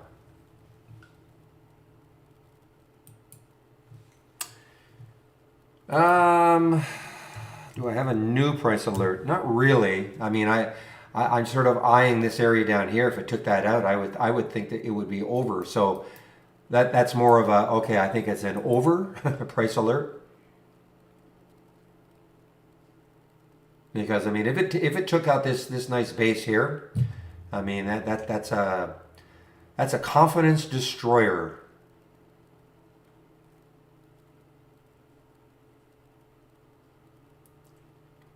I am surprised at the extent of the pullback. Well, Vicky doesn't work for Trade Ideas.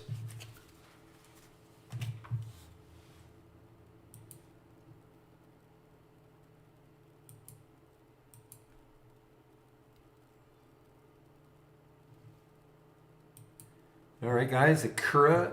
I'm not in this one, but I just wanted to point it out. Some volume came in also. Nice little volume burst here in the 2-minute chart.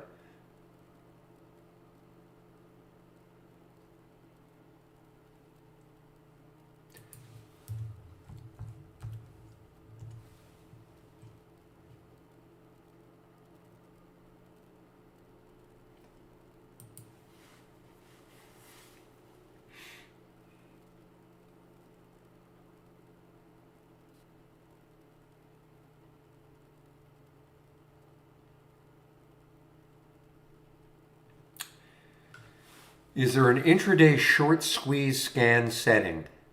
Well, it depends what you mean by a short squeeze.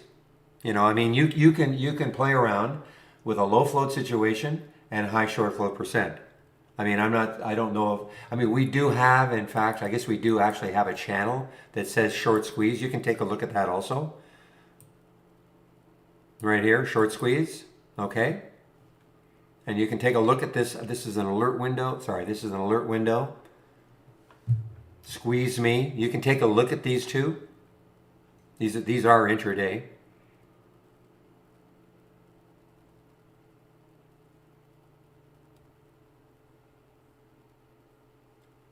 And it probably, when I look at this, yeah, I mean, the short float is at least 15% of the total float. So when you get a stock that is moving for whatever reason, and you've got a pretty high short float percent, you know, you can term it whatever you want. You can call it a short squeeze. You know, whether it truly is or not, I mean, it can't hurt to have a high short float percent when a stock is really moving for whatever reason. Does that answer your question? So, I mean, you can take a look at the short squeeze channel, literally.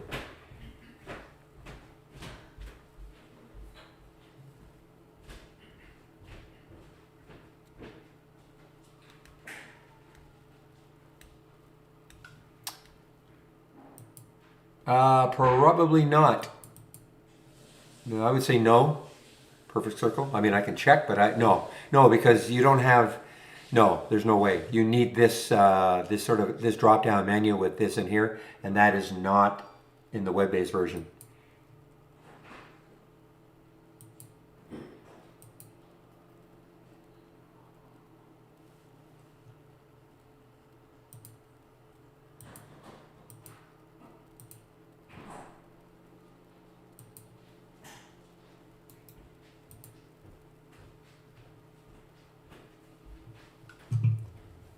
All right, real. Let's see if this S-bulk moves down. There's a nice little green bar ignored right here. Very, very minor one, but nonetheless. I ended up, I don't know if you took the short. I took the short right on that little break here. 2080, was it 2083, I think? Let's see if it works its way down. The S-bulk, 2083.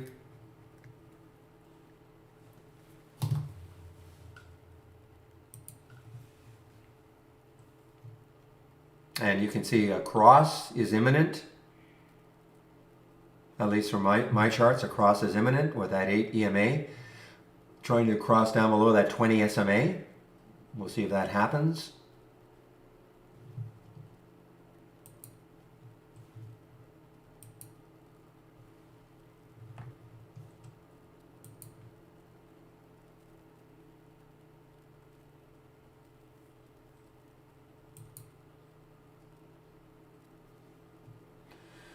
Whoa, look at game, guys. It took a while, but look at game. So game, this is again, as a watch list, my option scanner.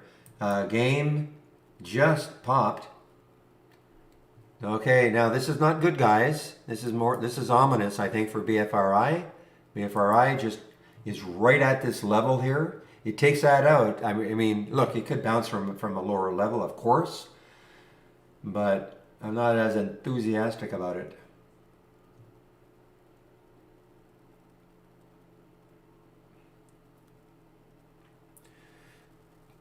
Well, there's no, I mean, Kura is coming down from a huge gap down. So, I mean, you could look up here, 1642. I mean, in theory, the low yesterday, 16. That's the next low, next high looking left. So, I'm not saying Kura is getting there. But you got to love when something starts to bounce and you look left and you've got a massive potential gap to fill. So at least you don't have to worry about chart resistance for a while. They just got a plug. Well, so far it's not working. Oh.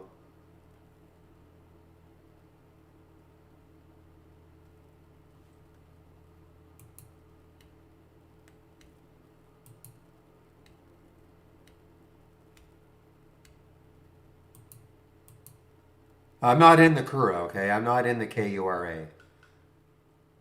I was just trying to point an opportunity out to people. If they like the idea, they could take the trade.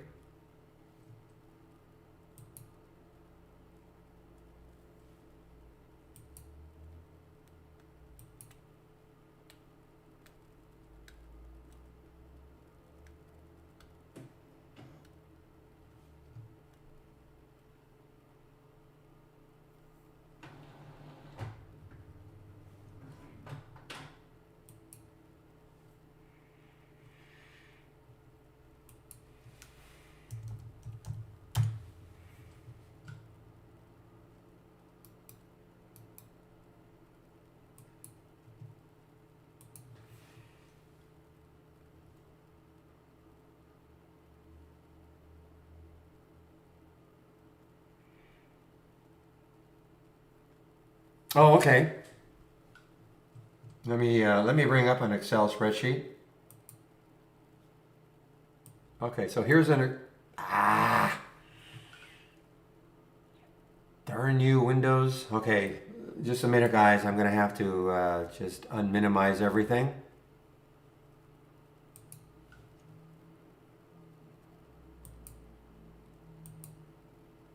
See what you did, Aisha?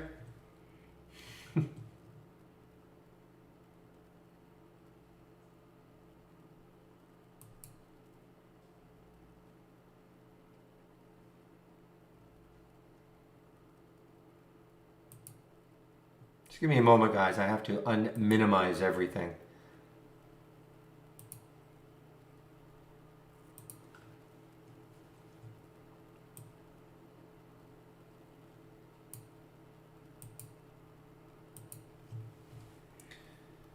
And now I gotta find you guys.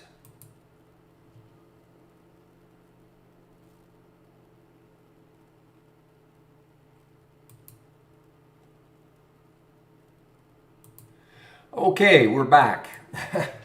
Now let me see. Maybe I just threw it around. Hopefully it doesn't happen again.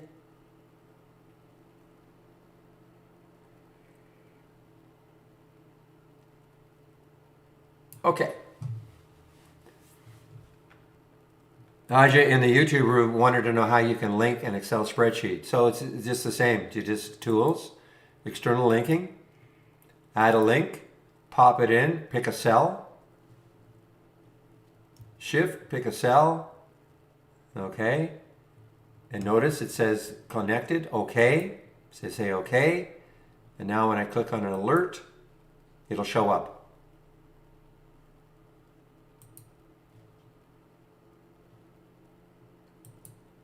Okay, I mean it'll go line by line. Yeah, this is all getting screwed up because of what's happening up here. It's on. Okay.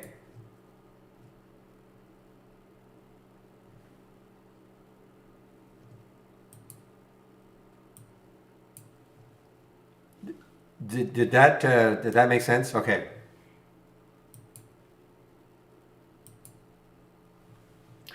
Now I've got to some other things rearranged.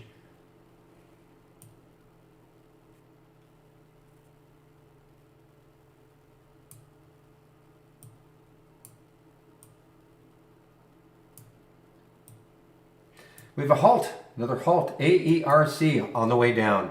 Boy, would it have been awesome to have some shorts.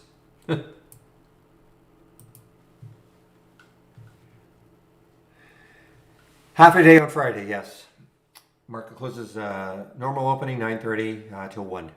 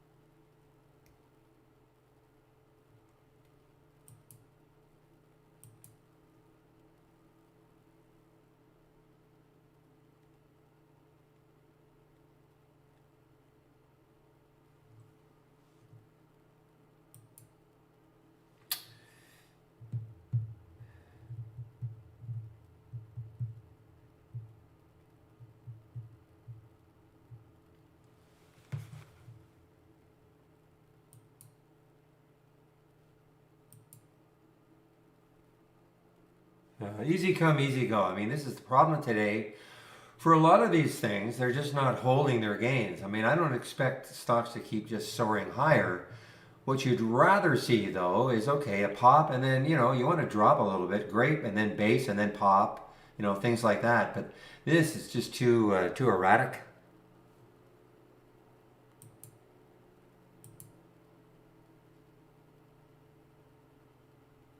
There are some brokers. I mean, Zach, I don't know if Zach has access. Some brokers may have on the day of. Most don't, though.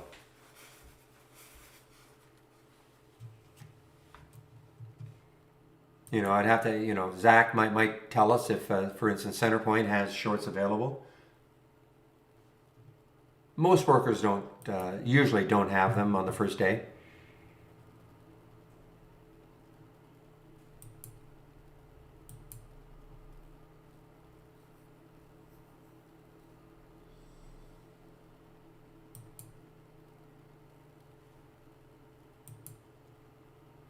Okay, give me a moment, please. I'll be right back.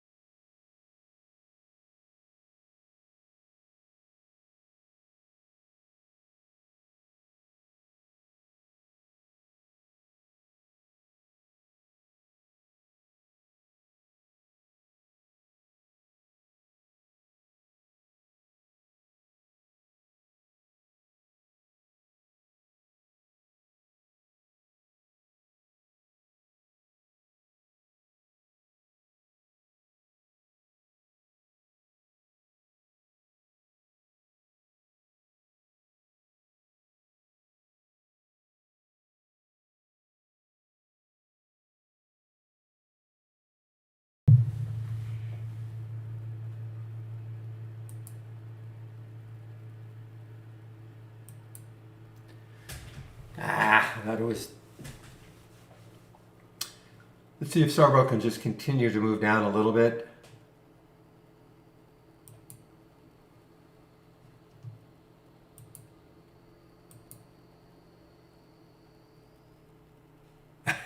Run, you fool. Good luck.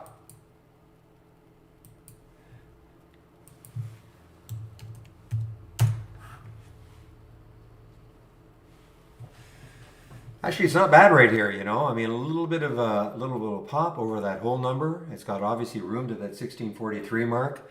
AERC continues to drift down.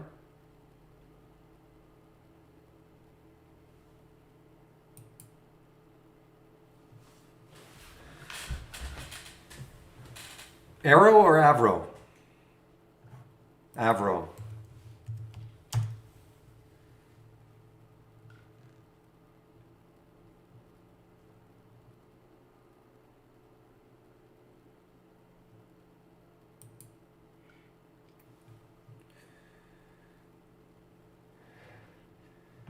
So again, what these guys are looking for, Real and Zach and William, if he's still around, is to short these, short these parabolic moves.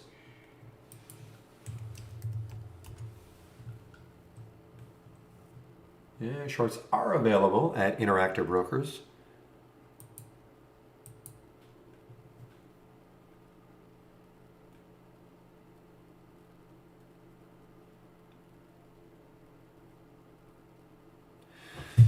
Boy, I should have listened to myself over and over and over again talking about the Kura break of 14. This has been a nice move now. Fairly steady.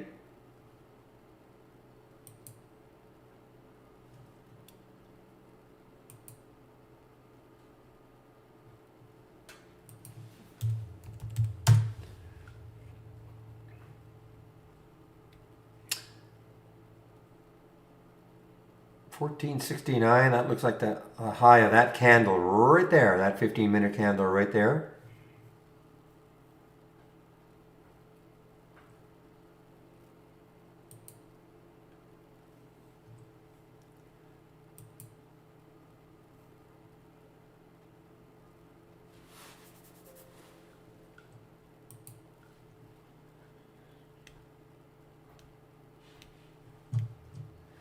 Nicely done, Poe, so far. Nicely done.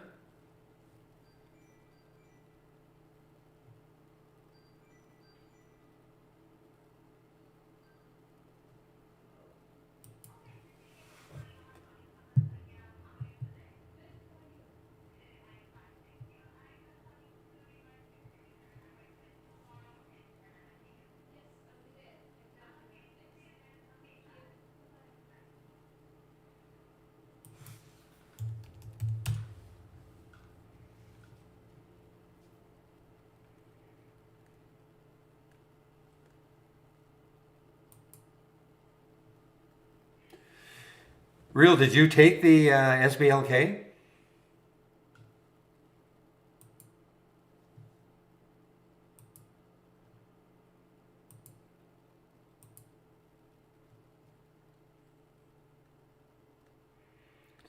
All right, good, great job, Poe, on the SOPA. Wow, that's a great job. I was toying with it, taking it right on that break here, that 14.13, right this area here, but I just stalled a little too much. That would be out some now for sure.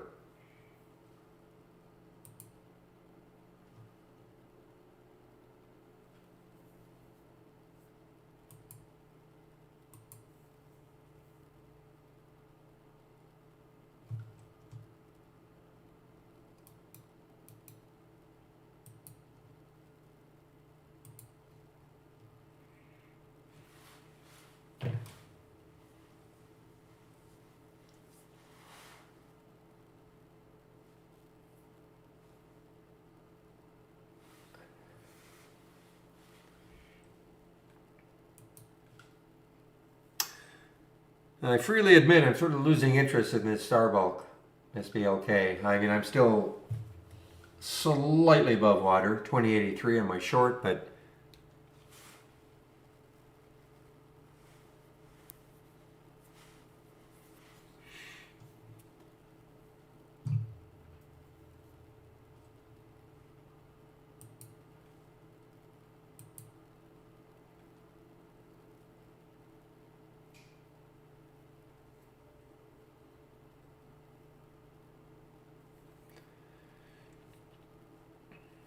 Ooh.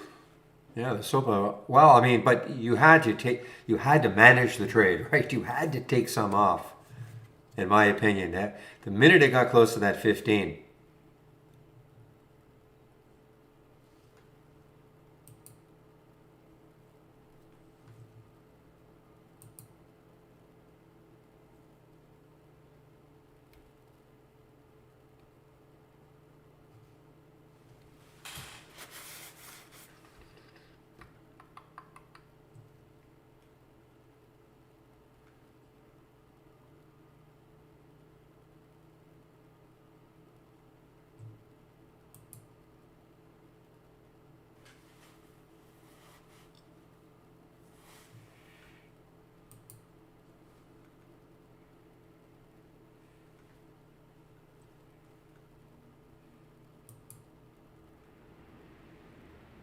Oh, look at it. Nano Dimension, NNDM. It had some news, I think, in the pre-market. Let me see. It's an earnings play. That's right. An earnings play. Little guy. Not a low float. 184 million in the float.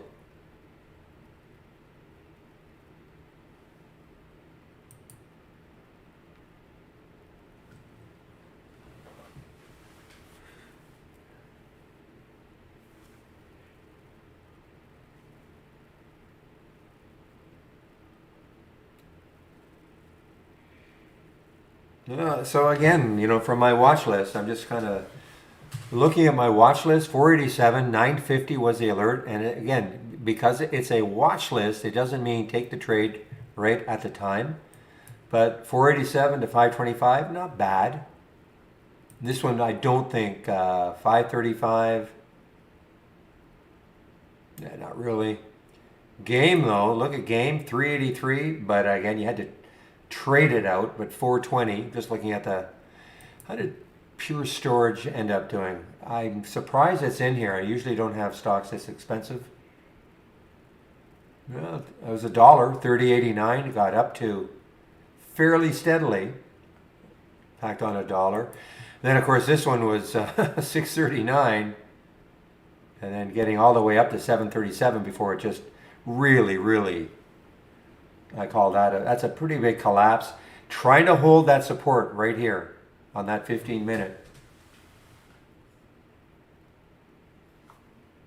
I mean, I guess if you can get a few more candles here on the 15-minute, maybe one more, and then it has a pop. That might be a sign to go long, because it's holding this little area here, that support area.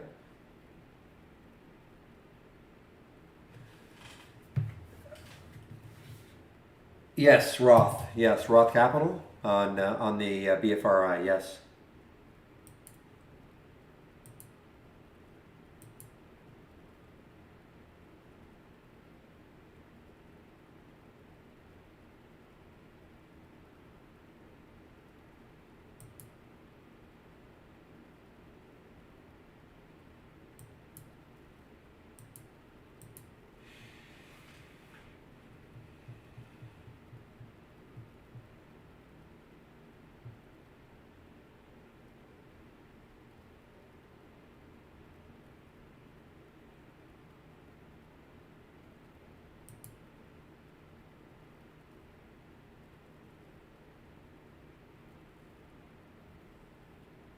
Yeah, that's breaking down again at BFRA, really breaking down through that 540 level now.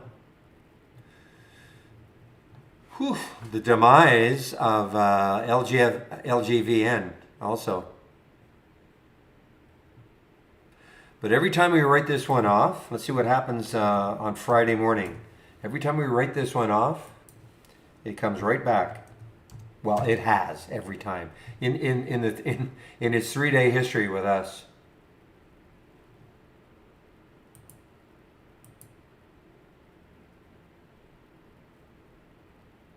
Oh, okay, Starbulk.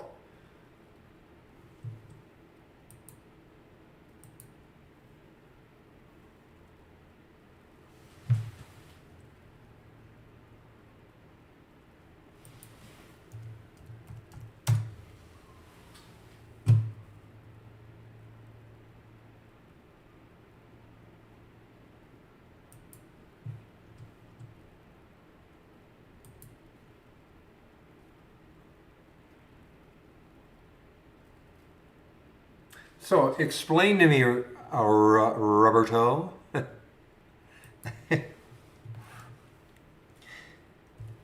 was getting a kick out of saying your name. I don't know if you're just playing off Roberto or you are a Roberto. You're looking at this level right there to try to hold it, the low of that 15-minute candle.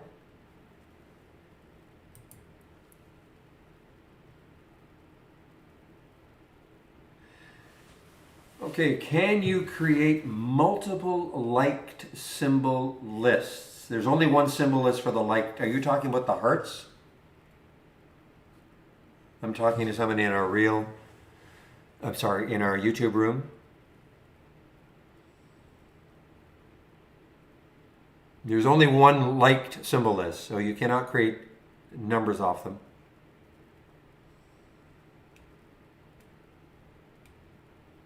Yeah, so there's only one liked symbol list. You cannot say, liked symbol list number 1, liked symbol list number 2. No. Every time you click a heart, it's going to go into that one symbol list.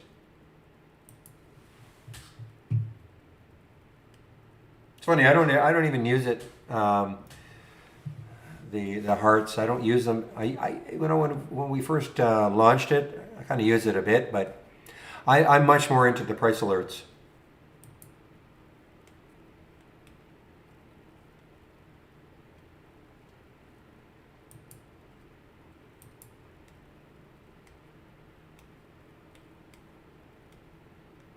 Whoa, look at the SOPA now again. I mean, that's not easy. That's not easy. I mean, that came right back down to underneath 14. I mean, that's a big drop. And now it's popped up another $1.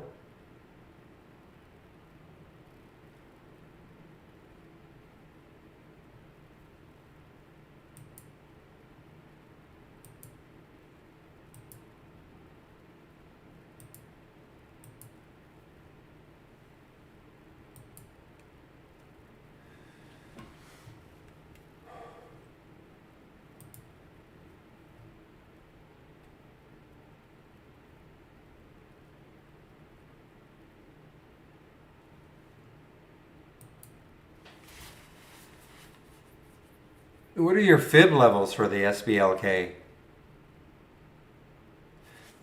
Keep an eye on the aura, guys. I mean, if the spread ever tightens up, I don't know if the spread is tight yet on the aura. Got to type it in correctly. This was the one that was halted back here, and it pulled back. It's right back up to the right back up though. Yeah, you see the spread. They're making it so you want to talk about market makers. I mean, they're making it so it's hard to trade. Now 35.45. I mean, it just tightened up, but it could just drop again. See, this is what I'm talking about. You know, the bid ask 15.45 makes it very difficult to commit to the trade. Now, if it ends the day at look at this, like drops right down to 91.45. I mean, very difficult to trade. So I mean, that's what Real was also saying. You know, you get something that's very spready, just don't trade it. I mean, I don't know if there's some games being played, but you just don't trade it.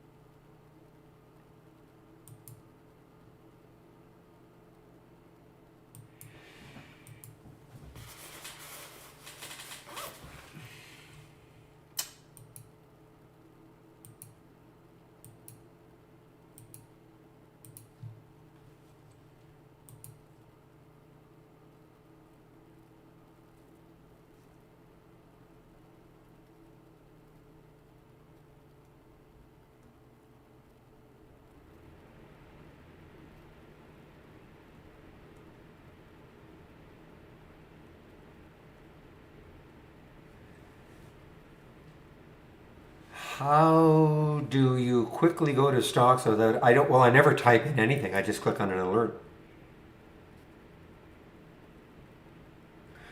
Sorry, Real, I'm out of the star bulk. Maybe I short it later on, but I'm out of it. Little profit on it.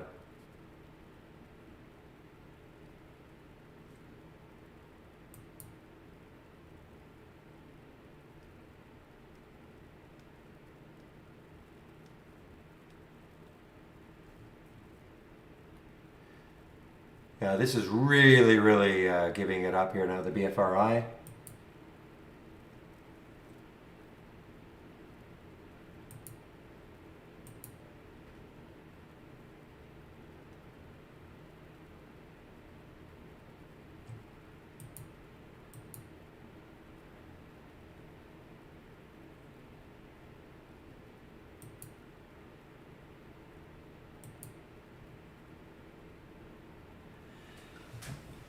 BFRI low, I don't know. Let's take a look.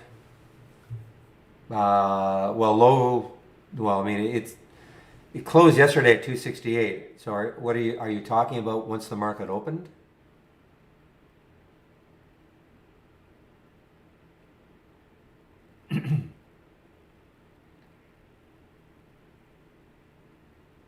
There's the opening candle. So the opening candle low was 558, and it dropped down to 517. It looks like the low of the so-called normal market hours is 517. I'm just trying to eyeball it. I mean, I think it's 517, low of 517. Well, now, of course, over here is 511, yes.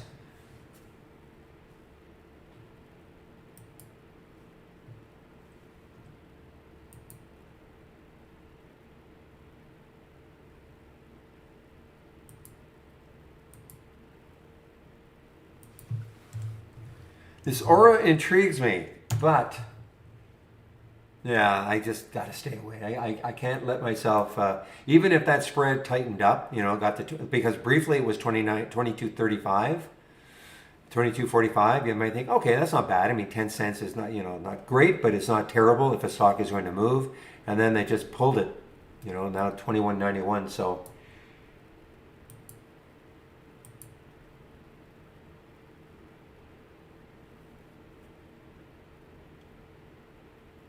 man, oh man, that SOPA is all over the place.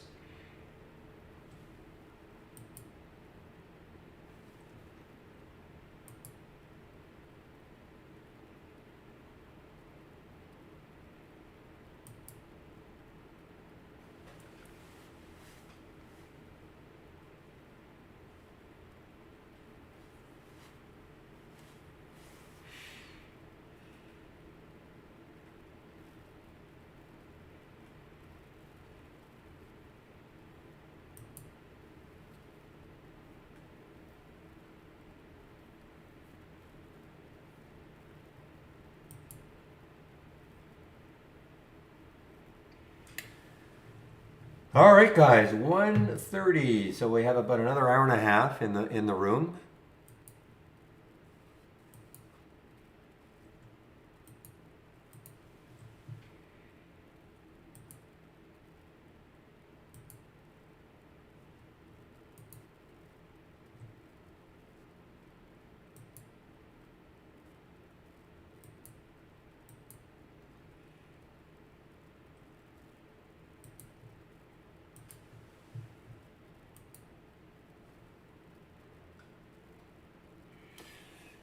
Too bad. This does not have shorts. APV, not for me. At Interactive Brokers, APVO really starting to give it up now. My guess is that let's see what happens with VLON. This has room underneath. That's the only reason I'm interested in it. VLON.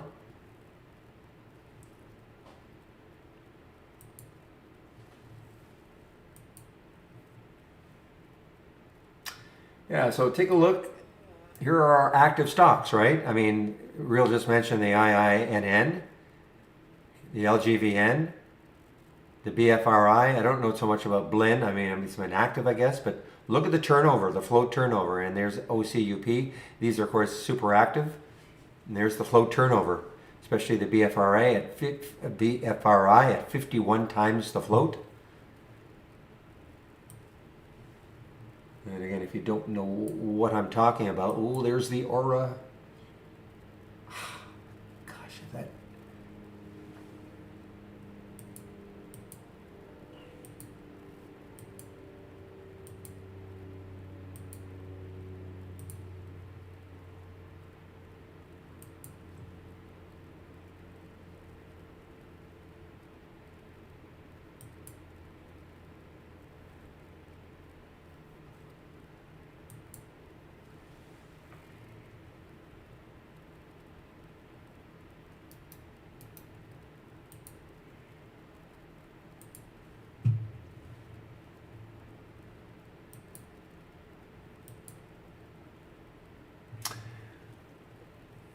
Okay, so what I was just going to say about the float turnover, in case you're wondering what I'm talking about, there's the float, 3.6 million in the float, very, very, very low.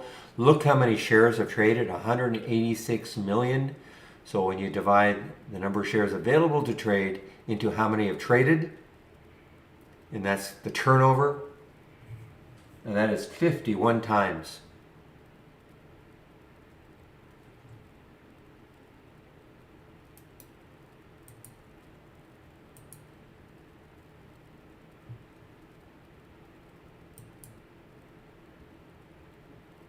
Oh boy, this OCUP, is it shortable? Nah, not shortable either. Flyers today just not really maintaining.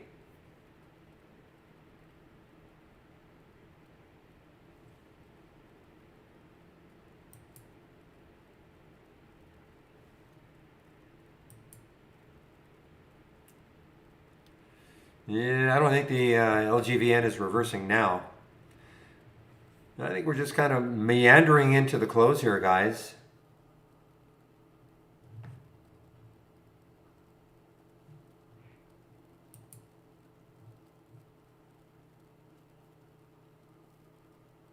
Look at Nordstrom's. I mean, it's just completely flatlined. JWN, look at this. Look at this. 15-minute chart, 5-minute chart, just flatlined.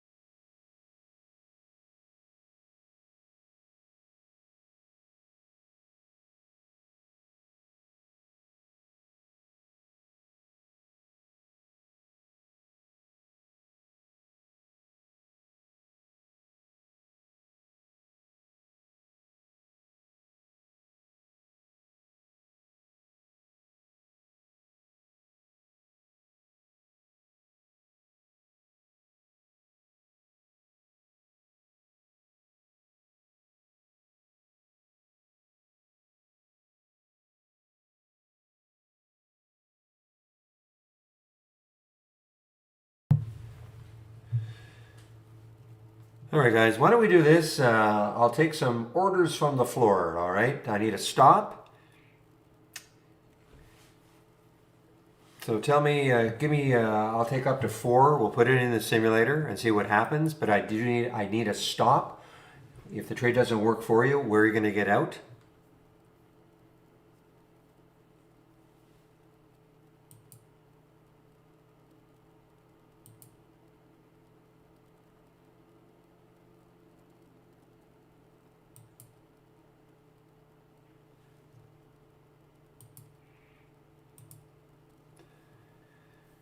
All right, BFRI, let's take a look at BFRI. 30, 27, 26, 27, 28. Okay, so let's take 28.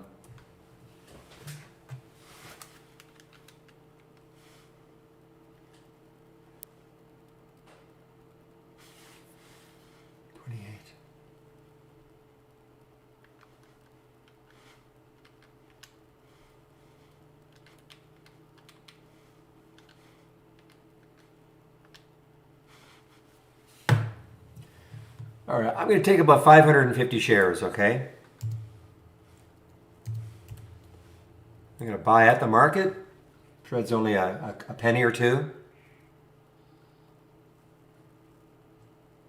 And you wanted to stop. This is not going to be quite, but we'll see. You wanted to stop at 511. Yeah, should have taken a few more shares. Okay, so $82. The website layout. Yeah, so I don't have this layout. If you're talking about this layout, the layout that you see is the layout I'm displaying is not exactly the layout that I have in my my home page. It used to have the basic new highs and lows, but, which is okay, okay? All you have to do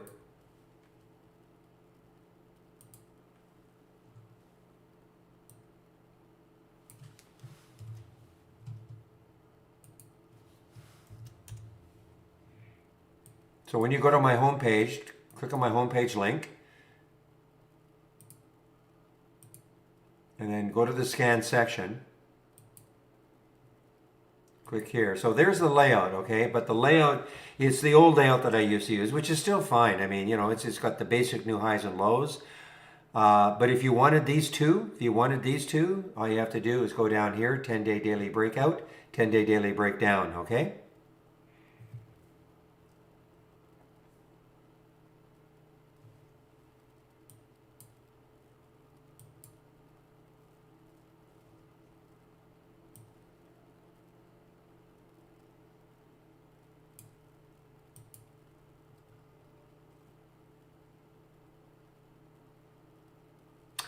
And I think I know what you mean, though. You're talking about, when you say the website layout, are you talking about in the channel?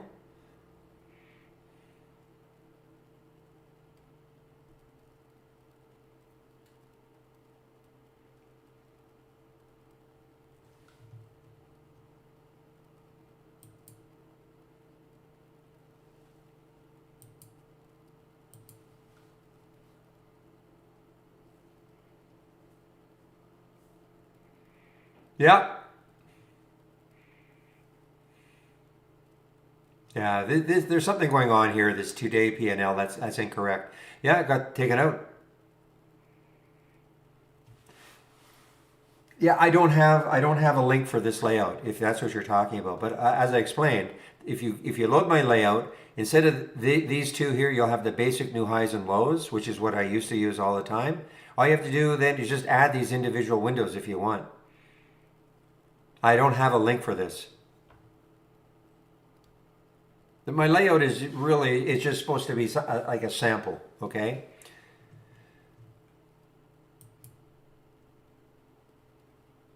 Yeah, so that was a terrible one, John. All right, so it took the stop out, but that's what, we had a stop at 511, but that's good. That's money management. That's money management, okay? There's nothing wrong with that. You get a manageable loss, and that's it. You move on. As opposed to hoping, what if this, kept going down, down, down, it got down to like 250 from where it came yesterday, and you didn't sell, hoping that it somehow comes back up. So you take a little loss, and then you move on. You can always get back into it if it sets up in a maybe a better way or later on in the day.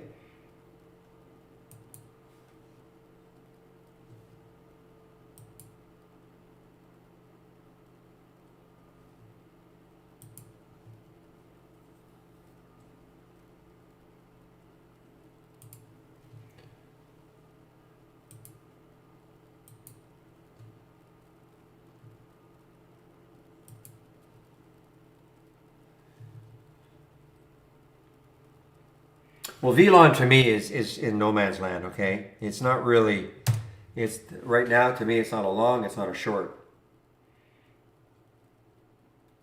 I mean, you're talking, it needs to break 5 to, really get going, but there's a little red bar there. So to me, right now it's in kind of no man's land.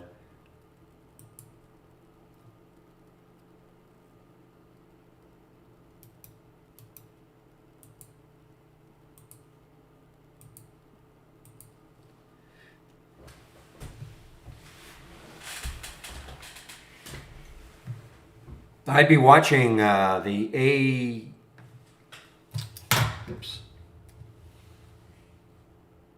I'd be watching the other one to see if it has any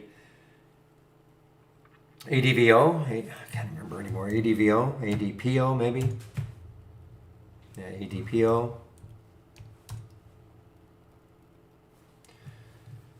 Ugh, guys, what's wrong with me? I can't remember that one. I've taken it off my thumbnail. ABVO, thank you. So I'd be watching this one to see if it has a bit of a pop, because that seemed to, VLON seemed to kind of be running with this, not because there's any direct correlation.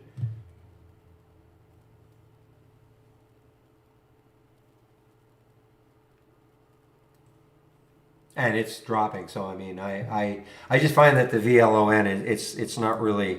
You might guess and get it right, but I don't like to do that.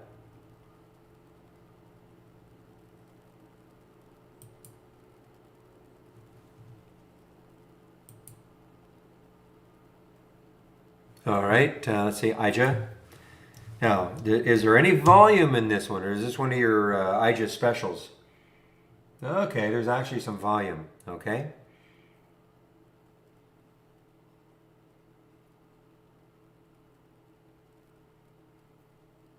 All right, I'm going to take 250 shares. I'll buy it at the market. Should get it in probably at 249. There we go. Add the stop, 210. Let's see what happens on this one. And that's approximately a $100. That's why I took 250 shares. That's approximately $100 if it works against me, a loss.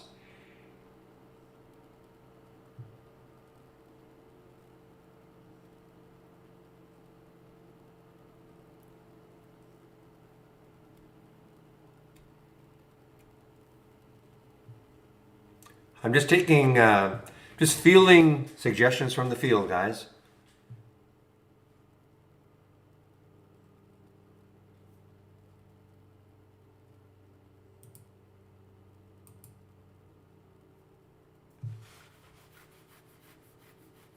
Maybe. Yeah, I mean, look at that. But you can see the power of having a stop. All right? I mean, if you didn't have a stop and you took that BFRI and you took it where you were talking about it at 526 and you didn't have a stop, you know, I mean, going down to 480, I mean, and who knows where it's going. I mean, you're talking some pretty big percentages.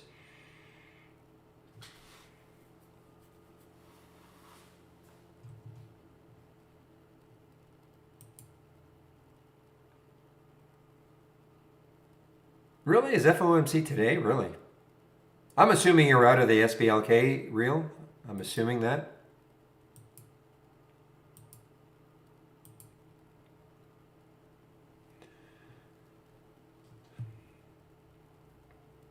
Yeah, there's something going on with this total P&L thing. This is not correct.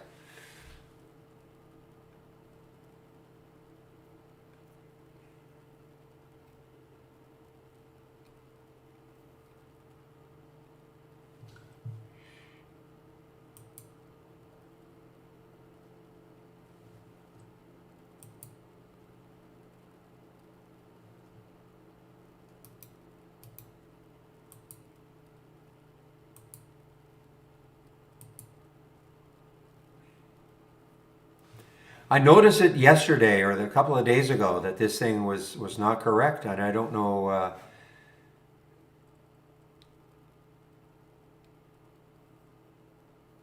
In fact, I think I'll get rid of it. It's not necessary for me to have this, so I'm going to get rid of it.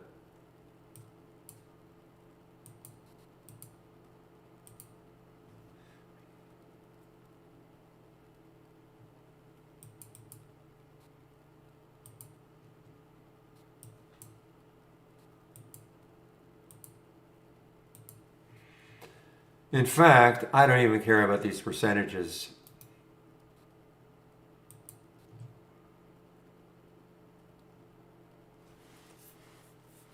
I'll leave it in.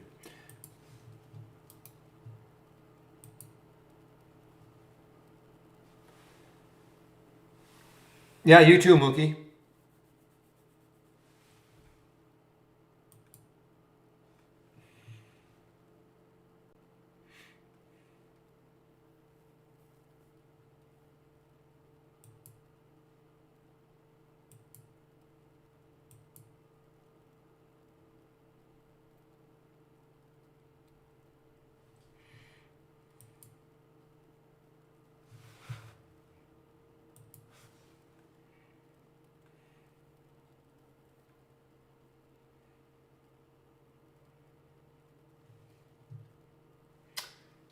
And another halt, LOCL, another halt, LOCL, Local Bounty Corporation.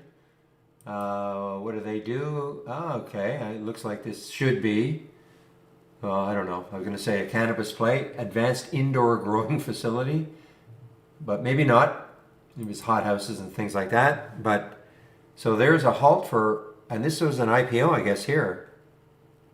I don't know if this was a SPAC that merged. Let's just see if I can quickly see that.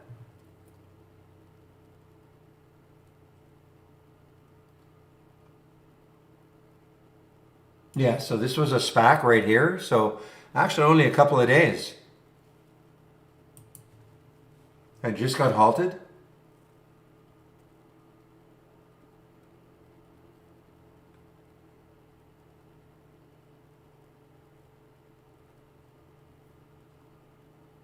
Yeah, this could be interesting when it comes out. I mean, it's an all-time high.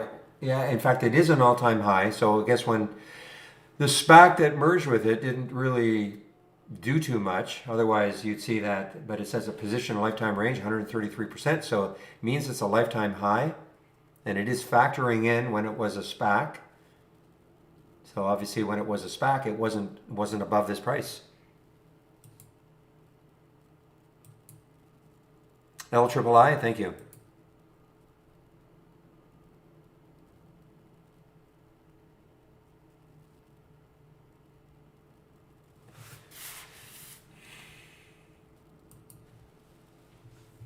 Well, let's just see where this is going to open.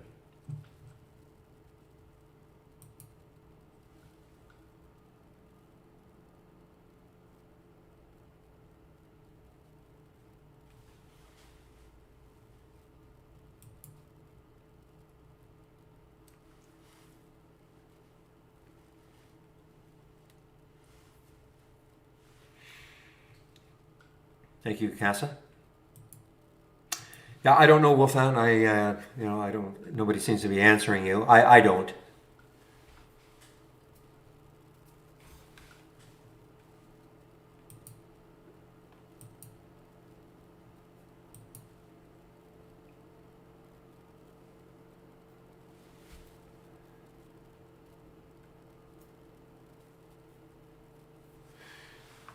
All right, so this one resumed. AERC resumed.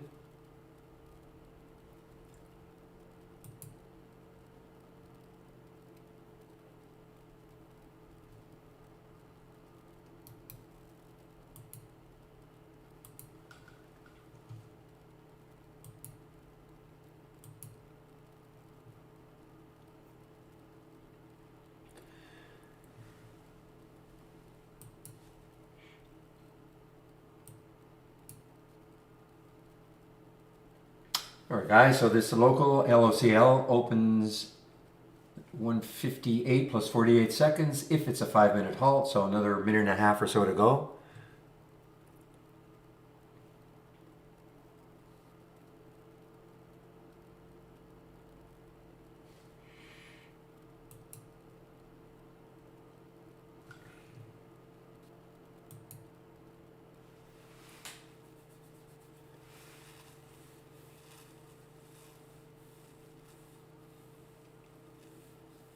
Wolfhound, do you have Interactive Brokers by any chance as your broker?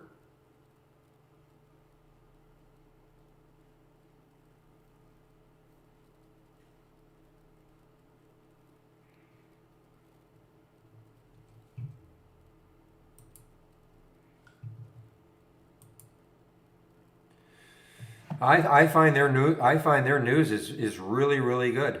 I mean, yeah, you can pay for some news, $100, $200 a month. I get that, but I find that their headline news is really, really good.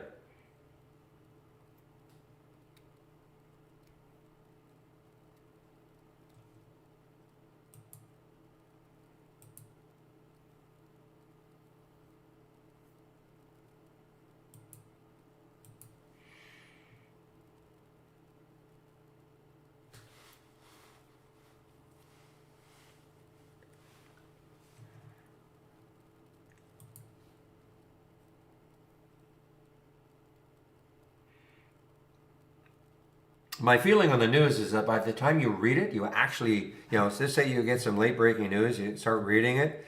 By that time, the stock could be just jumping anyway. So, I mean, a lot of the news that we see is built into our scans. When you start to see something jumping like a halt or something like that, well,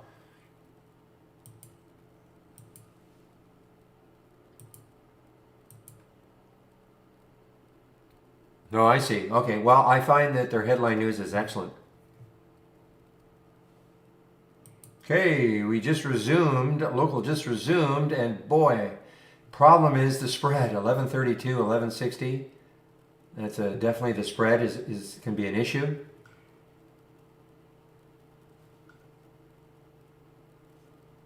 Whoa, but look at this, guys, over 12 now. Wonder what the float is. Oh, if you're just looking at news before the market opens, I mean, man, I think IB is excellent then. If that's all you're talking about, I would never pay for a. I thought you were talking about the so-called late breaking news. I would just look at IB's headline news. I think it's excellent.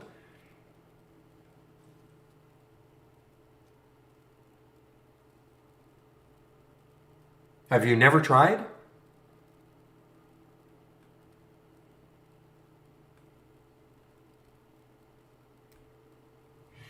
Because you click on a headline, and then a box pops up, and then you can read about it.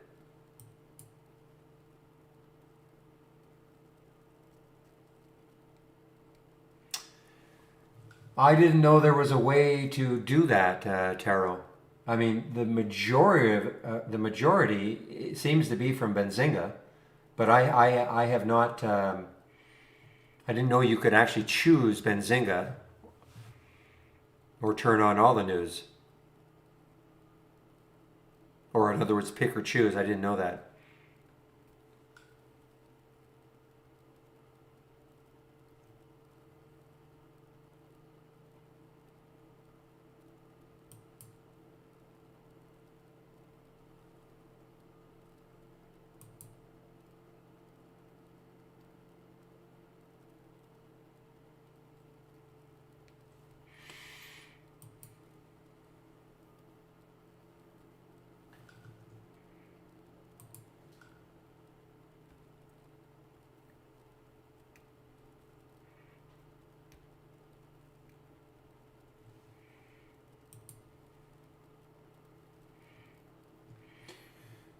Yeah, unfortunately, this was not shortable at IB. That was a big pop to 13, and then the big drop.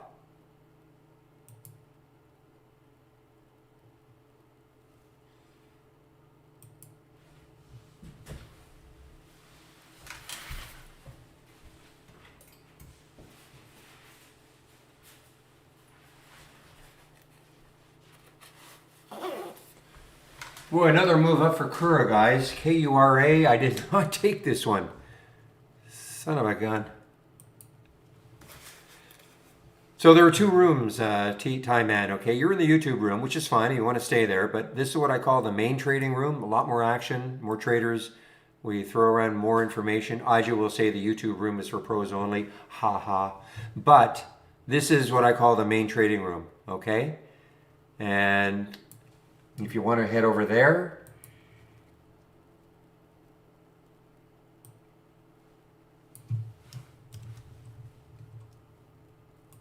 this is a link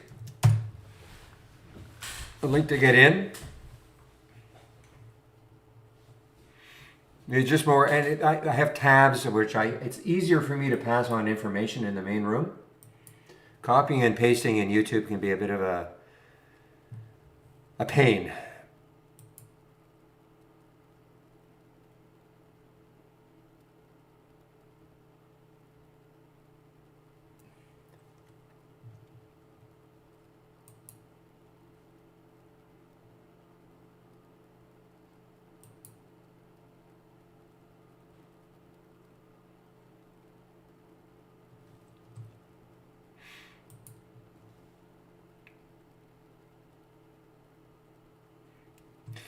You know what, guys? This is turning into an interesting short look now, SOPA. Taking out this underneath here, this could be a really interesting little short. 1301, 1315. Looks like it's trying to cross down on the 15-minute chart. There's a cross right there, 13.7. That's way up here though. The ADMA crossing down below the 20 SMA on the 5-minute chart.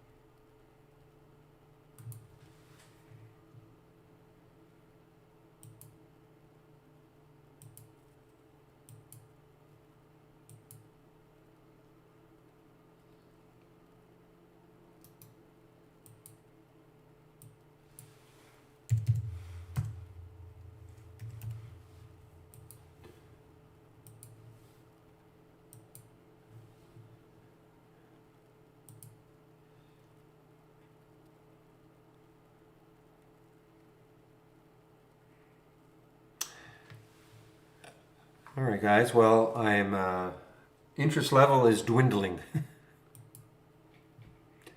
And you guys want me to stay till 4 every day. Come on.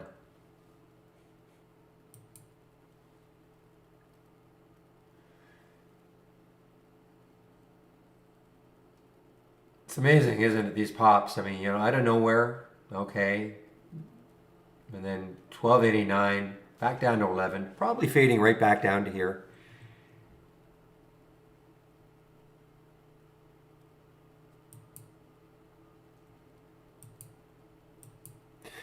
But that's what Chris does, from 3:30 to 4:30. He'll do, and I think Steve joins him every now and then. I mean, to me, a market recap, because I'm an intraday trader, to me, a market recap, overall market recap is kind of, for me, it's pointless. For me, personally. Because tomorrow's a new day. Not tomorrow, but Friday's a new day.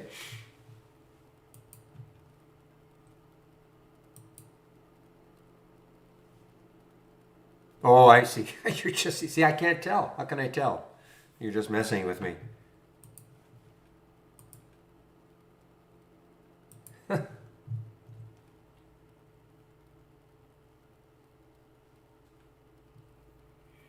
It's funny because the videos I do every day now, I used to do what was called, well, not a market recap, but a recap of every trade.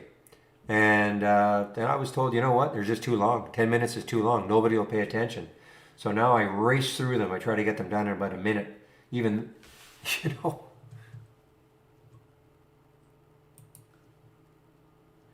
Okay, it just came out. You know what? This is the first time I actually forgot to put the SPY chart up.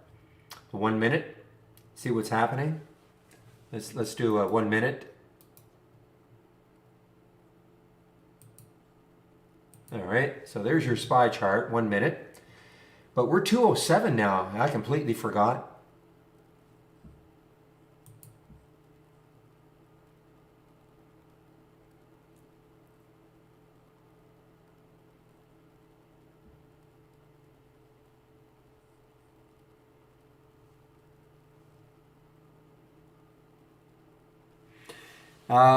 In your terminology, I do zero investing. In your terminology.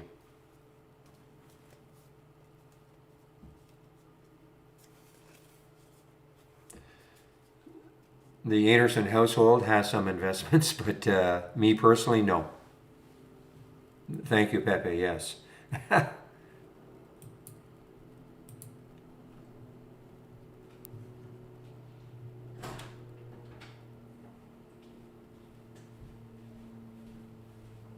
Give me a moment, please.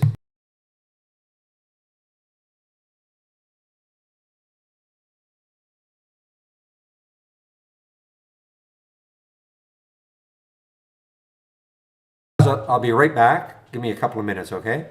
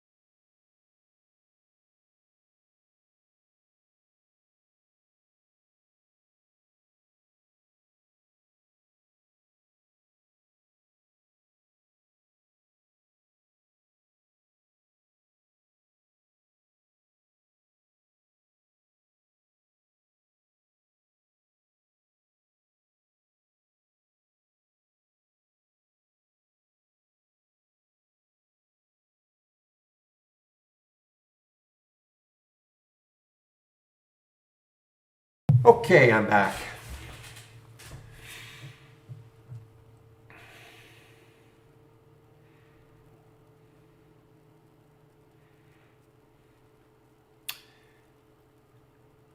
The black spy window? Well, all you have to do if you don't want to connect it, when you click on other things, like I've done here, really, right? You just, unless I'm misunderstanding what you mean, you just uncheck, right-click properties and uncheck the symbol linking. So if I have IWM, okay, there it is. It's not going to change. Yeah. So yeah, right here, you're talking about this one, the black one that's on my layout. I've got now IWM here. You just have to uncheck it. Oh, how did I change the checker? You just type in, left click on the symbol, left click on any chart. Okay, this is just a chart, of course. Left click and then just start typing. So usually when that happens, the change symbol box will pop up. And you can either click on change or hit enter on your keyboard. So again, if I left click on a symbol on a chart, left click, yes, left click. Well, okay, left click, it's just to show trade ideas where you want, what chart you want, that's all. You right click, you get this context menu up, yes, no. So you left click, just so trade ideas knows, okay, yeah, I'm in this chart. And then you just start typing. And the box should pop up. Now, if a box doesn't pop up for some reason, when you left click and then you start typing, if a box doesn't pop up, hit the space bar. And then that box should pop up.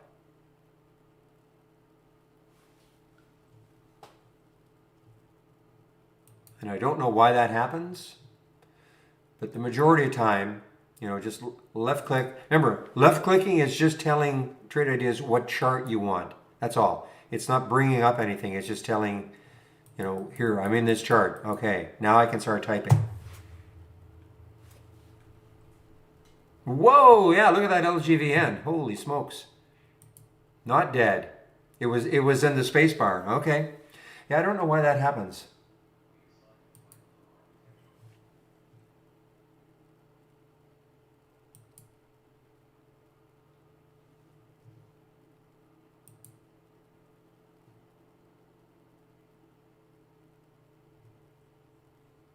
This just will not die, LGVN. It just will not die.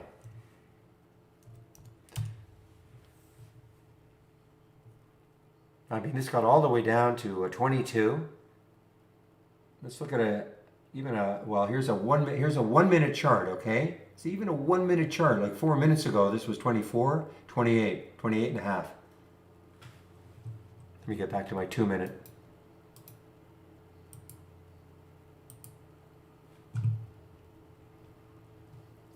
And halted, of course halted. Why not?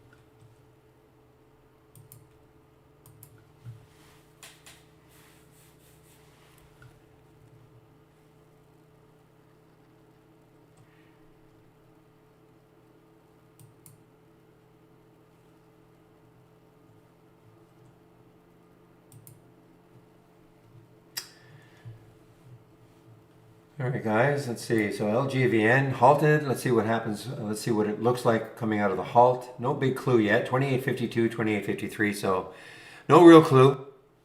No real clue where it's going to come out of the halt.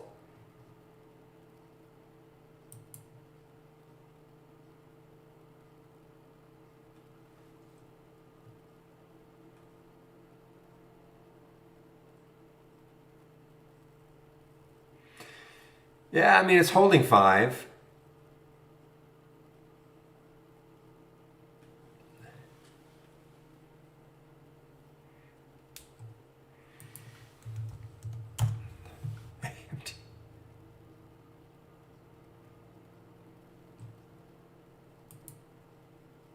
It is halted, yes. LGVN, yes, it's halted.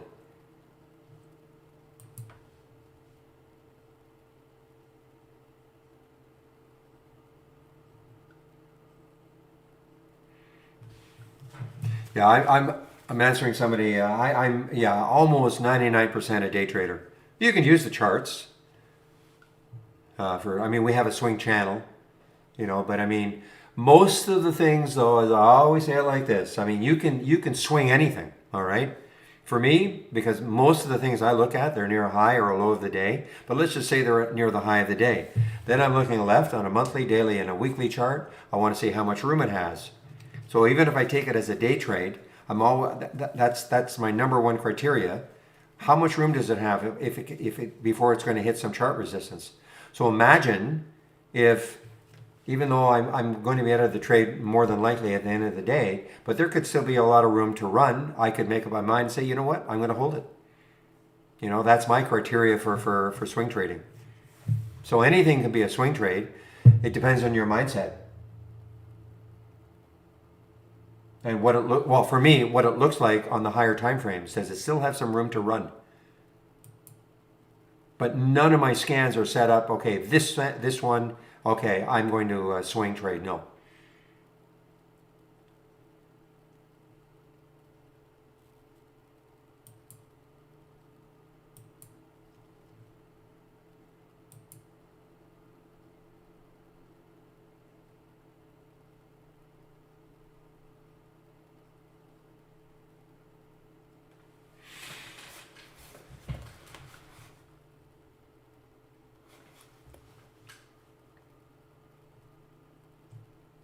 If you're a total beginner, when you say a total beginner, are you talking about literally to trading, not just to trade ideas?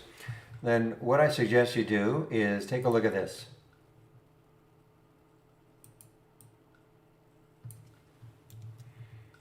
I'm talking to somebody in our YouTube room. So I just put my homepage link in, okay? When you click on it,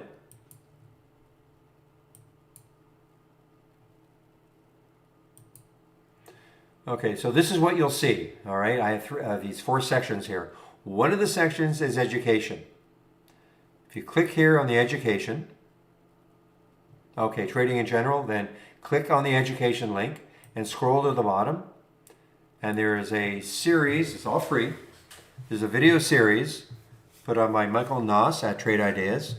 And it's as basic as you can get. It starts off with what is a stock, okay? So trading in general, I would take a look at this. Take the time to look at this. They're short videos.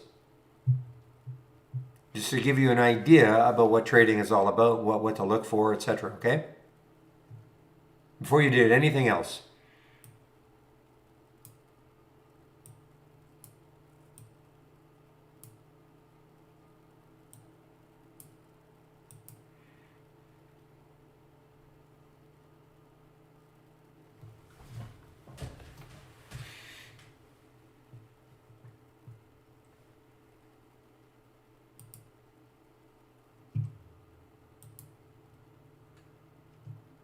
No problem. I think you'll find it helpful. I mean, trading is not easy, okay? And there's a lot of work that has to be put into it. So that's a good basis, though.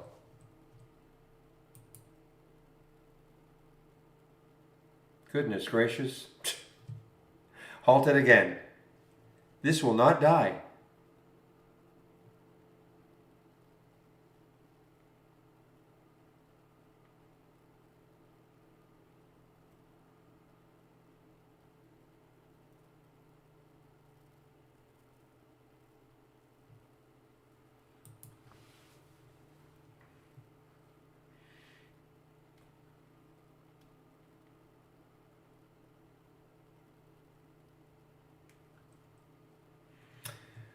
Well, I mean, it's almost at the high. I mean, the high of the day was 35. I mean, we're getting closer. Does anybody think it's not going to take out the high of the day? No, I didn't get it again. Somebody asked, did I get the LG, the end? No.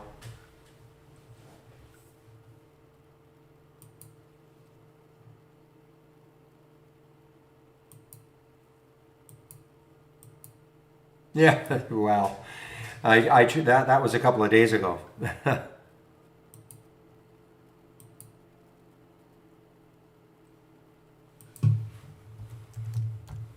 You know what? BFRI, what are you going to do?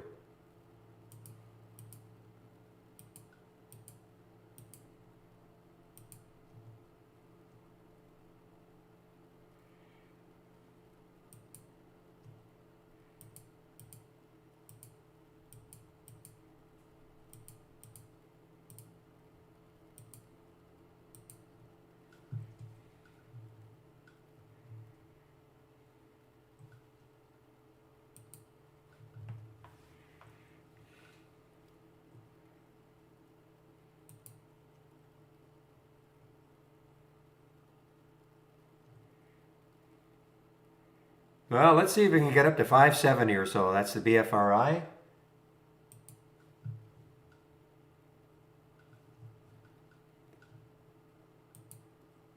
Yeah, Kura is finally dropping, but it was a nice run from the 14s. But again, as for all the reasons why it dropped in the first place, they're still there.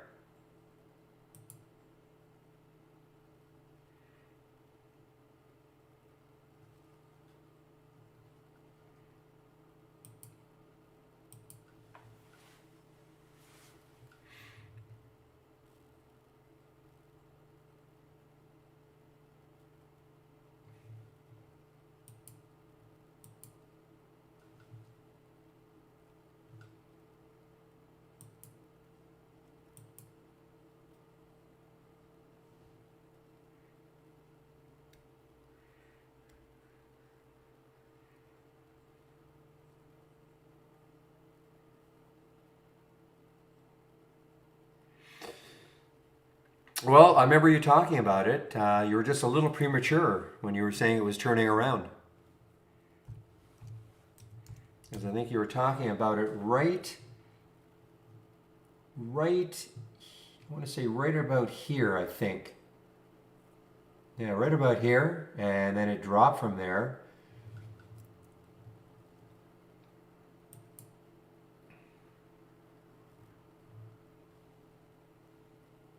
Go, go, go.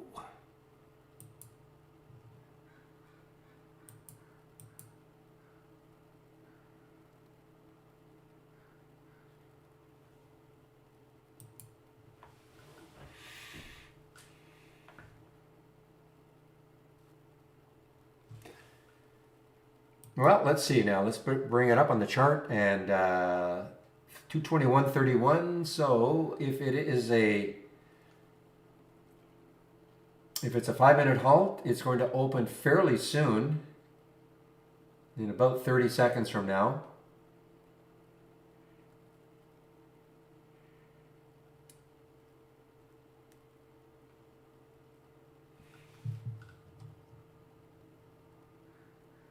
I just don't know how many people.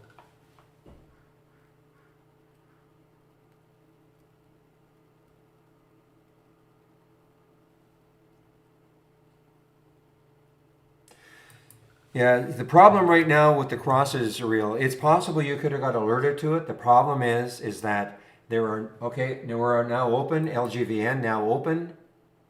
Problem is there's no sound alerts or anything, and you get so many all day long that, yeah, you might see the Kura, but you see a million others that you don't want to see. Still being worked on.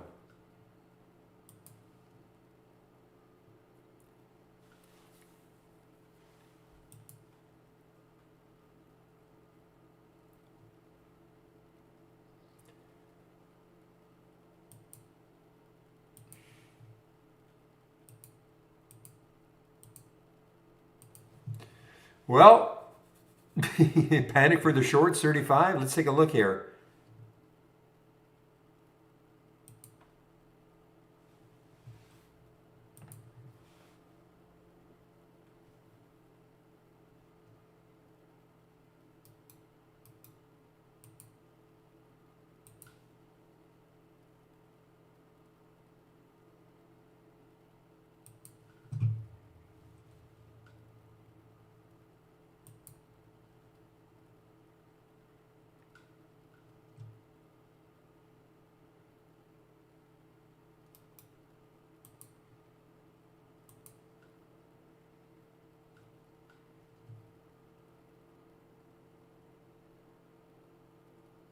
Hmm.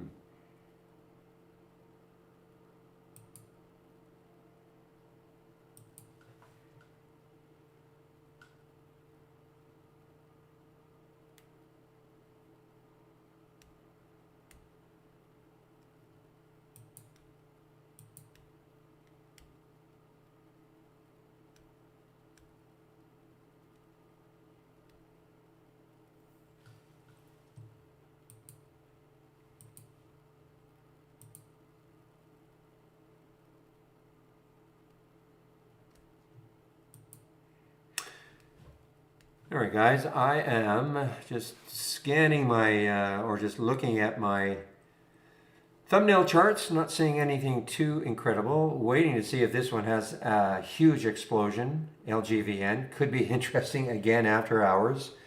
Remember, a couple of days ago, after hours, it got up to 45 or something. It just has tremendous resiliency, LGVN.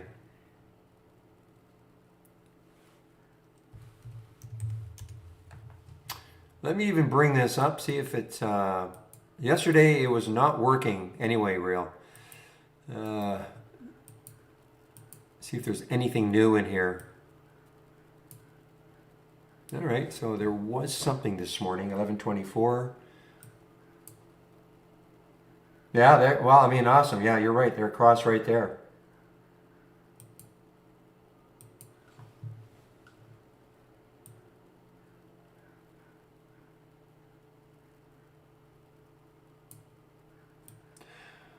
I'll have it up and running Friday morning to see if it is actually what I saw yesterday. It didn't have anything in it yesterday at all.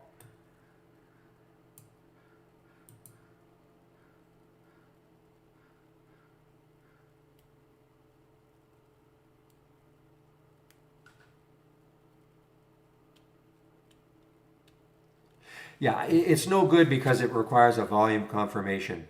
Okay, candle has to, well, actually the candle has to close. So, you know, if it is, so for instance, I know what I toyed with. If you were looking for a 5-minute cross, you might want to try the 2-minute cross, okay?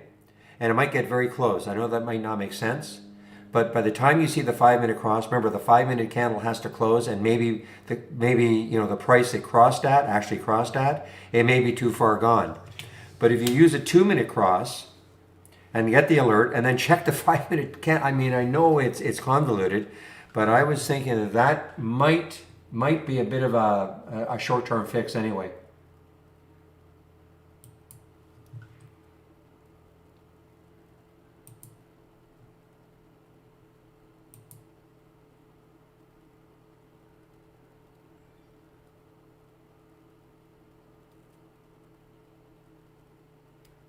But that's what people want. They want to be notified. They want to be notified at the price of the cross. And then you can make up your mind. You know, it's exactly like this. Our RBI and GBIs that I don't use, but you see it says confirmed. So let's just do an RBI. Let's see if we get one, okay? I'm going to get 2 of them. I'm going to show you what I mean.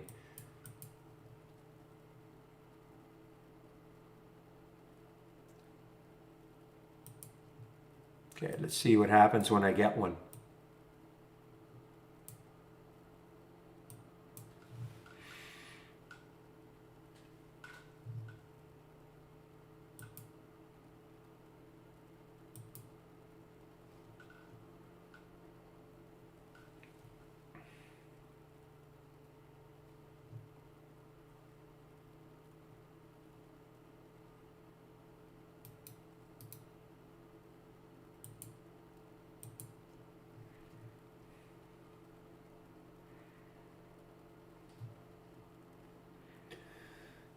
Just gotta wait for one to come in.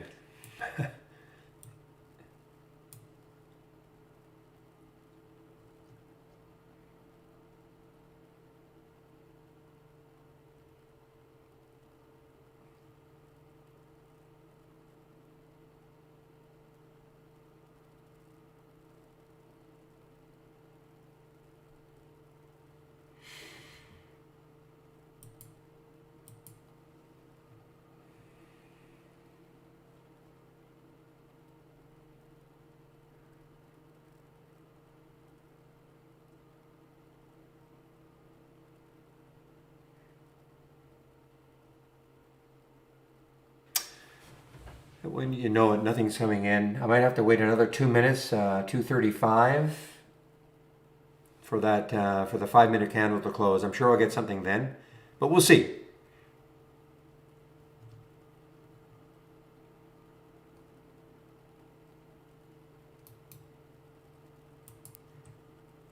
BFRI is just a big tease right here. BFRI.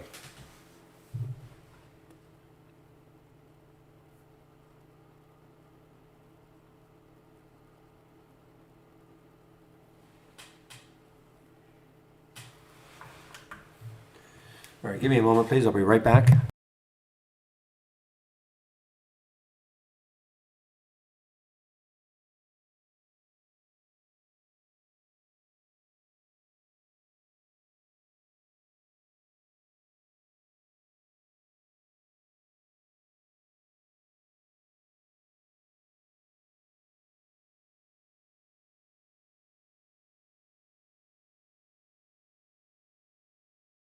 Well, there is your kaboom for LGVN, guys. And a big halt. And this could be the good halt. The halt on the way up usually can be pretty good. It's the first one in a bit.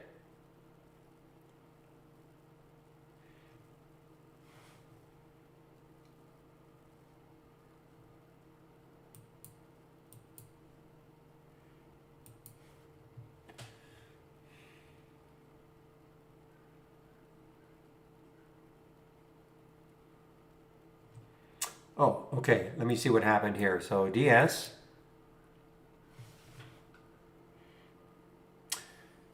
So there's, okay, it's really hard. Oh, here's the 5 minute chart.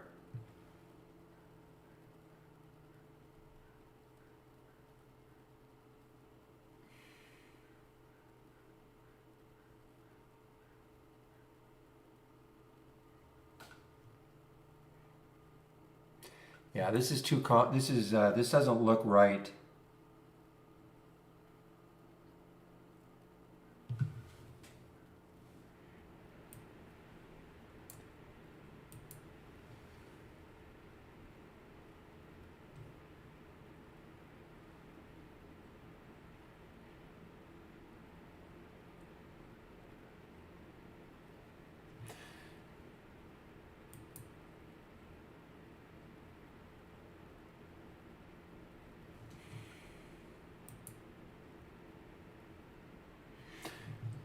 Okay, guys, BFRA, come on, you little son of a gun.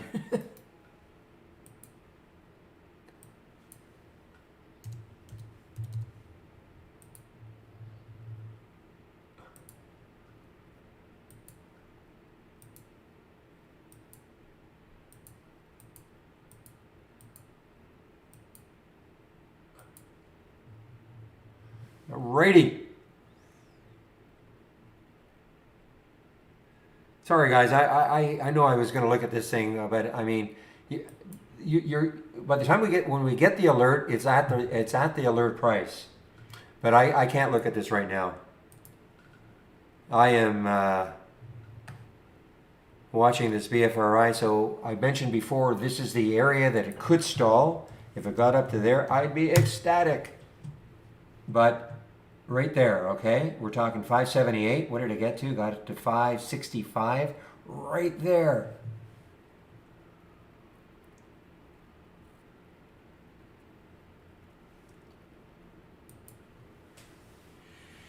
Well, I don't know when it's going to collapse, but here is a potential open, 3765, 3765, okay?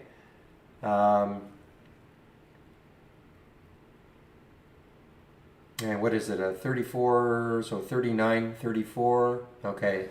So this will be a couple of minutes before this opens if it's a 5 minute halt.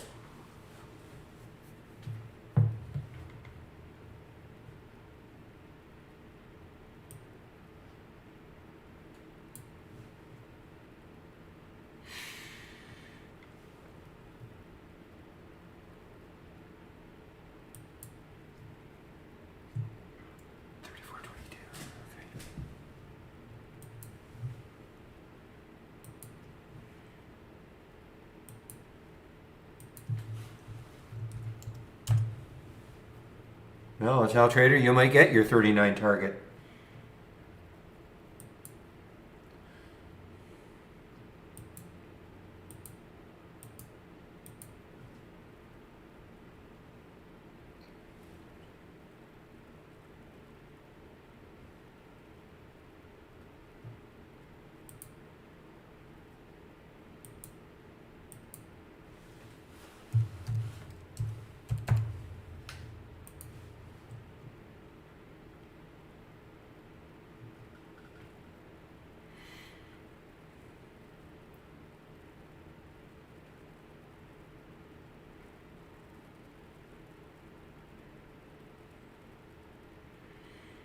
The third, yeah, but usually in succession though. We haven't had a halt.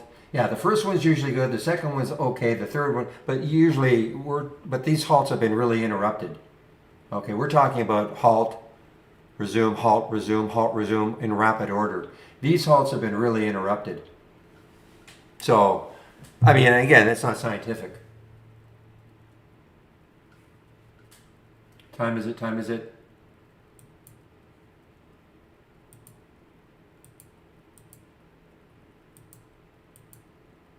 Unbelievable. Can I say, yeah, freaking who? Guys.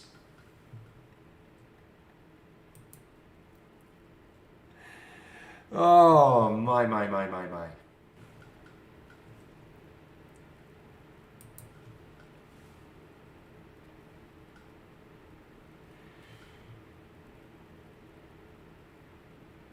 And I've left money on the table. I did get in. I mean, I cannot tell a lie.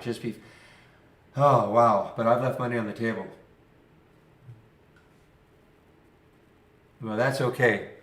They want more, exactly. Not easy, guys. These are not easy. It looks so easy after the fact, but there was my little trigger right here and then I got in, and then it got halted, and it's gonna get halted again. Nope, not quite.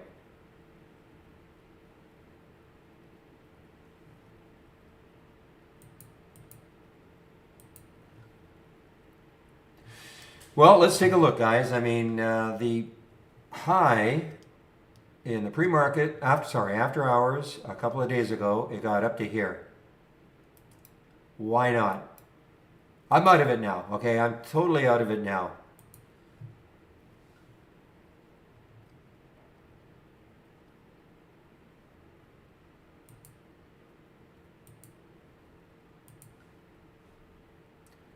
And literally, I'm totally out of it now. I mean,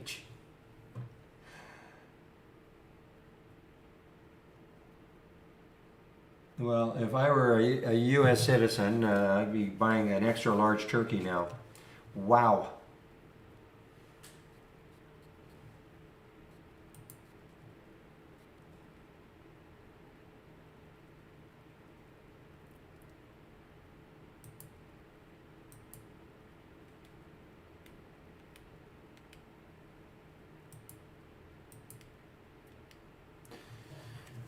See, now look at the drop.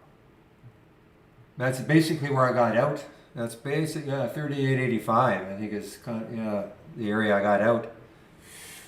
What I didn't want to do. So it got halted at what 36.53. I literally had a sell order at 36.53. Okay, I had my hand on the. But remember, the bid ask was up in the 38s, but I wasn't going to necessarily believe that. So I had my hand on the sell order, on the sell button, submit. If it got down to 36, I wouldn't have even waited. If it had been moving down from 38, I would have been selling it. Luckily, it popped up, so I was able to sell a little bit higher. But it could have just as easily dropped $4 or $5 on me.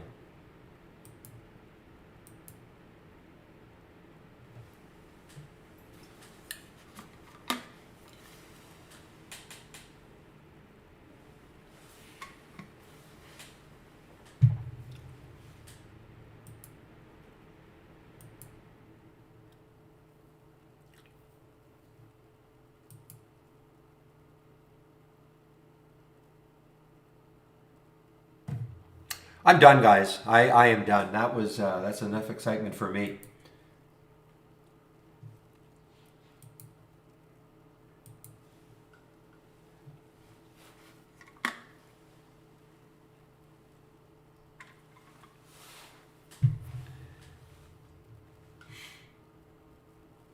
I have to make sure, yeah, I don't have a position. I have to make sure I'm out of everything.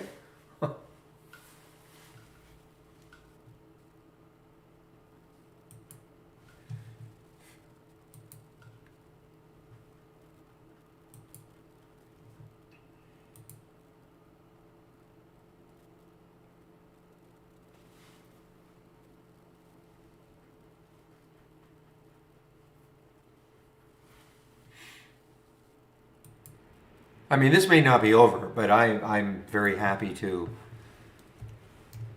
be out of it. But it may not be over. I mean, this has just got a complete life of its own. 2.6 million in the float. Every time you think it's over, it snaps back until it doesn't. You know, that's the whole thing. Until it doesn't. You don't want to be left holding the bag when it doesn't. Hertz. You guys are talking about Hertz.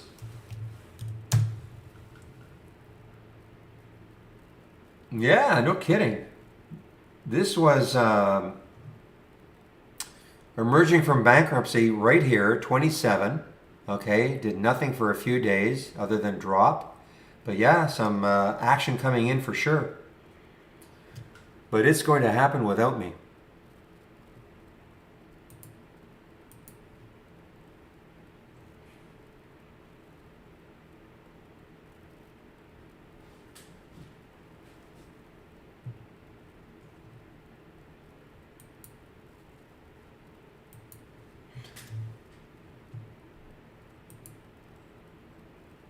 So here's the news, guys. Hertz deal, Dow Jones, Hertz deal for preferred could mean a big buyback ahead to repurchase the bulk of its 1.5 billion preferred stock could pave the way for a large, etc., etc., etc. Okay? So there's your news. Oh, I'm not a pessimist in that one, user. But I also know what can happen with that one, and many like that with such a low float, especially the price of it. I mean, $38, 2 million in the float. That is ridiculously low. So it's wonderful when it goes up $4 or $5 for you. Not so good when it drops 10 in a heartbeat.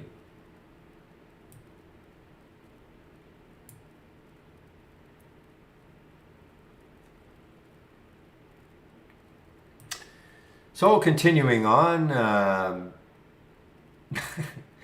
love these titles. Chris Warren, a distressed debt and special situations analyst at Odeon Capital. A distressed debt and special situations analyst. All right. So he's bullish on the stock, thinks it's worth over $30 a share. Oh, look at that. Yeah, you're right. It's not over, but I can't look back.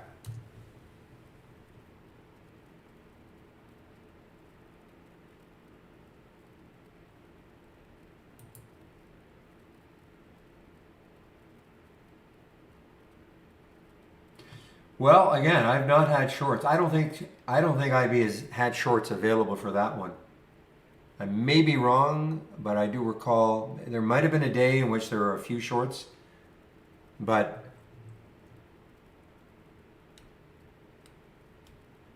well, that's when you can thank your lucky stars there weren't shorts.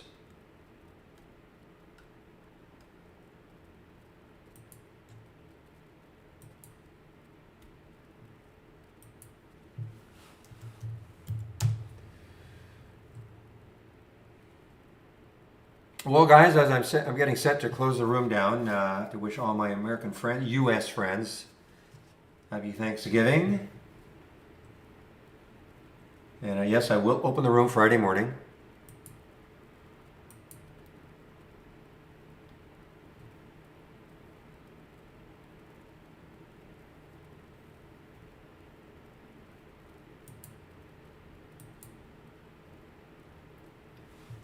Yeah, happy normal day for me, but I relish in the U.S. holidays so I can take them off. The news on LGVN, CASA posted it before. It wasn't today, but a few days ago it got rolling. I can't remember, some drug I can't pronounce. It was right here.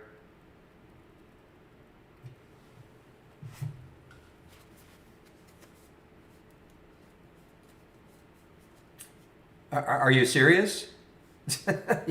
Never know if people are joking. Oh, really? Cure for baldness. All right. I didn't think that'd be such a big deal anymore now that everybody shaves their heads. Or shaven heads are cool. I hardly see any hair restoration commercials. All right. Well, there you go. That's the reason then.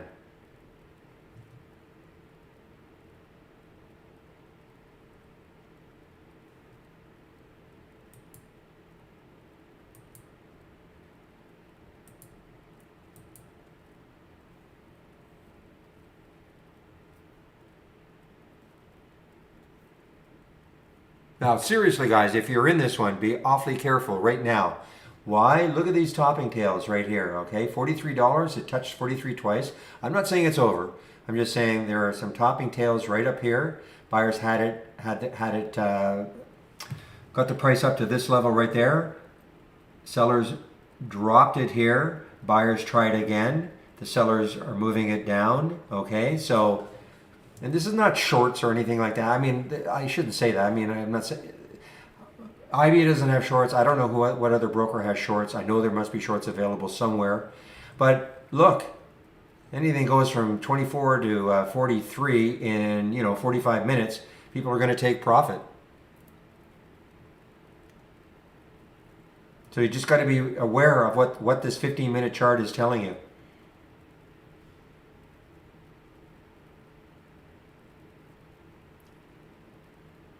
I'm sure probably Cobra or Centerpoint has shares available. Probably the cost of borrowing is onerous, but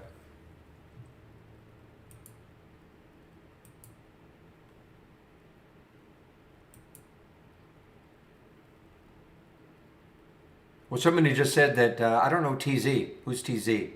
Trade Zero? Trade Zero. Okay, yeah. So trade at 487. That's the cost. So So Trade Zero has shorts, and now got halted again on the way down. So thank you. Yes, I left about $4 on the table, but I'm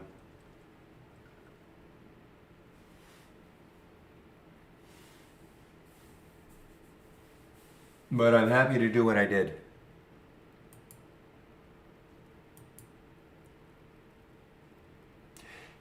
Time Man, is that in and out? So is that 487 in and 487 out, or is that total?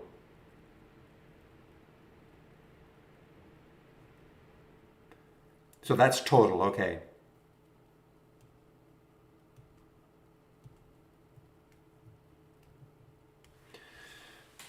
All right, guys, so somebody in our YouTube room asked me, what is a low float?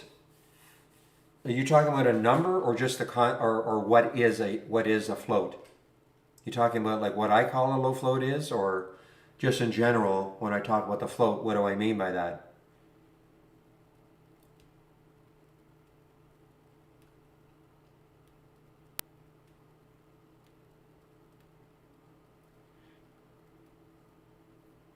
Well, let me explain anyway.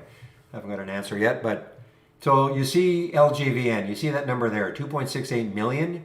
That's the float. So what I personally consider a low float is anything under 20 million. But it all depends on what you usually trade. If you trade Facebook a lot, those stocks with several billion in the float, 2.35 billion in the float, then you might think 100 million is a low float situation, okay? So I just want to clear that up. There's no hard and fast rule about what is a low float. But for me personally, anything under 20 million shares is a low float. So at 2.6, that is very, very low. So what does it mean though? So the float, the strict definition, if you take all the shares outstanding and subtract all the C-suiters, so the CEO, the CFO, the CTO, you know, all the executives, what they own, and some mutual funds, probably, they cannot trade those shares on a daily basis. So you subtract all those shares from the number of shares outstanding, and that's what you get the float. Those are the available shares for trading on a daily basis. Okay. Now these ones, I'm not talking, you know, forget about C-suiters or mutual funds owning, but this is the float. Okay. So think of it this way. This is the supply of stock. And when you have high demand, in this case, you can see right now, 76 million shares are traded, only 2.6 million in the float. It is traded the float, why don't I have that number? Oh, it's because it's too expensive. It's traded the float, let's say about 25 times. Okay, not quite. Relative volume is very high, but you've got high demand. Now, you might say, well, why is the demand? Doesn't matter. I mean, sometimes you'll see it'll be news related. It could be earnings release. For whatever reason, when a stock has high demand and low supply, this is the sort of thing that can happen. A stock can go up 113%, 200%, 1,000%, okay? Facebook is not going to go up 100% unless something astronomical happens, okay, because of the size of the float. So just think of it, it's just simple supply and demand. I mean, if you're looking for something and there's not very much of it, and it's high demand, lots of people want it for some reason, and there's not much of it, what happens to the price? It goes up, right?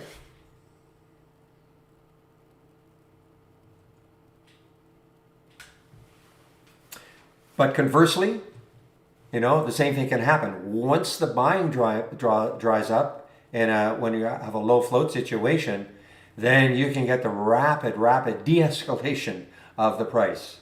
Okay, it goes up very fast, yes, and you know it's the old adage: up, you take the escalator up and then the elevator down. I know it's a cliche, but it can be very true.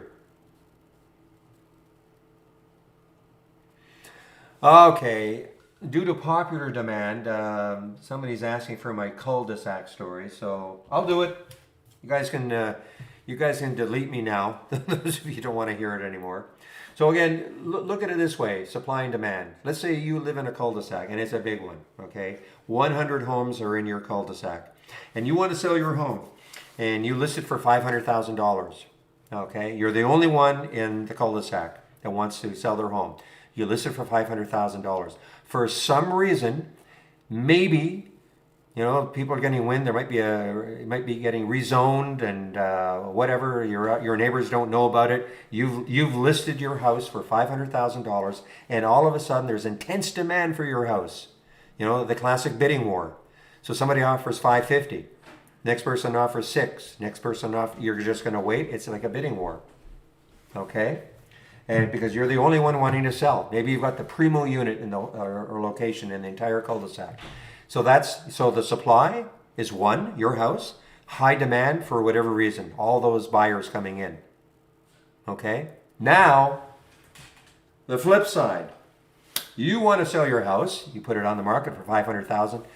Your stupid neighbor says, I want to sell my house too, puts it in for $450. Neighbor to the next other side of you puts it in for $400. And unfortunately, there's only two people or one person who wants to buy in that location. What's going to happen? If you really want to sell, you keep lowering your price until finally, you know, you get to a certain price and nobody else is wanting to go below you, and you sell. But you have not got what you want for your property. But for whatever reason, you had to get out. Think about a stock. You're holding a position and it starts sinking so rapidly. Your loss is piling up more and more, and then finally you get out and say, "My gosh, I wish I could have got out earlier," but there was no demand. Okay, so it's just a classic supply-demand situation. So you have a very low float. It's wonderful when you're in it. When it goes up, it's terrible when it goes down. Okay. And it's not for everybody. I mean, you know, most of the things that we see in the trading room, They're usually relatively low float. The reason being is that I'm looking for stocks that are having big percentage moves. You can only get a big percentage move if, generally speaking, if you have a fairly low float. That doesn't mean though that there are occasions where you might say 100, 120 million in the float, and you can get a good percentage move. Maybe it's had stupendous news. It's a bio with fantastic news. The cure for this. And so, and it's been covered everywhere. Sure. So even if it is a fairly high float, things can move. But typically, the way I like to trade, I like to try to get the things that are really going to move percentage wise.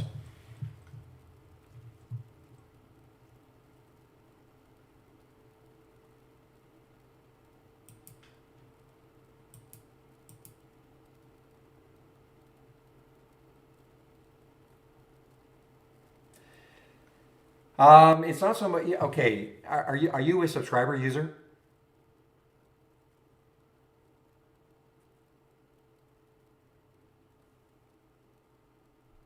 You're asking about a scanner that the percentage change from the day's low. It would require a custom formula. Okay. Yeah, I don't usually use the tanker speedboat. But you're right. I mean, what for Facebook to do anything, think of Facebook as being a huge ocean liner. So for it to start to move in any direction, you know how an ocean liner, I mean, it's inching and inching, inching, inching, inching, as opposed to you go to one of these regattas where the speedboats and they're turning on a dime. Okay, so it's kind of the same thing.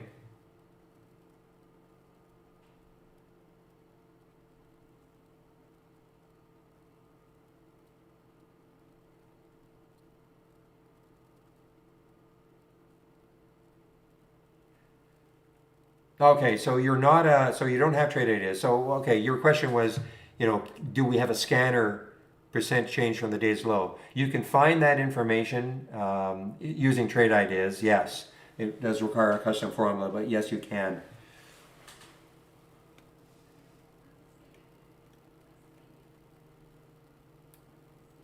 Don't understand what you mean. Thought it was 1 million day traders every day. So no, I'm not a user. I don't understand what you mean.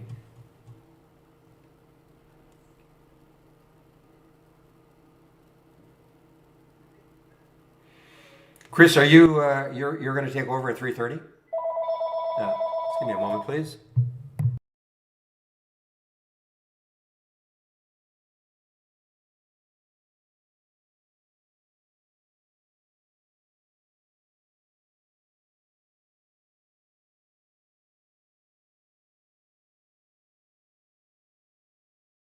Okay, guys, I will be back to close down. I just have to. There's a delivery coming, so I just have to go and pick it up. Okay, so but I will be back.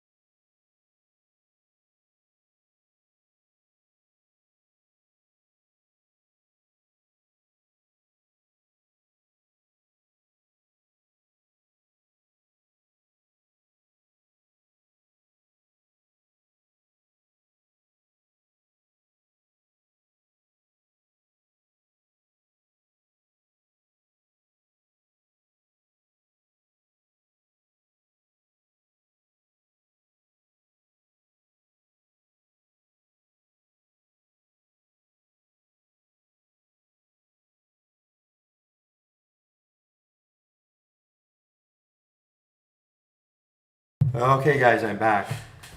Whew.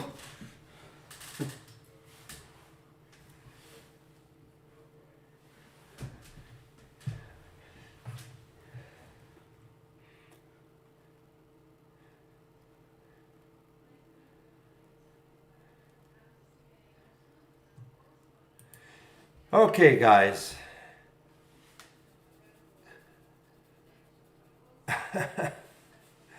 Boy, something is wow. Look at Nordstrom's now, guys. Nordstrom's is really giving it up again.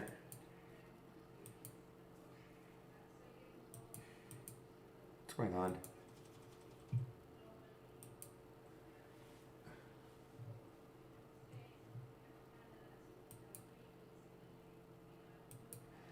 Yeah, Nordstrom's is starting to really give it up again. They're in trouble. So something's going on with my charts.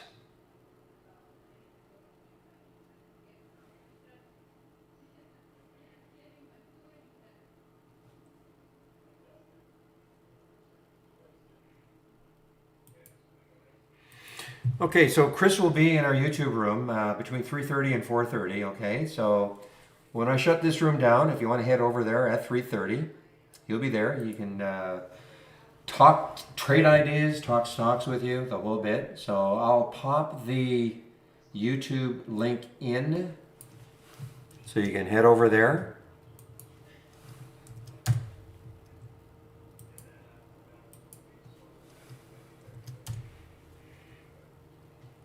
Wow, now we're getting some more action on the LGVN. Now we kind of have the reverse. Remember I was talking about the topping tails? Now we got the bottoming tail. So there's a little indecision around this area, but it looks like it wants to romp again. But we have the bottoming tail. So bottoming tails, the sellers knocked it down, or buyers closed it here, sellers knocked it down again. Buyers look like they're regaining control. If they take this high out right there, I don't see why it won't go any higher. I mean, I'm not saying to take the trade.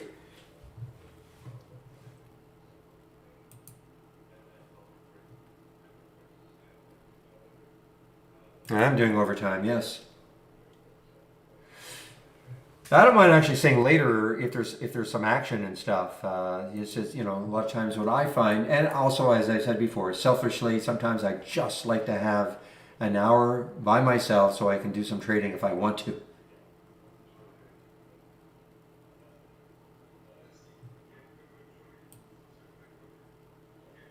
Get my script together.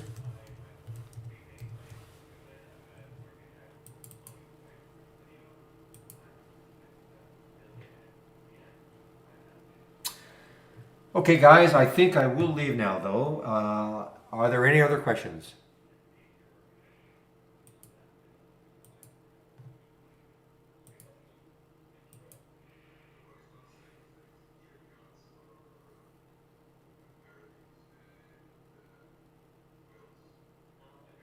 Yeah, right, a perfect circle. Yeah, I'll build you a scan in your dreams. I don't think I'm going to trade. Well, it depends. I'll be watching that LGVN. I mean, if it takes out that high, it's possible I'll take a little just to see what happens, but I'm not going to go crazy.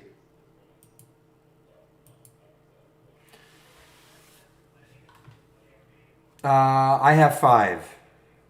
I have five. The question: what is the over/under on the market data tomorrow? We always get people phoning in, not phoning in, but emailing. Hey, where's our data? Trade Ideas is down, not realizing it's a holiday. I get it when it's people from Europe. I'll sort of get it if it's people from Canada, maybe. But you guys in the States who do it? So anyway, I have established the over/under at 5. I'll let you guys know what it was on Friday.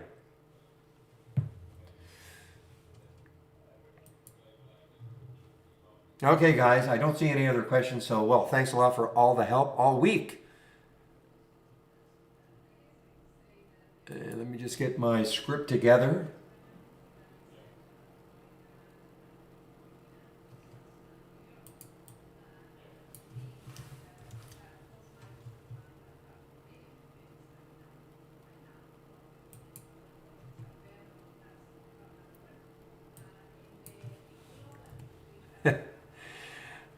Okay, guys, son of a.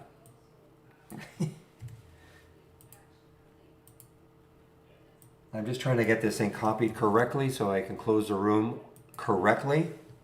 There we go. All right, guys, happy Thanksgiving to everybody. We'll see you Friday morning at 9 o'clock. And remember, that's only half a day, 9 to 1. So we'll have a great Thanksgiving. We'll see you then. Bye-bye.